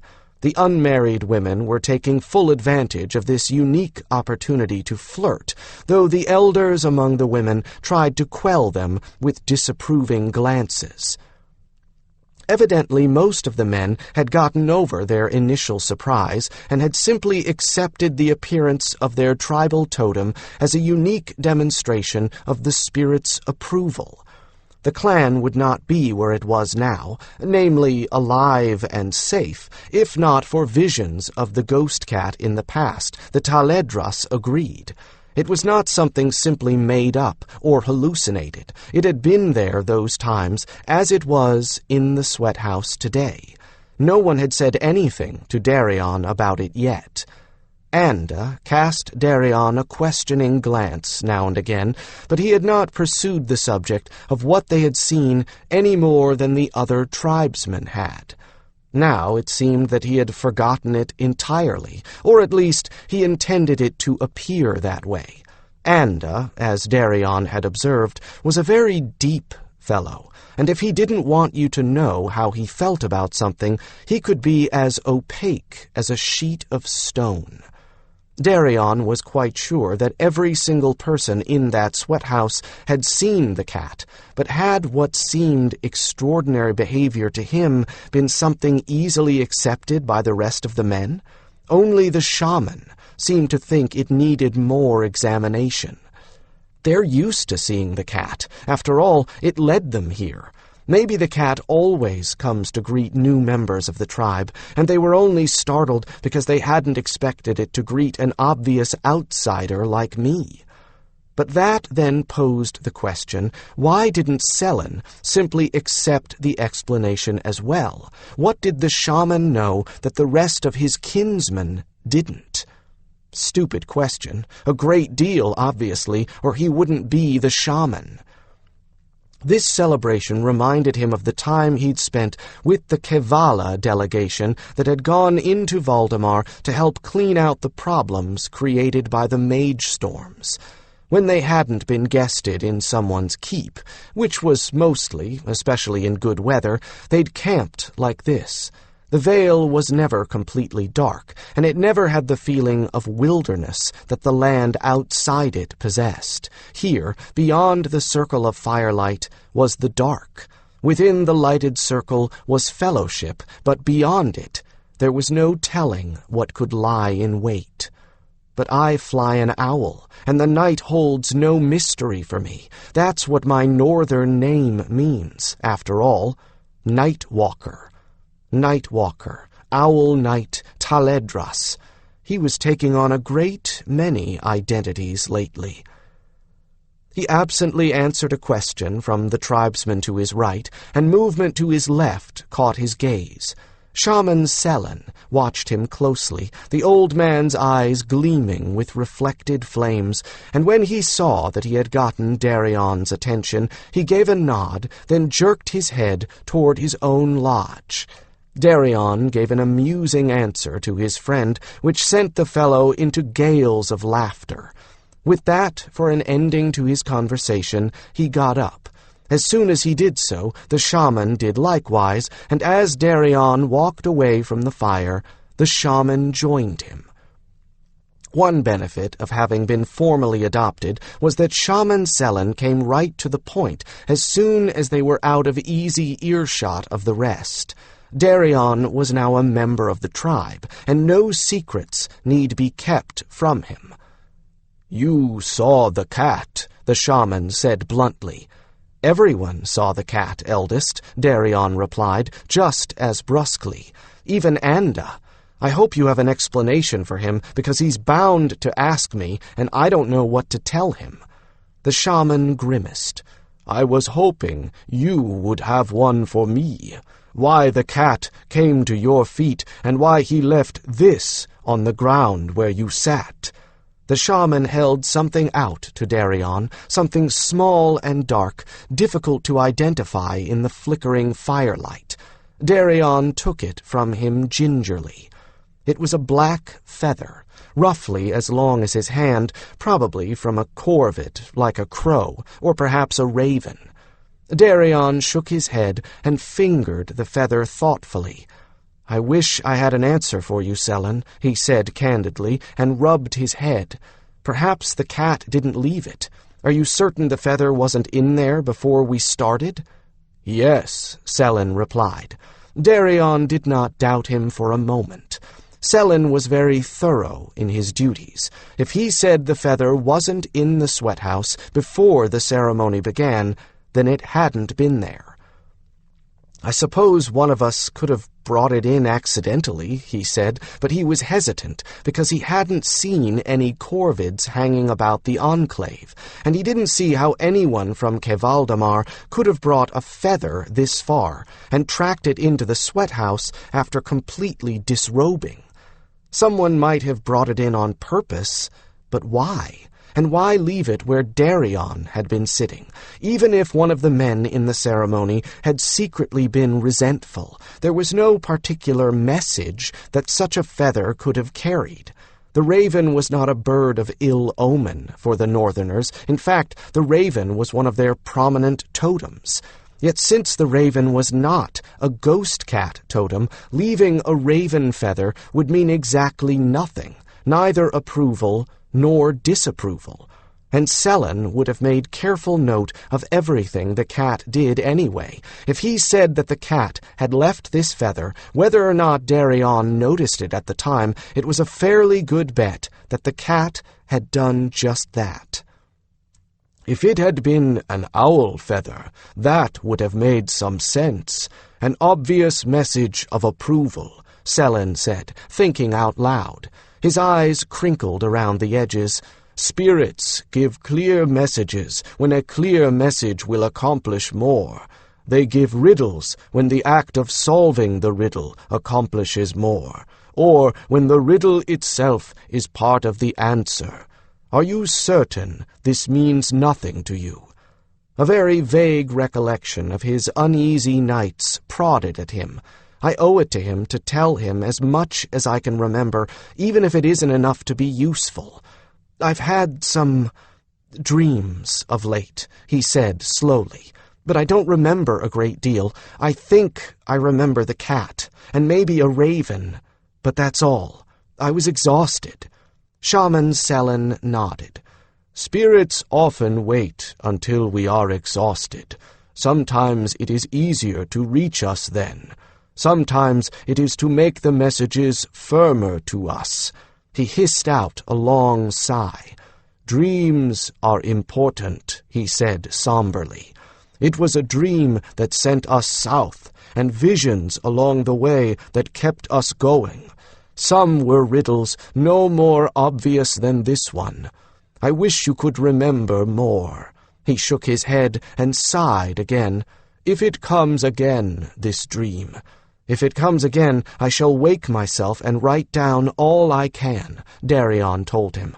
"I can promise you that, even if it doesn't help us now." The weariness of 6 days of celebration, or suffering the celebrations, had taken their toll, and when Darian elected to cut his participation short, Anda and the rest followed his lead with no regrets. As they walked back to the Vale together, beneath a waxing moon, Darian had the feeling that Anda was seething with questions and was not quite certain how to broach them. Finally, Anda asked the most obvious and least likely to offend. "Did I really see a ghostly cat in there? One like the name of the clan?" the herald asked, as if he was not really certain of his own senses. In the darkness, Anda might not be able to see him nod, but Darian nodded anyway by pure reflex. "You did," he said shortly. "That was the ghost cat totem, the creature itself. They say it led them here." "You saw the ghost cat again?" Shandi asked excitedly. That certainly got Anda's attention. "What do you mean by again?" he asked sharply, turning his head to look back at her. Darian, Keisha, and I all saw it. Well, actually everyone saw it when we stopped Ghost Cat and Captain Caro's force from fighting, Shandi said, freeing Darian from having to say anything more, for which he was very grateful. Anda turned his attention to the person he knew best in the group and left him alone for the moment, beckoning Shandi to walk beside him so that he could talk to her. Shandi gave him all the details of that final moment when she and Carlos had brought the child that Keisha had cured back to the tribe, and a companion and the ghost cat spirit had interposed themselves between the two forces, themselves in obvious truce. Anda either had not heard this before, or had not taken much note of the appearance of the spirit, for he questioned Shandi and then Keisha very closely. "It wasn't an illusion," he muttered, as if to himself. Darian judged it safe to put in his own word. "No, Harold, it wasn't. Not when Keisha and I first saw the cat, leading the boy's brother to us, and not back there in the sweat house." Darian put as much firmness into his tone as he could. "By that time, I was enough of a mage that I would have been able to sense an illusion, assuming anyone in Ghost Cat was capable of producing such an illusion, which they aren't. Firesong is very certain that no one in the tribe has mage gift." Anda sighed. "I've never seen a spirit," he admitted reluctantly, "and I'm ashamed to admit that I've been a bit doubtful that anyone else has, in spite of everything that I've heard from folk I trust. Now I'm not sure what to think. I suppose the fact that it appeared and came over to you means that you've been accepted without reservation into the tribe, not only by the people, but by the spirits who guide them." "It sounds that way to me, Harold Anda," Shandi put in eagerly, "and that's good, really. In fact, it's excellent that you saw the cat. It means that the cat approves of you being here. If I were you, I'd let the shaman know." Anda pondered that for a moment. "I would rather that you or Keisha mentioned it, rather than it coming directly from me," he said finally. "Say that I saw it and wondered what it meant." Darian admired his restraint. If it had been his experience, he'd probably have gone straight to Selen and demanded to know what had happened. But coming from Shandi or Keisha as an aside, the shaman would assume that Anda was perfectly used to seeing such portents and had not been in the least alarmed. The shaman would also assume, as Shandi had, that if the cat had permitted Anda to see it, Anda's presence had been given spiritual approval. That was all to the good and would make Anda's job a great deal easier. Now, if only I could be certain of what it all meant. 8.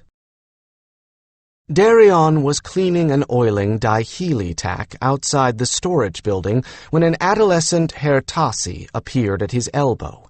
That was the only way to describe the phenomenon. One moment Darian was alone, sitting on a section of a tree stump outside the shed that held all the Vale's tack. The next moment there was a short, skinny lizard standing at his elbow. Darian had finally gotten used to the way Hertasi just appeared without warning, and no longer jumped in startlement when it happened. "Darian," the youngster said diffidently, "you will please go to the meadow. Tercel has need of you." "On my way," Darian replied, taking time only to finish cleaning the saddle strap he was working on and put away the cleaned tack.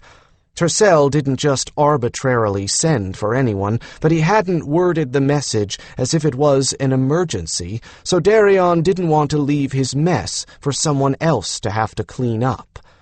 It did sound urgent enough that Darian broke into a lope when he was on paths broad enough that there was a reasonable chance he wouldn't accidentally crash into anyone coming the other way. He thought he had an idea why Tercel needed him, though, Anda had been distinctly showing impatience at having to rely on Shandi as his translator, and Darian had the feeling he had taken matters into his own hands. Not the brightest idea, when Tercel would assume he'd been told everything about the process of getting languages from the Daihili. As far as I know, he hasn't talked to anyone in detail about it. The problem was, since Anda was a herald, and the heralds were taught the use of whatever mind gifts they had, Anda might well assume that he knew everything there was to know about mind-to-mind communication. But a Daihili mind was only superficially like a human mind, and the close melding of the human and Daihili required for an instantaneous transfer of language had certain bewilderingly painful side effects. When he arrived at the meadow, he considered that his guess was correct. Anda lay sprawled on his back in the grass, out cold, bleeding from both nostrils. Darian trotted over and knelt beside the unconscious herald, then looked up at Tercel's long nose. "How long has he been like this?" Darian asked. "Longer than I anticipated, but I have never given anyone 5 languages at once before," Tercel replied. 5? Darian raised an eyebrow. "I thought you were only going to give him 3, Hertasi, Ghostcat, and Taledras." "He wanted Kaledain and Tervardi as well. He also wanted Shinayin, but I have no command of that tongue."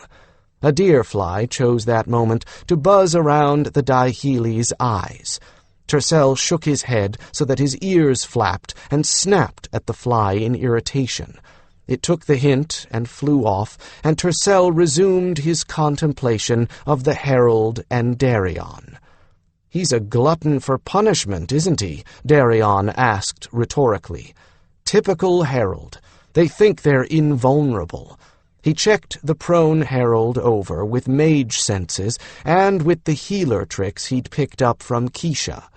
"Well, his pulse is good. He's breathing regularly. He didn't hit his head on a rock when he went down, and he seems all right otherwise. Where's his companion?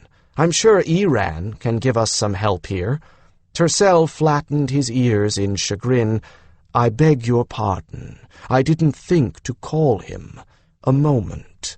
He raised his head and looked off in the general direction of the vale. "He's coming." Iran didn't look concerned when he trotted into the meadow. His behavior as he bent his head down and stared for a moment at Herald Anda's face confirmed Darian's diagnosis. A moment later, Iran looked up again, into Tercel's eyes. "Iran says that there is nothing wrong with Anda, other than that he has overstrained his mind gifts," Tercel reported. "He says that he will pull Anda into waking, so that he can begin to recover properly." "Did you order the tea for his headache?" Darian asked. Tercel nodded. "The same Hertasi I sent for you should be arriving with it in a moment." Tercel and Iran looked into one another's eyes again, exchanging another set of thoughts, and Tercel snorted in Daihili laughter. "Iran thinks we should withhold the tea so that Anda gets a lesson in humility." "Iran, that's not very nice of you," Darian said in mock surprise. The companion snickered. That was the only possible description of the sound that came from him. "No, really. I know you're annoyed with Anda, but his only real mistake was in thinking that his training in mind gifts would prepare him to meld with Tercel. And I don't think he realized that taking in 5 languages instead of the 3 we recommended would hit him so hard." The young Hertasi came out of the trees carefully carrying a stoppered jug. "Nightwind gave specific instructions. She says that if this does not do the trick, you are to hit him in the head with it for being too stupid to live," the Hertasi told Darian solemnly. "I heard that," Anda said from the grass. "You were meant to," Tercel observed dryly. Or so I surmise." He gave Iran a penetrating look, and the companion tossed his head and snickered again. Darian took the jug, unstoppered it, and discovered that it was not the tea that was commonly used for the treatment of mental strain, but the stronger and more concentrated decoction.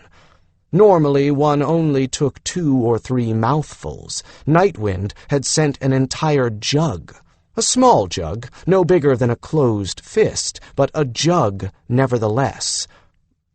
"Hit me in the head with it," Anda continued with a groan, after briefly opening his eyes and closing them immediately.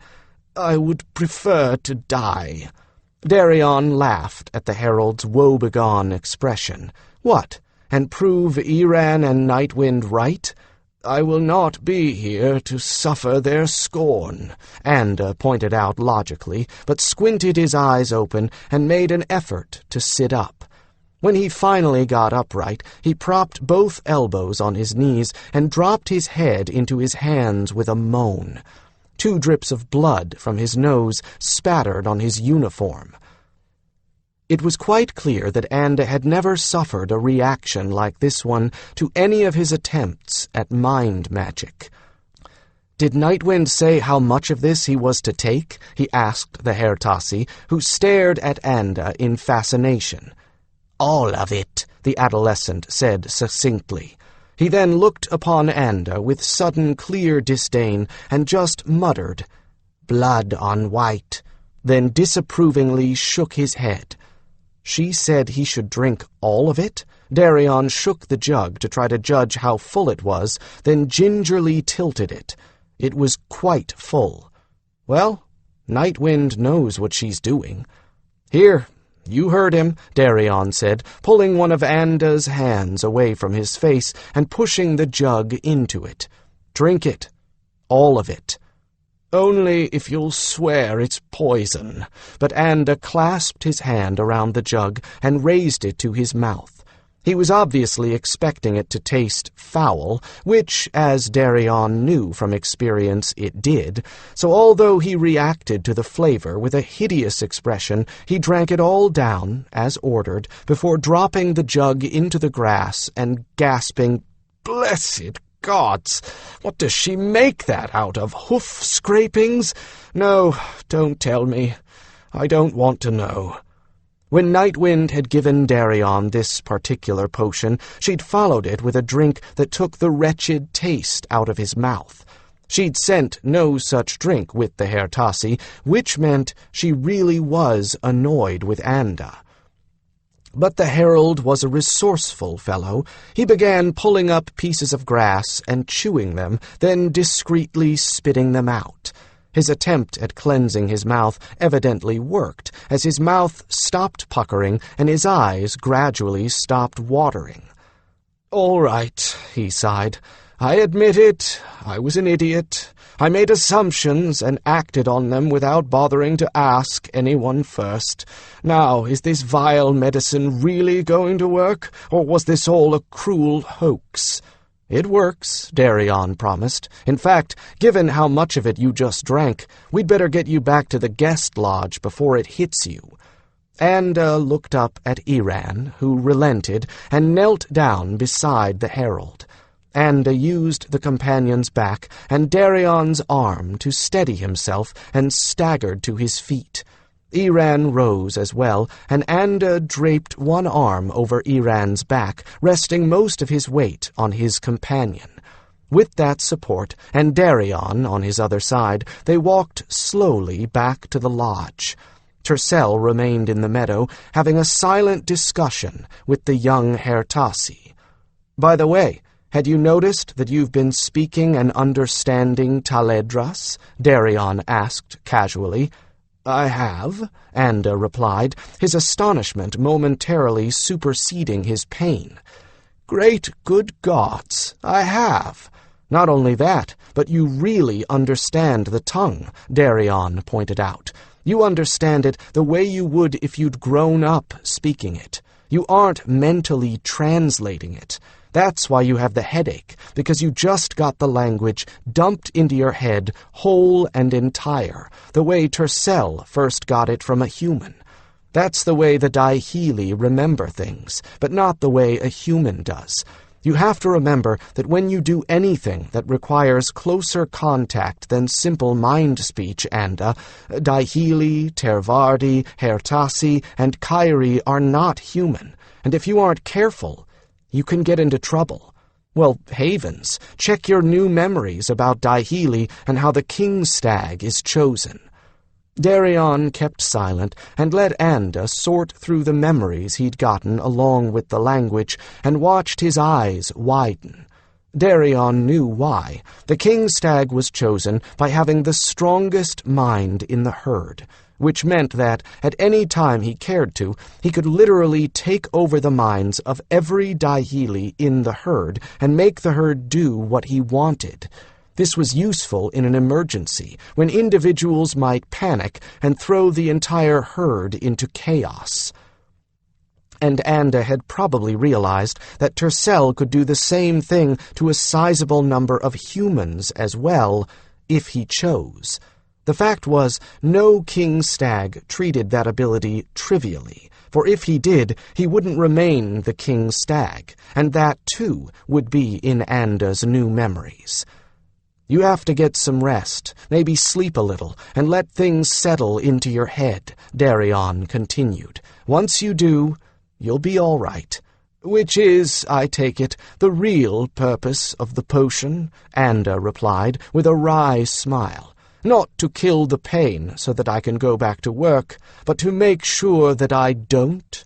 Precisely. And may I remind you that you are the one who got yourself into this in the first place, so do not get angry at us for seeing to your health.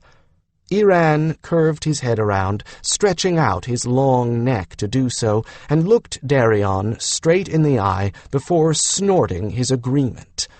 At least I'll never have to repeat this experience, Anda sighed, as they reached the door of the guest lodge.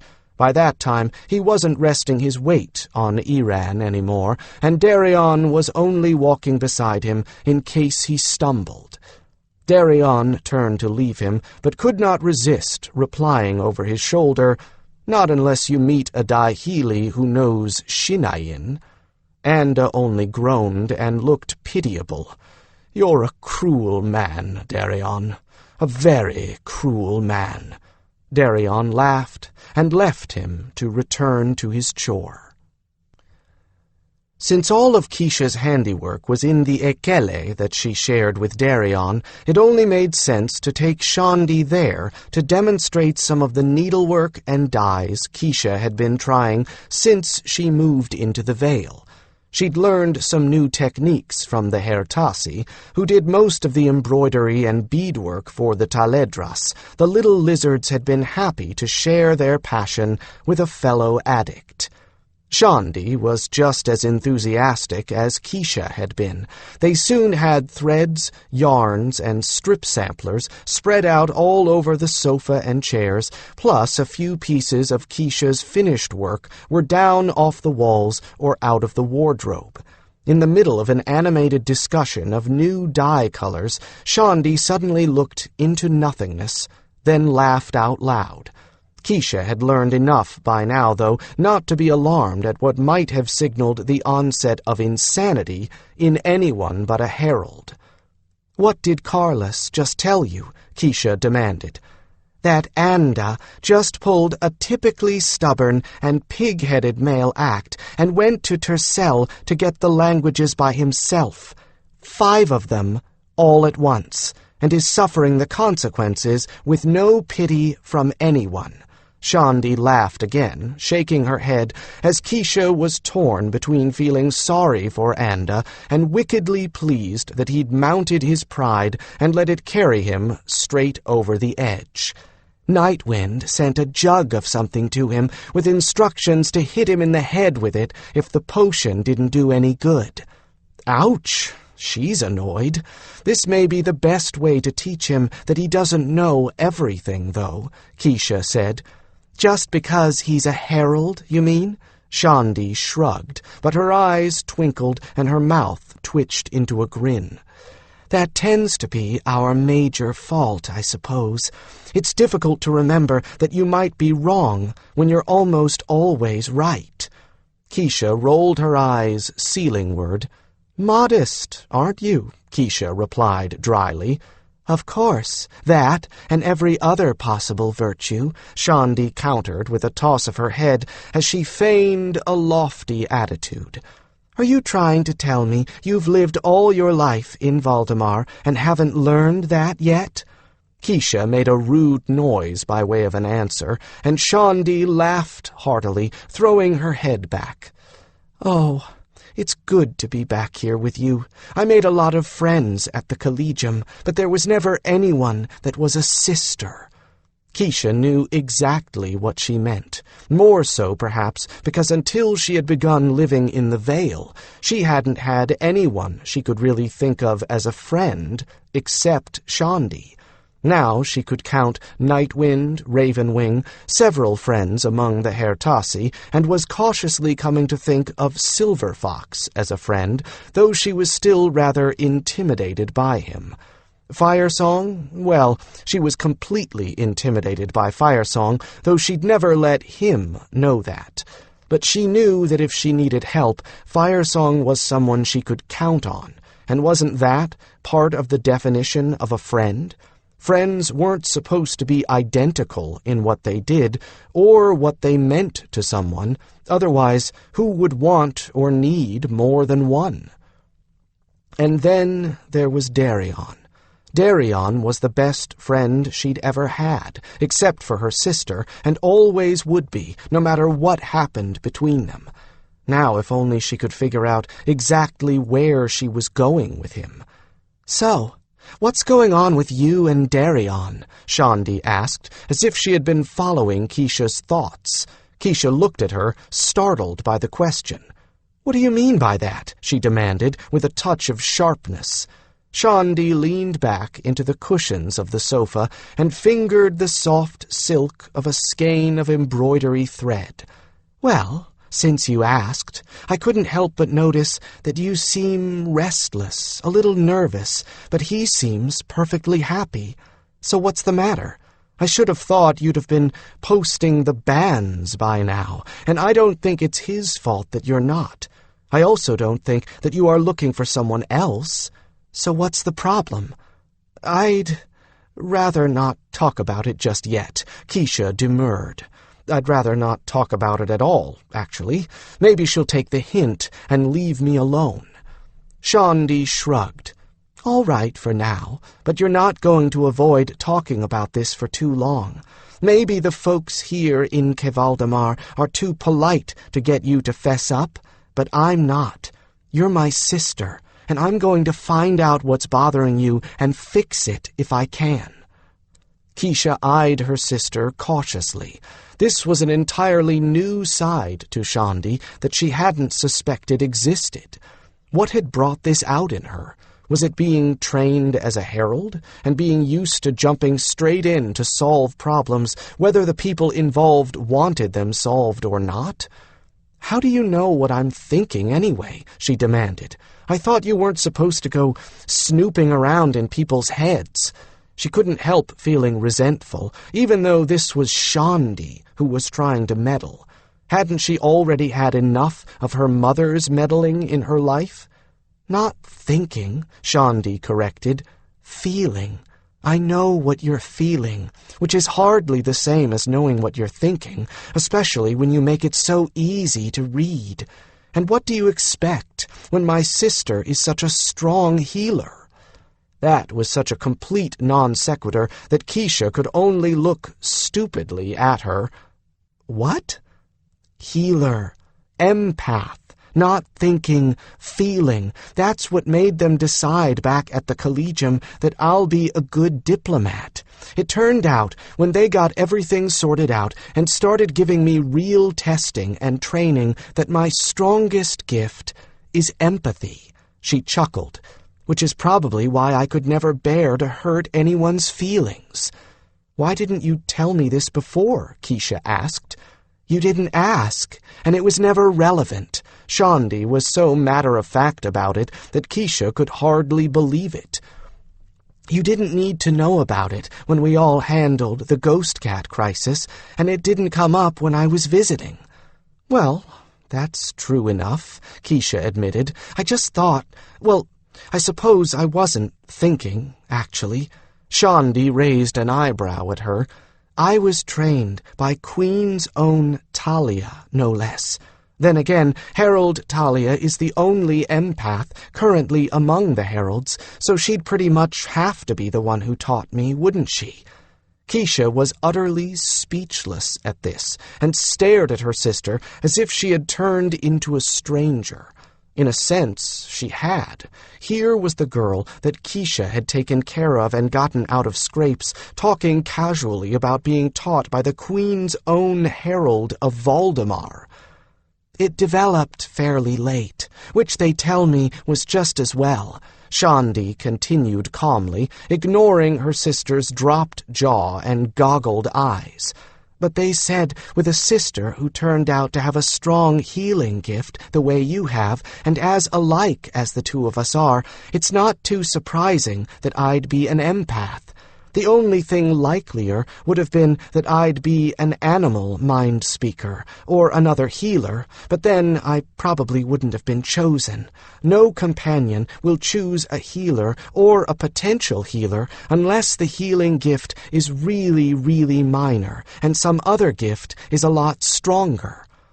I suppose that animal mind speech would have been useful, Keisha ventured, slowly gathering her scattered and wandering wits together. Not as useful as this. Interestingly, Shaundi didn't seem particularly proud of her gift, any more than a carpenter was proud of having an average, serviceable set of tools. I can tell when people are lying or trying to lie without using the truth spell. I can tell when they're being pushed into saying or doing something against their will, all kinds of things that it's useful for a diplomat to know. Or a spy, Keisha said without thinking, and looked sharply at her sister. But Shaundi laughed at her. Or a spy, which is sometimes an impolite name for a diplomat. You see, we even think alike. Now, since you won't talk about Darian, what was it you were saying about this golden yellow? She held up the skein she'd been toying with. Keisha went back to her yarns and dyes, but beneath the discussion, her mind was busy with all that Shaundi had revealed in those few words.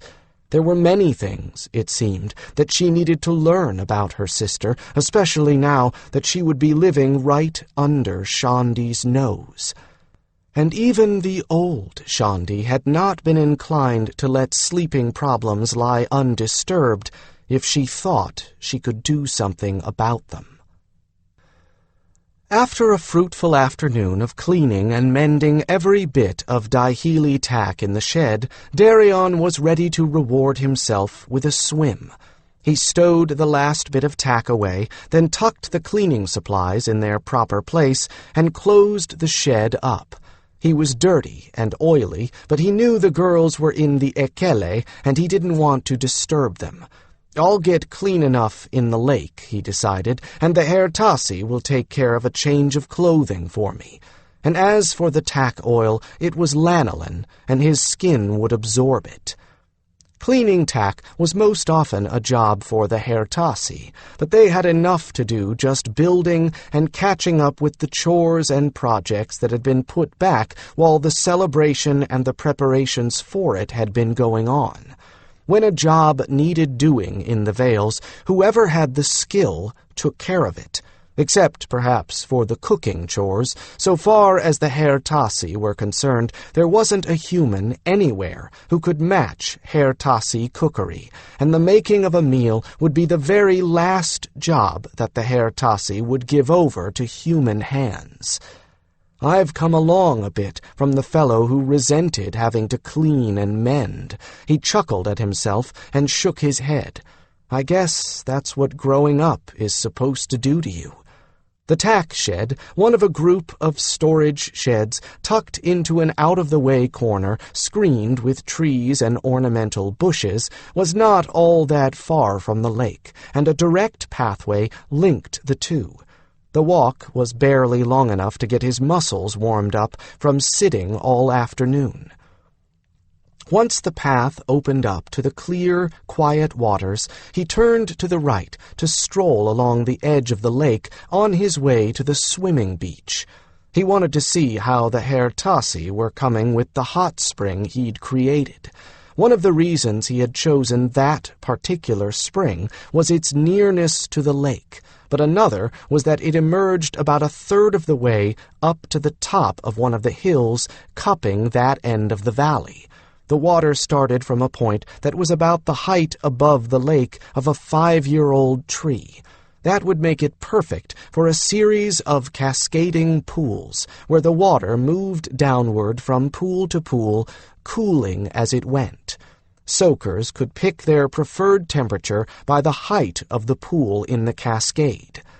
The Hertasi had already dug the series of soaking pools leading down to the lake, from the smallest, which would be the hottest at the top, to the largest, big enough to hold 30 or 40 soakers, and would be just comfortably warm at the bottom, just like the ones at Kevala. The first 3 pools had been sculpted and finished inside with formed rock. These 3 were in the process of curing. A crew of Hertasi was laying the rock of the 4th pool, and the other pools each had 1 or 2 Hertasi in them, sculpting the earth into seats, couches, and benches, which would be covered with the formed rock. At the moment, the hot water ran down a temporary channel into the lake, where it mixed directly with the lake waters, creating an area of warmth. Even now, that spot was in use, though it wasn't as hot as the finished pools would be, nor was the edge anything more than raw lake shore. As soon as the last pool was finished, the Hertasi would plant the slope with heat-loving vegetation, and a specialist like Steelmind, who worked at inducing plants to grow with amazing speed, would soon have the place looking as if it had always been there. When the pools had cured, the Hertasi would divert the water, and they would begin filling. It would take at least a day for them to fill and come up to proper temperature. Then, no doubt, there would be an impromptu opening party. Right now, though, Darian wasn't looking for a place to soak. Tack cleaning wasn't hard work, just tedious work. He didn't need to soothe sore muscles. He just needed to cool off and get cleaner.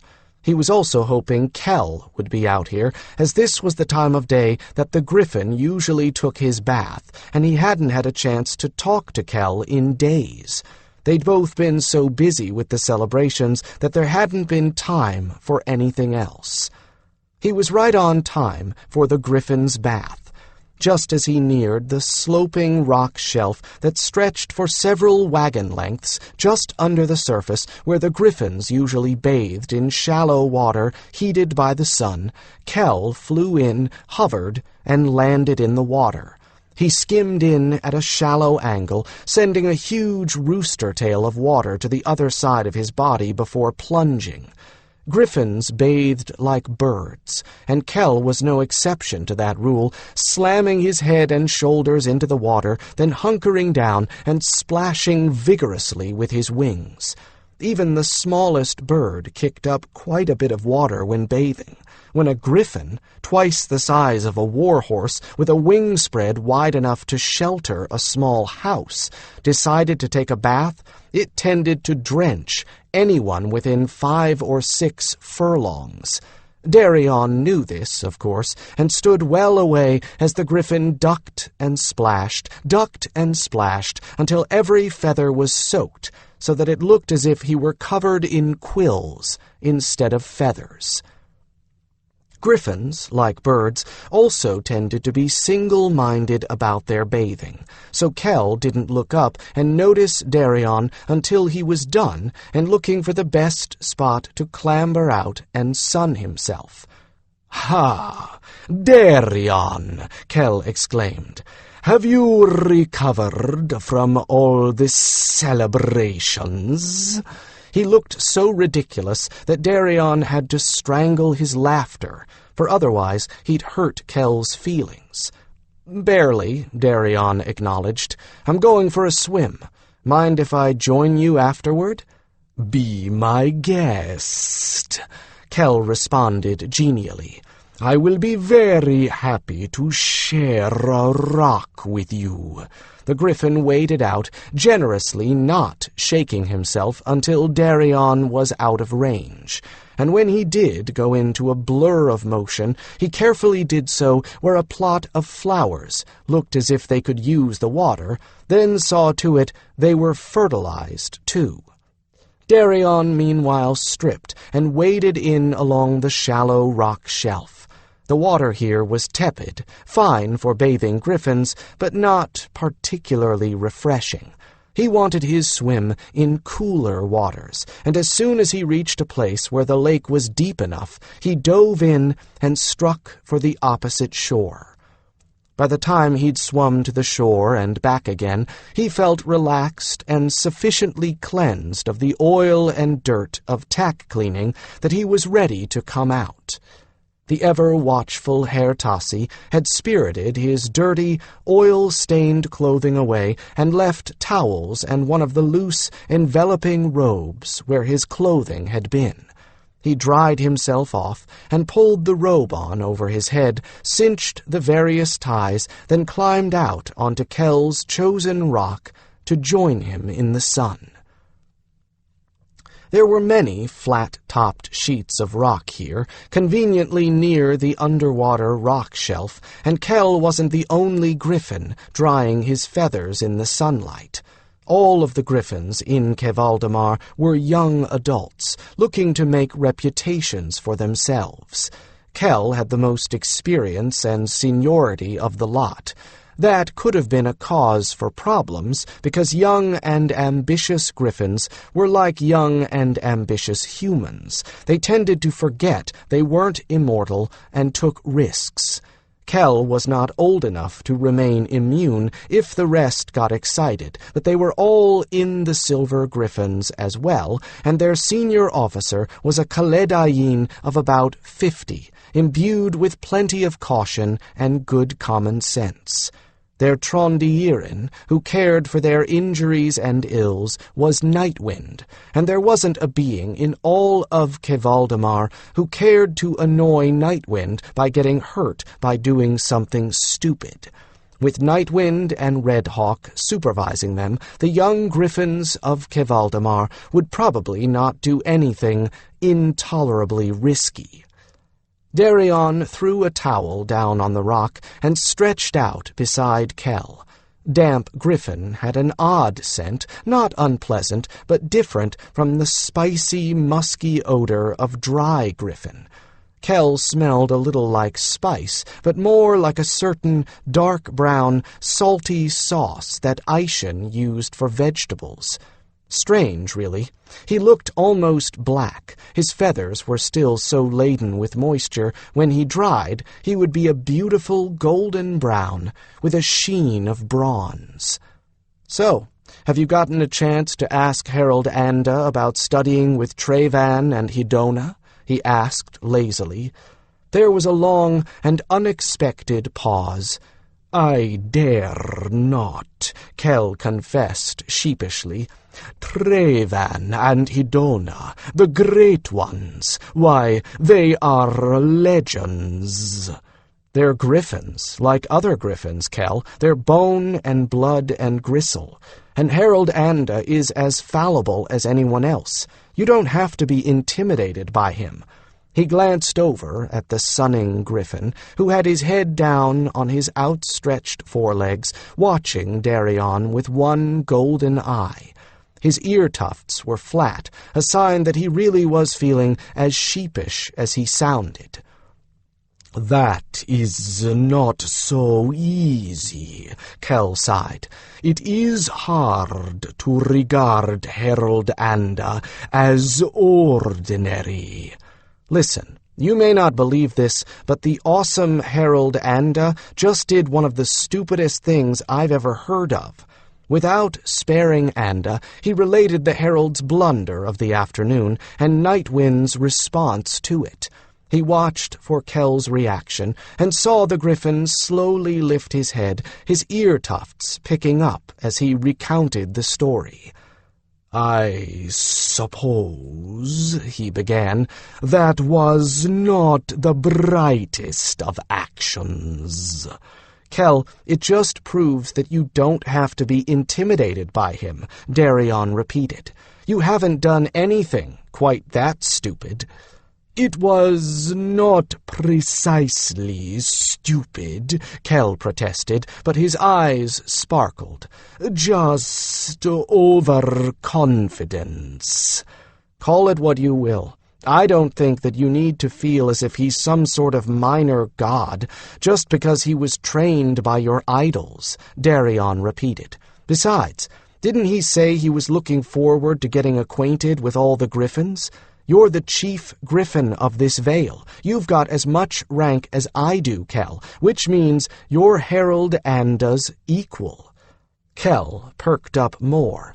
"I am, aren't I?" His beak gaped in pleasure, and he looked around with contentment. "I believe I will find an impressive enough place, and welcome Herald Anda on behalf of the others. When he wakes, in a few days, that is." Darian laughed. "That's a good choice, Kell," he agreed, and turned over onto his back, shading his eyes with a flap of towel. "I doubt very much that he wants to see anyone for quite a while." He was half asleep when Kell's voice woke him. "Darian," the Griffin said, "what are you thinking?" "Nothing, actually," Darian replied sleepily. "Why?" "I was thinking. You are my friend, and I am yours, that we are of the same family of sorts. We are wingmates and brothers, you and I." The Griffin paused to scratch an ear slowly, sending a freshly dried tuft of feather down, drifting in the breezes caused by his movement. "I was thinking how proud my parents are of what I have done, and how yours would be the same if they knew." Kell's words acted like that bucket of cold water after the sweat house ceremony. They shocked him awake. "They would," he said, but his mind was elsewhere, sent careening on a new path, or rather on an old path that he had not traveled in far too long. "I still don't know what happened to them. I meant to go out and hunt the old trap lines to find out, or try, but I never did. How did I forget?" Guilt racked him for a moment with a physical spasm. How could he have let himself get so involved in the life of the Vale that he forgot his parents? "Get hold of yourself. There's no reason to feel guilty. You did not forget. You were busy. You have thought of them constantly. You just didn't go do that one thing. You had too much else to do, including growing up," he told himself, though it was easier to tell himself that than it was to shed the guilt. 2 years aren't going to make any difference in the clues that are left, if there are any. He was woods-wise enough to know that, in the worst possible case, bodies left out in the open were quickly torn apart by scavengers. The parts were carried off, scattered. Summer insects found what was left to be irresistible. In a year, not even the major bones were likely to be left, although it made him sick to even think of applying that to his parents. After all this time, 2 years wouldn't make any difference, he repeated to himself. 5, even 10 wouldn't make any difference. Darian rubbed at his face with both hands, coping with the thoughts that Kelvrin's innocent commentary had dredged up. He murmured a thanks to the griffin, who responded by bumping him affectionately with a wing, then assuming another lounging position. Darian's thoughts stayed on his parents' fate. They could not have been lost in the Pelagiris this long, not even for a year. Blind, deaf, dumb, and limbless, they could find their way back to Errol's Grove by orienteering. They had been that good.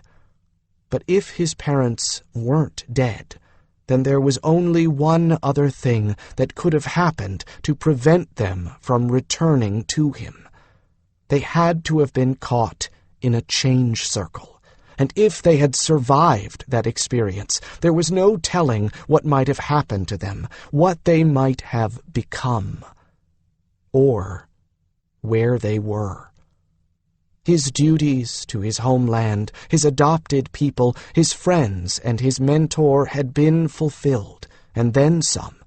It was more than time for him to use his own tracking skills and resolve, and find out what he could about the past.